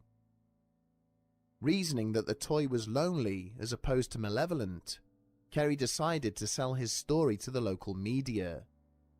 Since that point, Yeah, probably the was. supernatural It's so occurrences creepy within the though. Walton home have ceased, only manifesting themselves when visitors come to see and hold the haunted doll. During one interview, when a journalist began to ask about the spirit of the drowned boy, a nearby clock flew off we've the been watching wall spooky and stuff. smashed upon the floor. Several other interviewers have also become disconcerted and upset, as they have allegedly felt the doll moving around as if trying to make itself comfortable when they have been holding it that's weird. in their lap. That's weird. Oh, that's weird. So, are we to believe that the human soul can transfer into an inanimate object, thus prolonging its time amongst the living? There is certainly a key number of similarities in each of the cases we have examined, which seems to suggest that such supernatural possession I will look may at your be a request, reality. but I may or may not play it. And yet, psychologists have a very different theory about the phenomenon, Send it. which dates back centuries, all through the evolution of children's toys. The oldest surviving dolls still in existence from the 17th and 18th centuries possess angelic, exaggerated human features, designed in such a way to maybe bring joy I want to to the watch child antive one. playing with them. But I have over to the I have to years, find a really scary more one and for more effort has bedtime. been put into making the dolls look realistic, producing an end result that is very Ah. similar to a real child, but still not quite perfect. As a consequence, such dolls are unnerving because of their subtle differences to a genuine human child. Definitely People will not accept more the than like presence of a 20 doll minutes. as it resembles a human being, but will also subconsciously remain hypervigilant and guarded if they know it is not a real thing, building an almost instinctive distrust of it. As a knock-on effect, the mind can overinterpret and misunderstand situations which occur when the doll is nearby, mistakenly attributing accidents or coincidences to its presence. In essence, what has been manufactured is not intended to be frightening. Is it but as it sits there staring back supposedly at you, with true glassy eyes and a stuff big or smile, like it made is up stuff? inherently unnerving. We're watching With the popularity of the supposedly Conjuring true film stuff. series, more and more stories of creepy dolls have now come to light. It's on theme. It is clear that some of these lack Okay, merit, okay. I want but like others, supposedly such as the true ones stuff. we have examined, remain intriguing. So, when looking to purchase lifelike companions for your children, it may be worth ensuring that you know its full history before you bring it into your home. Supposedly true stuff. Barth. Yeah, so I have like two, maybe like I can't remember how many I have. I think two dolls in my house, but they're like at the bottom of a chest, and then with like a bunch of blankets on top. So then the only reason I have them is because my great grandmother used to make dolls, and there are a couple dolls that she made. So it's the only reason I have them, because you can't get rid of that stuff, you know? You just can't. So I'm sure they're still in the chest. You know, I haven't laid eyes on them in a while. I hope they're still in there. They're not. No, they're not behind me. See, I'm not scared right now because I have the light on. I have to have the light on for my face tracking to work well, okay? But I guarantee you, the moment I go upstairs in the dark and I lay down in the dark, I'm gonna be questioning things. I'm gonna be turning the light on when I have to go pee for sure. You have a channel? Send it. Send it. I want a scary one for your last one. A really scary one. Ugh.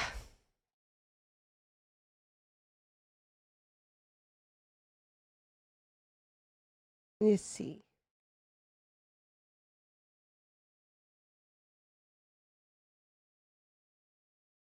What's this? School lockdown stories? Yeah, that's a horror story in itself.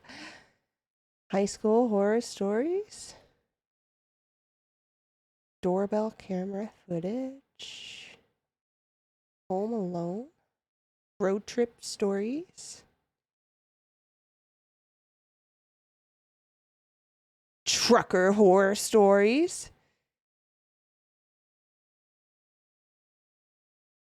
Unexplainable emails?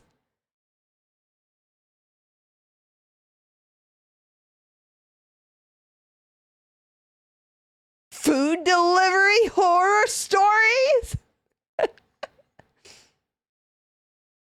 4 freaky true Thanksgiving Black Friday horror stories?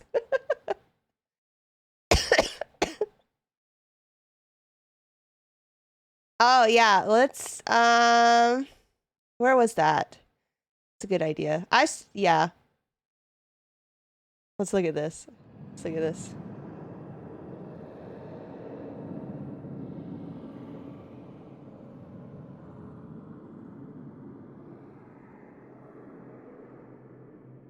This video was captured by a Reddit user's doorbell camera.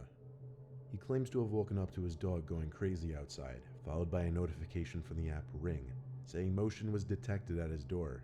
Upon opening the app, I have a doorbell camera, so this this could happen to me. And a man whispering and mumbling to himself. It could be, this type of stuff could be staged though.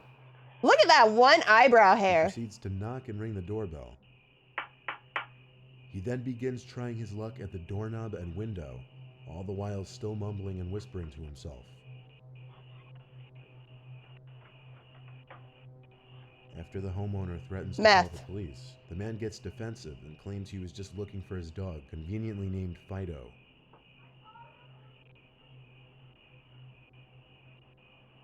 Okay, I was just looking for my dog, Fido. Meth. Whoa, you don't have to get all like that and stuff, honey. You know, we could be friends.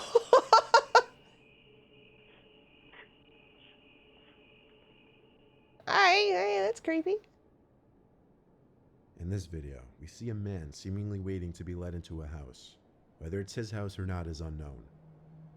As he waits by the door, a strange animal-like transparent figure can be seen floating towards the door, and as it reaches and passes the man, he turns. The fuck? That is weird. You may have heard.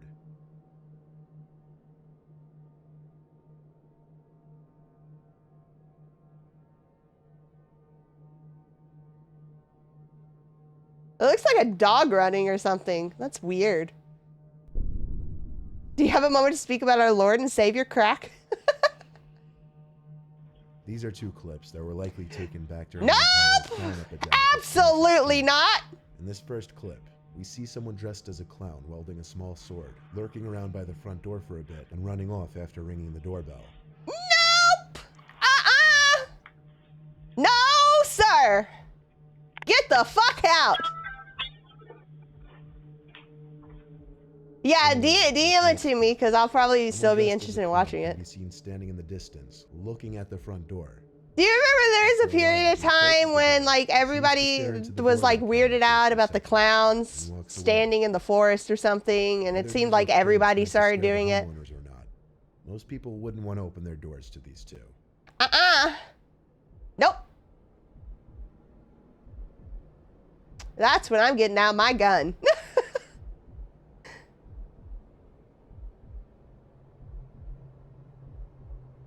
Before the It movies came out, yeah. Looks safe to me. No. No. In this video, around 2 p.m., the man in the dark hoodie seen here apparently rang the doorbell and no one answered. The man who lives in this house was wearing headphones, therefore couldn't hear the doorbell.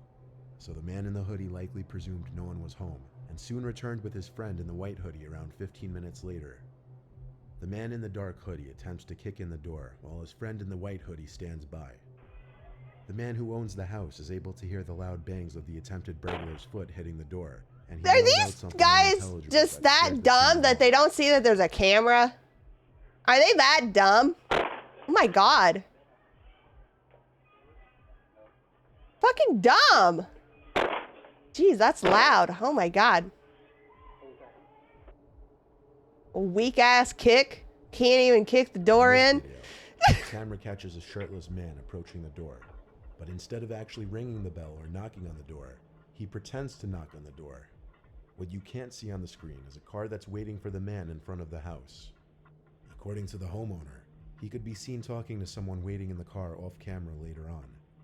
It's likely that the shirtless man was forced to do something by the person in the car. Clearly something that he doesn't want to do, given that he fakes an entire conversation with the homeowner, all the while checking to make sure the person in the car could see him talking.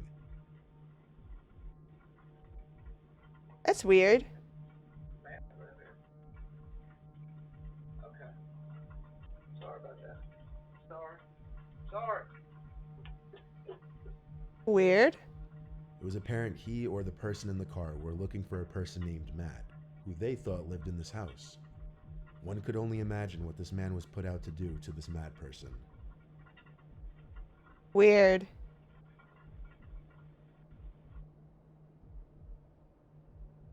In this video, the doorbell camera detects motion, but seemingly nothing appears in the frame, except for a small white orb that floats across the screen. It's dust or a bug or Some paranormal something. investigators have referred to orbs appearing. I don't believe in videos orbs. from allegedly paranormal sources. I think orbs are stupid. Apparently Unless, the orb like, in this video is they're significant really enough to weird. trip the motion sensor They're like going in multiple different directions, and it's not like a bug or something. Very, very rare orb videos I've seen that I've been like, what is that? By a Redditor's doorbell camera. The After muff. being woken up by a notification on their phone, they checked it to see a message saying your doorbell detected a visitor.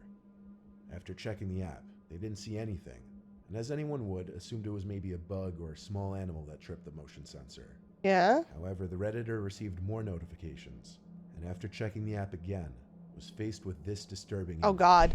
No, sir! Absolutely not! But perhaps the most disturbing part of the image is the shape and distance of the person's eyes. It's not something anyone would ever want to see at their front door. No. this video, we see someone wearing a mask approaching the door and covering the doorbell with a piece of tape.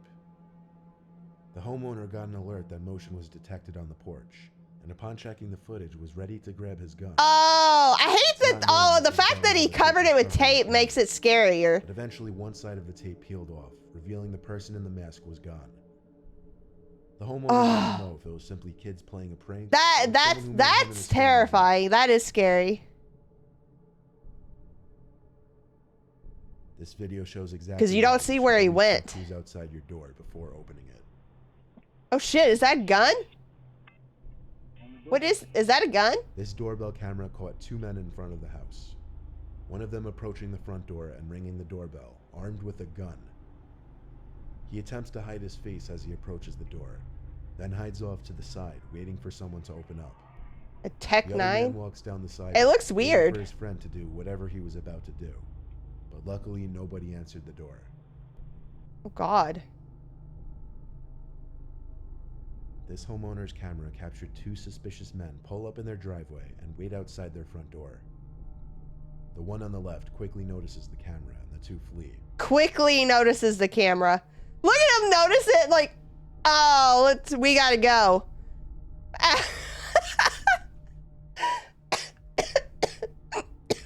Fuck. Fucking hell. But not even 15 minutes later, the two pull up into the homeowner's driveway again, having apparently decided they'd go through with the break-in anyway. They already saw your face. Immediately attempts to kick the door down, but the homeowner is ready this time and speaks through the doorbell speaker, claiming the police are on their way, scaring the two off for good this time. Oh my god.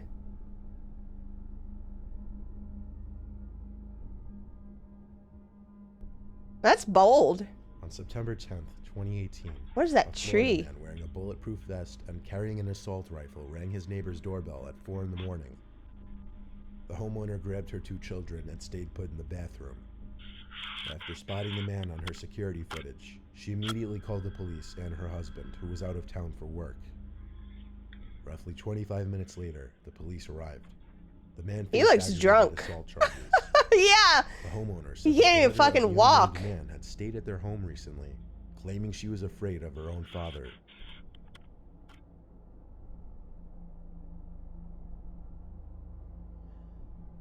At some off hour in the night, this man's doorbell camera captures a mysterious, transparent-looking, blurry figure slowly moving down the sidewalk across the street. What? Oh.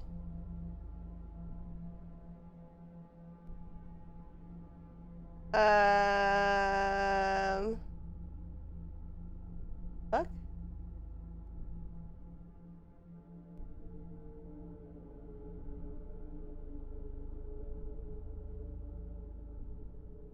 Huh. It closely resembles a human, and that's what most may assume. I wonder if that just could be like really bad But frames. after reviewing the footage, the homeowner asked a neighbor who also had a camera to check their footage at the same time. Okay. And their footage didn't reveal the figure walking down the sidewalk. Oh. Well, that's creepy. Huh. That last part's a little creepy. Check.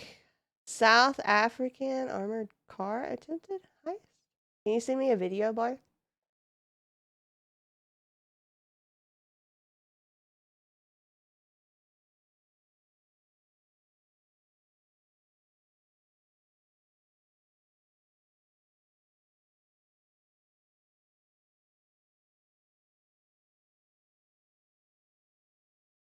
Let me look at more of these. These were definitely good.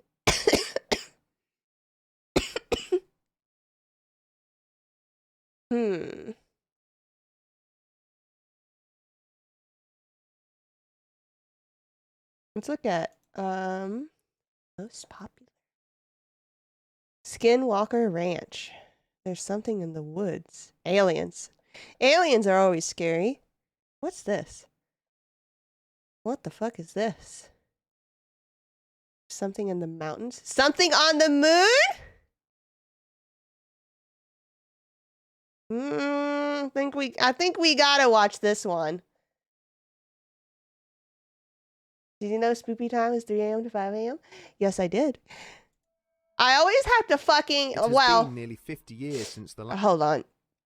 Back when I had a normal sleep schedule, pre-COVID, when I had a normal person sleep schedule, I always seemed to fucking wake up at 3 a.m. and had to pee.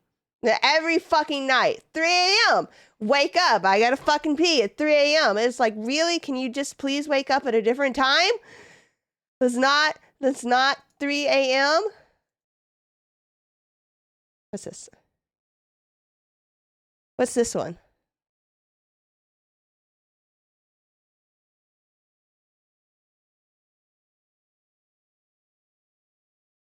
Ghost hunting is a lost art form, ladies and gentlemen. I've been all about this game called Phasmophobia. I've been playing it with the friends. It's fun when you got a stack. It's more fun when you got just 2 people. And then it's even more bonkers when you're solo. It's a very poggers experience with ghost hunting. And it taught me that the best Mudahar who's living his best life is a paranormal Your bladder is cursed by the devil? Every ghost hunt, you know, sounds rent is legit. not an option for him. He's pretty much got to live with like 20 other ghost hunters to make ends meet. It's not a fulfilling, rewarding, you know. You gotta live with 20 other ghost hunters. But it is a career that's fulfilling because, boy, do I love trying to dodge my neck being snapped. Now, watching ghost hunting television shows, I absolutely despise them. Like, if we're going to talk about ghost hunters and stuff like that, you know, the one where they're like plumbers by day, ghost hunters by night, where it's like, oh, gee, Sam, I have a warm, wet sensation going down my right leg. It could be ectoplasm. It's probably pee, buddy. But I found, without a doubt, the best ghost hunters in the world. May I introduce you, audience, to Abdullah, okay? Oh my God. Ghost hunters from the Arabian Peninsula I have ever found. I'm not even kidding. What It is sounds this? sarcastic. I'm not even joking with you. He's like one of my new favorite content. It could be something else, ectoplasmic. Arabic ghost hunting in general. Arabic ghost hunters are like the most ballsy individuals you'll ever find. You know how they say people have balls of steel? Wait. We're talking about balls of obsidian, ladies and gentlemen. We're talking about the most Chad explorers out there. But don't take my word for it. Let's sit back, watch Abdullah snort a line of G Fuel, and just hunt some ghosts. Now, before we begin, I just have to Look say, at this I'm guy. very appreciative of Abdullah. Looks like he's dressed in full tactical gear. Yeah, Like, he looks like he's out for serious business. Ranger and special forces. The only thing that he doesn't have on him is like a Glock 17 with like silver bullets. But you know why does this man need silver bullets when you have balls of obsidian, right? Ladies and gentlemen, I mean, come on now. Anyways, let's get into the fun part. So his videos are titled very well. You know, this is not clickbait at all. It's like the anger of the ghost in the palace of evils, most terrifying garden. Now, let's watch what's most terrifying for Abdullah, ladies and gentlemen.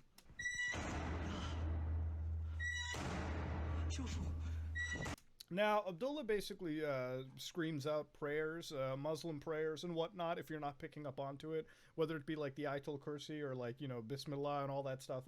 Half the time he's like, you know, half the time he's just saying, praise be to God, God be with me. So if you hear a lot of the Arabic, sometimes he is speaking like surahs and stuff, so just be mindful of it. But half the time, he's just telling the ghost that God is with him. And you know what? That door that just shut off on him, let's be real here. 99% of ghost hunters I know would piss and run away. I know I would. That is surely faked.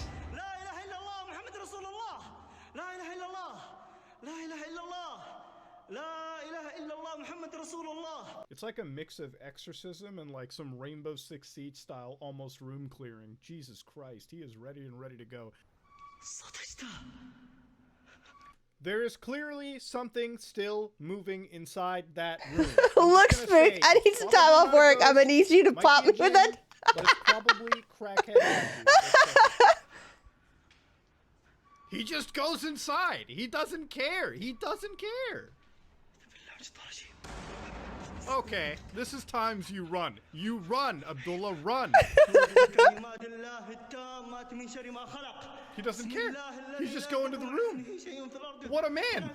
What a god. He just fucking rushes. My lord. Dude, the Rainbow Six Siege door opens. Jesus. Now, there are some cuts here and there. I'm going to chalk it up to the fact that YouTube isn't actually his, like, proper platform. He's actually a Snapchatter who has, like, a public Snapchat. He's fairly popular. I mean, he's got, like, 300,000 subscribers. 299,000. Can we get our boy above 300,000? I fucking love this guy. Can we just get it above, please? Abdullah Al-Anbari. He is the man of obsidian nutsacks. Let's go forward and see other adventures he must have had. Now, I can't tell if this is exactly Abdullah's content. Can you imagine ghost hunting on Snapchat? I'd love to credit you in the video. Please get in touch with me. I would love to credit it. Do the best I can. But this is a prime example of like ghost hunting etiquette brought to the hardcore. So just watch how epic this is. He's in like the dingiest place you could ever imagine. Like this is full crackhead. This is where you get raided by crackheads. And if you're not believing it, it is dusty as hell. There's no way you're. Yeah, that's what Waverly Hill fucking looks like. Doors are turning off. Shit's falling over. OnlyFans ghost hunting? Is that like chicks ghost hunting in lingerie or something? Like naked ghost hunting? Oh god, something's going on. What is happening? About to close. I'm half expecting chairs to fly at him. You missed me talking about my Waverly experience, Echo. Oh, he got scared. Now wait. He got scared? What's he about to do? Normally when a door slams on you like that, you get the fuck up out of there. Because even if it's not a ghost, because let's be real, ghosts can go through walls. They got that Danny Phantom shit. But like if this is a crackhead, what do you do? Okay, do you do A? Do you get the fuck up on out of there like a regular person, or do you have like solid steel obsidian nutsacks and you just rush into sight? Well, you know the answer. Ooh, he walks in. There could have been a crackhead. Oh, is that a cat? Oh, I almost shit myself. That's a little cat, dude. It's a little kitty. Kitty cat. When I was a kid, my grandma told me about jinnat. You know, like the jinns and stuff. If you know anything about Islamic culture, you know that like the jinnat is like an actual like separate group of like the people. They're not just apparitions or like other species on the planet. And yeah, Echo. Yeah, that's something I've been wanting to do for a long time, but it's so expensive. So when I see this, and I remember what Grandma used to tell me, that could be the perfect. I don't know if I can make myself stay all night though. I'm a scaredy cat. I was gonna say that to me. That shit's a possibility right there.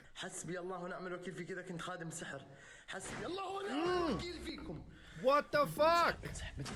What the fuck? Oh my god! Just get out of there! Nope. Alright, you know what? He actually got the fuck up on out of there. Now remember, by our TV show standards, our shitty TV ghost shows, we'd have pissed and shit ourselves if the parabolic microphone went off. For us, it's about, hey guys, my EVP went up to 5. This dude's EVP doesn't need to exist. We know his EVP. Oh my god. Like levels that EVPs have never captured. And crowdfund Christmas Day overnight in Waverly. But anyways, Sub goal? Oh my god. Simple ghost adventure. What, and just lives? I'm so scared to do like a real IRL live stream. I'm so scared because I'm so fucking clumsy. I'm gonna knock the fucking camera over.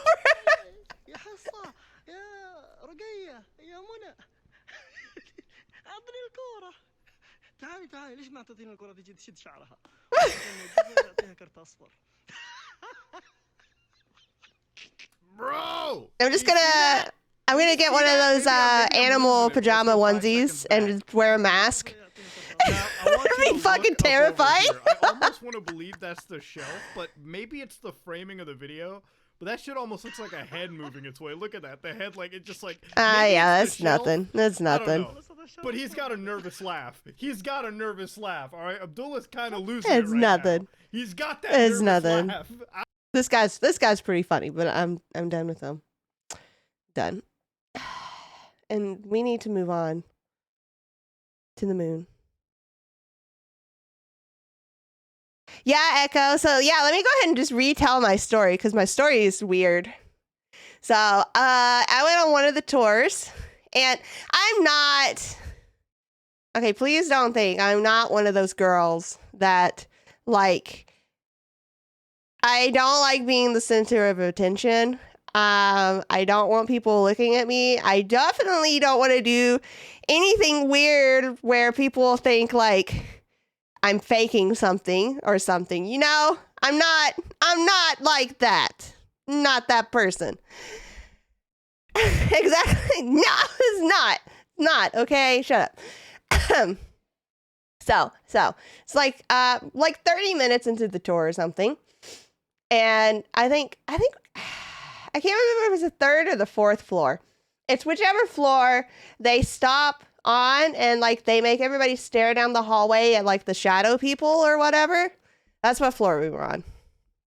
And I'm at like the back of the group, and yeah, I'm looking down this hallway and I'm like, I can't really see anything. And I feel fine. I'm not anxious. I'm not scared. I'm fine. I'm chilling. I'm just looking down this hallway trying to see these shadow people or whatever. And all of a sudden, out of nowhere, I get really sick. Like boom, drop of a hat. Like I go from feeling fine to holy fuck, I'm gonna like pass out or throw up. I don't know which one. And I need to sit down, or one of those two things is gonna happen. And I don't want to sit down because the floor is fucking disgusting. But I have to sit down. So I sit down. I'm like breathing really heavy, and I have to sit down. And after just I don't know, like a couple minutes, really, I think it was like less than a minute maybe. And I was completely fine. And I was fine the entire rest of the time I was there.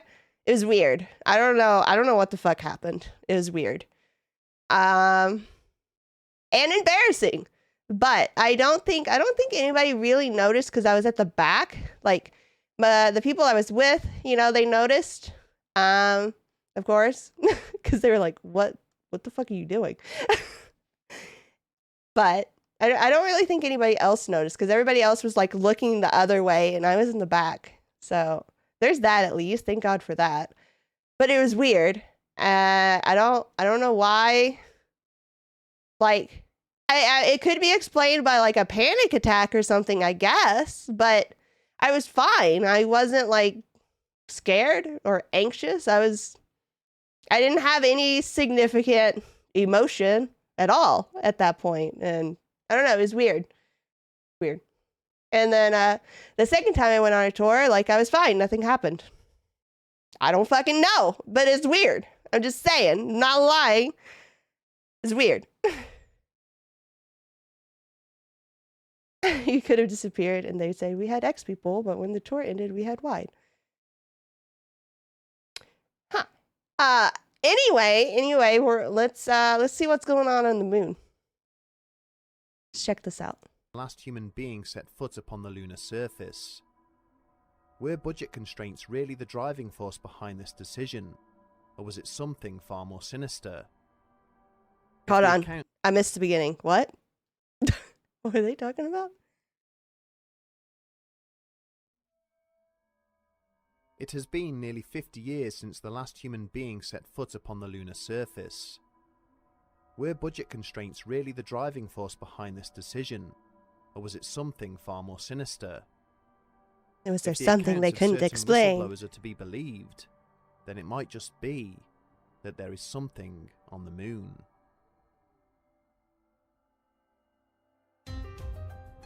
Aliens. They quit going back because of Moth, but now Moth is here. Moon ghost. True crime.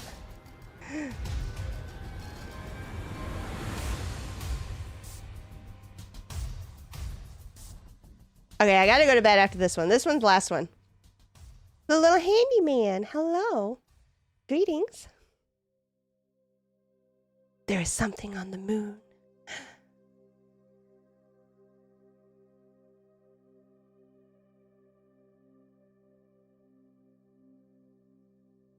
History tells us that between 1969 and 1972, American astronauts completed a total of 6 successful Have you been there? landings on the How do you surface know? of the moon. I do need sleep. The last of these missions, Apollo 17, concluded on the 19th of December 1972. That's accurate, Maeve. When Eugene Cernan, Harrison Schmitt, and Ronald Evans were recovered from the Pacific Ocean by the crew of the USS Ticonderoga. But despite a further 3 Apollo missions having been planned to follow on from this, no other manned expedition from any nation has since taken place. The official justification behind If that's this what you sudden want to reversal think, in NASA's that's lunar fine. exploration program was a shift in both the financial and political landscapes. At the height of the Cold War, America's victory in the space race, being the first major power to achieve a successful manned landing, provided Richard Nixon with the prestige and propaganda he needed over his Soviet rivals. But the overall costs of the program had rocketed from an initial estimate of $7 billion to well over 20. Damn. And this huge expenditure proved difficult to maintain. It's expensive to go to the available moon. At the time only allowed for a period of mere hours on the moon's surface on each occasion. And with no natural resources or significant scientific material forthcoming from the first few trips, NASA found it impossible to secure the funding needed to carry out what remained of their program. With gas prices With the being landmark yeah. victory now achieved by the Western powers, Russia's passion for space exploration also cooled, and as subsequent missile treaties limited any further advancement in the field, dreams of a lunar colony were slowly relegated to the pages of science fiction. Until there was In the Elon decades Musk. that followed, an intermittent stream of probes and robotic landers from nations such as India, China, and the USA have all been dispatched to different regions of our nearest heavenly body. The majority of these have ultimately ended up crashing into the lunar surface, either due to technical failure or after fulfilling their purpose. And yet despite all of these expeditions, we know little more about the moon than we did at the start of the 1970s. Throughout the years that have passed since the sudden conclusion of the Apollo program, there have been several reports that the crews involved encountered more than just rock and dust. Stories of strange tracks observed on the ground near landing zones. I think Mysterious objects seen Venus's floating in the sky, conditions and make imposing that alien very structures hard. glimpsed way off in the distance have all Right, emerged. Daz? In some cases, these claims are supported by poor quality and grainy photographs. In others, audio files that have either been erased or edited are offered up as evidence of a conspiracy. Not for you aliens. Throughout all these stories, I guess it depends on what there kind of is, aliens. however, a common thread. Venus aliens.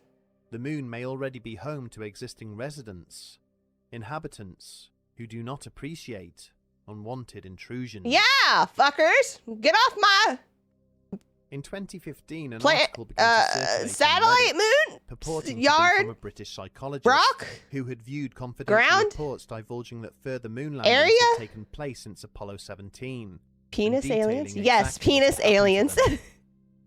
And whilst there are many aspects of this alleged testimony that are either impossible to verify or comfortably easy to debunk, there are elements of it which commentators claim add credence to similar tales surrounding NASA's official landings.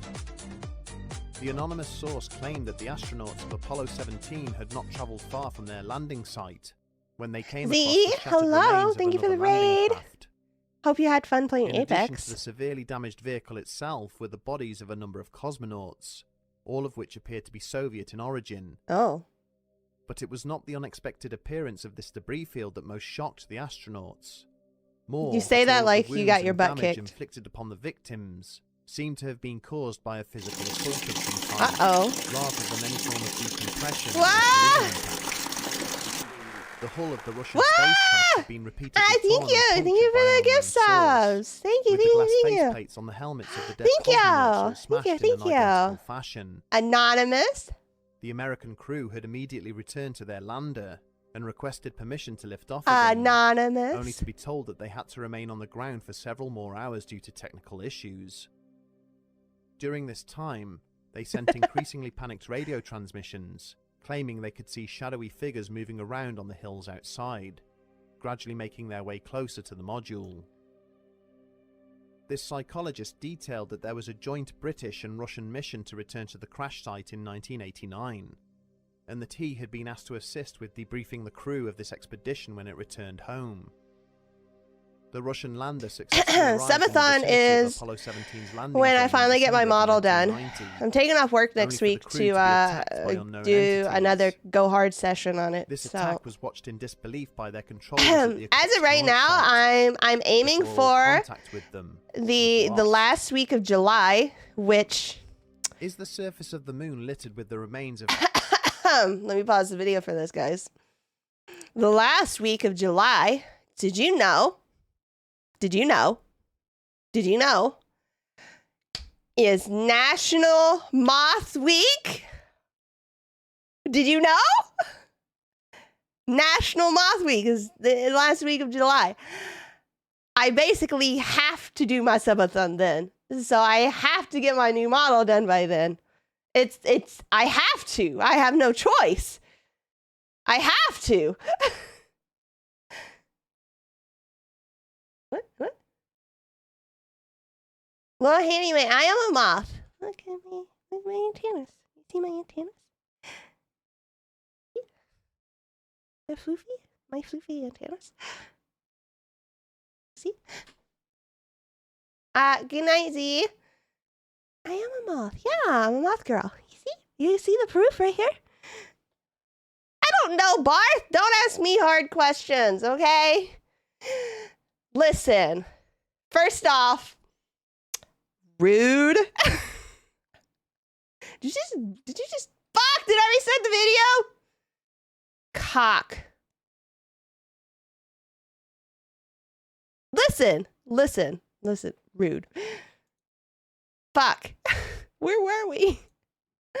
Where were we in the video? It was somewhere around here, I think. I'm not stinky, okay? I'm not stinky. I showered today. Thank you very much. I'm a moth from the moon. Okay, we're gonna watch the video more. was lost. No, this is my last one, Barth. Is the I need to surface go to of the bed. moon littered with the remains of previous landings, the existence of which has been covered up by There's the a lot. nations who There's a secretly lot of dispatched moths. them there.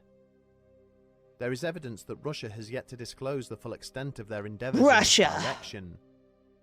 Of course Personnel not. records of cosmonauts involved in the program were allegedly altered to hide the deaths of pilots involved in failed missions. Ugh. And amateur radio enthusiasts claim to have monitored desperate transmissions. No. from flying Mothman is like my cosmonauts weird uncle. whose craft We don't malfunctioned in orbit. really talk about him. Whilst orbiting the moon during May of 1969, Apollo 10 crew members Gene Cernan and John Young reported that they could hear strange noises emanating from the surface below. This phenomenon consisted of an eerie whistling sound, which the two men described as outer space music. Their controllers were at a loss to explain what the astronauts were hearing, and it is only in later years that the incident has been attributed to feedback generated between VHF transmitters situated in different parts of their spacecraft. Another strange tale surfaced after the conclusion of the Apollo 15 mission in July of 1971. Transcripts of radio transmissions which took place whilst crew members David Scott and James Irwin were outside their lander Does it revealed not, that they Aaron? stumbled across what appeared to be vehicle tracks at the base of Mount Hadley. They described these impressions as linear, running from east to west, and totally uniform in nature. And yet, one of the most defining features of Apollo 15 is that it was the first expedition to be equipped with an experimental lunar rover. It sounds like a Google question to me. It is, however, the claims that the crew of the iconic Apollo 11 mission reported multiple sightings of unidentified spacecraft and structures on the moon that have most captured the imagination of conspiracy theorists. I The think first of these encounters was reported only 3 days into their mission, when Commander Neil Armstrong requested clarification of where the third stage of the mission's Saturn V rocket was in relation to the main vessel. After a 3-minute delay, he was informed that the Jettison rocket housing should have been situated 6,000 miles behind the lunar module, which was still travelling away from Earth and towards the moon. Armstrong's subsequent reply to this information would create a ripple of confusion and uncertainty amongst the mission controllers. He had been notified by colleague Buzz Aldrin that something was travelling on a parallel course alongside their ship. Armstrong described the object as metallic, shaped like a cylinder, with what appeared to be a light source emanating from one end. That's weird. After he had lost sight of the mysterious object, he had again asked NASA for clarification, and was informed it was possibly a loose piece of metal paneling, which may have been blown clear of the main booster. I don't know about that. I don't know. An even more disturbing radio conversation is believed to have taken place between Armstrong and the Houston Control Center in the immediate aftermath of his arrival on the moon. During a 2-minute period, where transmissions between the mission and its controllers had apparently failed, it is alleged that Armstrong had continued to transmit on a secondary radio channel, designed to monitor the health and welfare of the astronauts. Although not heard by the general public, it is claimed that transcripts from this channel show that Armstrong reported he could see metallic objects at the edge of a nearby crater. Oh. He described buildings that led down under the moon's surface, and what appeared to be metallic vehicles parked up in lines outside these constructs. Oh. Although he supposedly took many pictures with his chest-mounted camera, these images have never been published. Where did you get this info from? Yeah, right, guys! He was then asked if he had managed to deploy the scientific equipment he had been tasked with. He replied that he had, but was concerned that the occupants of the craft he had seen were observing him and would easily remove the items he had just positioned. In the years since the Apollo 11 mission, a number of witnesses have come forward, claiming that when they had challenged Armstrong on the sighting in private, he had freely admitted it to them, on the grounds that they did not record the conversation. He is alleged to have expressed great apprehension and fear about the craft he encountered, believing that they were trying to actively warn humans away from any further exploration of the moon. You know what we mean. Well, you know what we mean, Was. Was. The deaths of two prominent ufologists in October of 2018 UFOologists. have recently generated a great deal of speculation within the media. Oh. Although apparently unrelated, both men were former members of the United States military and had risen to prominence on the basis of allegations they had made regarding NASA and how it had concealed evidence of extraterrestrial life on the surface of the moon. Bob Dean had served as a sergeant major in the US Army and had spent the majority of the 1960s trying to keep him out of stationed at Christmas various yard. military facilities on the European Get out of my yard! During this time, he claimed that NASA had secretly destroyed up to 40 rolls of film which had been shot by the astronauts of the Apollo 11 mission. So underhand were the tactics allegedly deployed by the space agency. Dean often joked that the acronym secretly stood for Never a Straight Answer. In addition to this claim, Dean also stated that during his time in the army, he had read a top-secret dossier which evaluated the potential threat to humanity by extraterrestrial invaders. This document contained photographs of a number of downed alien spacecraft, and the findings from the autopsies which had later taken place on their pilots. Within a week of Dean's death at his home in Tucson on October the 11th, authorities in Lansing, New York, were called to the scene of a fatal traffic accident. A 74-year-old cyclist named Carl Wolf had been crushed to death when he had been hit by a tractor. What the fuck? Not only was Wolf a former US How you get Air hit by a Force tractor? sergeant, but he was also a whistleblower who claimed to have seen terrifying evidence proving there were indeed aliens on the moon. What? In 1965, Wolf had been stationed at Langley Air Force Base in Virginia, specializing as an electronics technician. His primary duty The super was the redneck evaluation tractors. and repair of It's various boosted. photographic systems which had been deployed by the Air Force during the Vietnam conflict.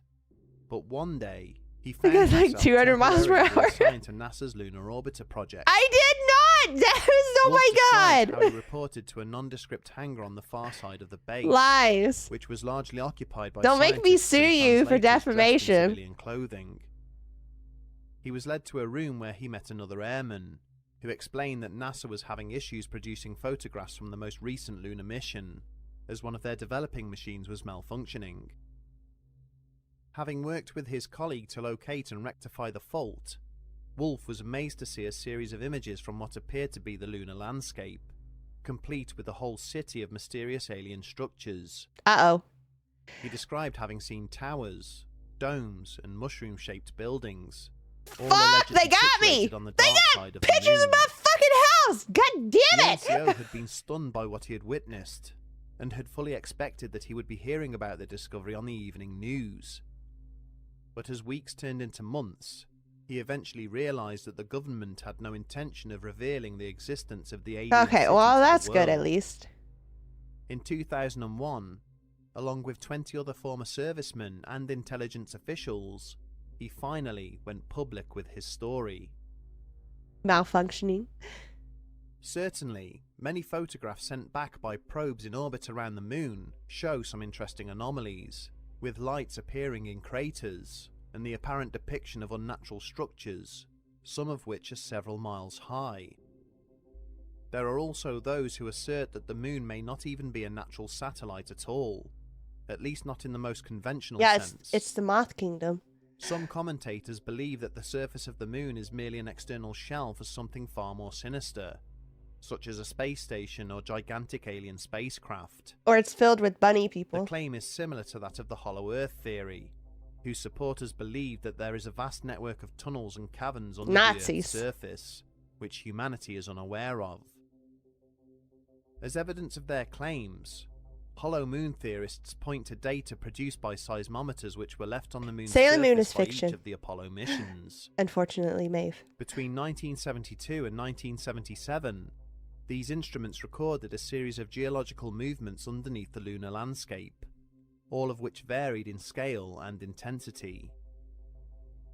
During the Apollo 12 mission, the decision was made to deliberately crash the ascent stage of the crew's lunar module back onto the surface.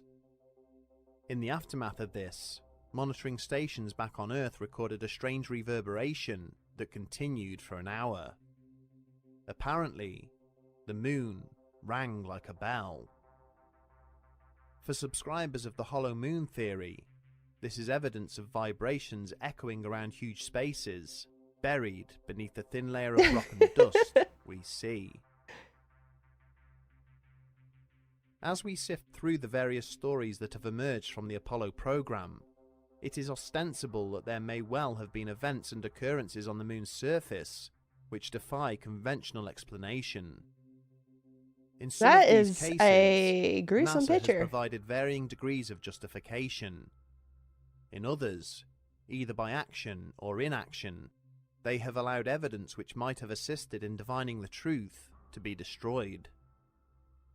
In reality, the physical and mental stress produced during the lunar missions may be a factor, and could have affected the psychology of those involved. In the large number of reported incidents, the experiences of the astronauts can easily be attributed to optical illusions and the unforeseen failure of the equipment and material they were utilizing. And yet, Oh yeah, the yeah, I've public seen that imagination handyman. continues to be captured by stories of sinister lunar residents. Perhaps there is indeed some truth behind the rumours. Weird and in stuff. the decades to come, we will discover that we do indeed have celestial neighbours we were previously unaware of. And if that is the case, we can only hope they do not object to sharing this little corner of the galaxy with the human race. There you have it, folks. Proof. Right there. Proof. Proof I'm from the moon.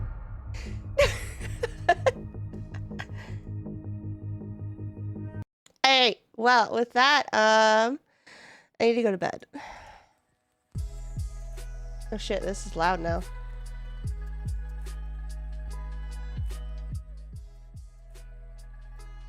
Alright. Yeah, who like Utz? What? Utz? I don't know. I don't know if I like Utz.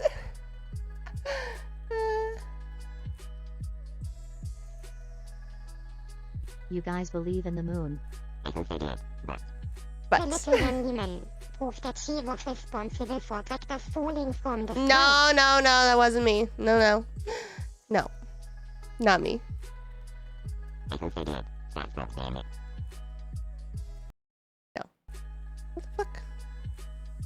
Oh, apparently if I hit that button, stuff happens. Anyway. I gotta go to bed. Thank you guys for joining me on this different stream. This unusual stream. Trying something different. I felt like it was fun. I don't know if you guys liked it, but yeah, I had fun. I don't know about you guys. but- Night Prisma.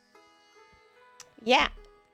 We need to figure out what the fuck I'm doing for my sub goal this month. Because I'm not eating crickets again. Thanks for being here when my friends ghost me. Oh, Waz, I'm so sorry. I saw you pop in and I was hoping that didn't happen, but I was scared that it did happen. I'm sorry. Well, I'm glad you were here. So fuck 'em. JK.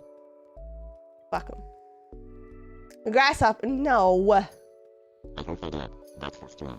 Was a lot of fun. Yeah, I liked it, yeah. Now I'm gonna go lay in the dark and be scared.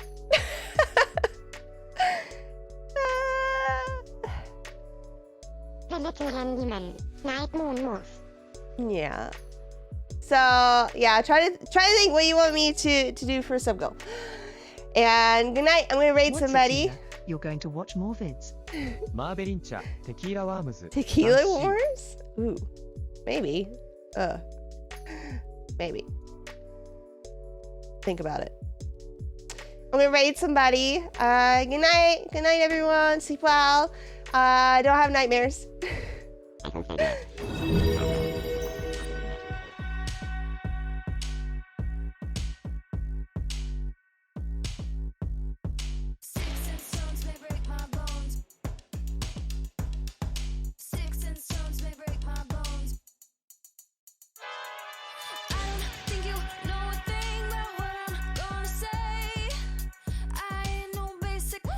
Look at me that way.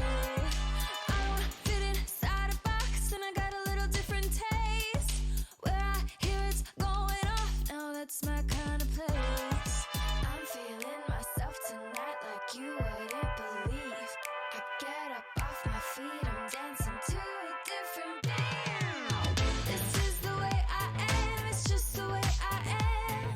And I wanna dance with you, yeah, I'm your biggest fan. Spark to you, but if they don't understand, tell them that you're coming through. Say it's just the way I am. Sticks and stones may break my bones, but shade can never hurt me. Sticks and stones can break my bones, but love will not desert me.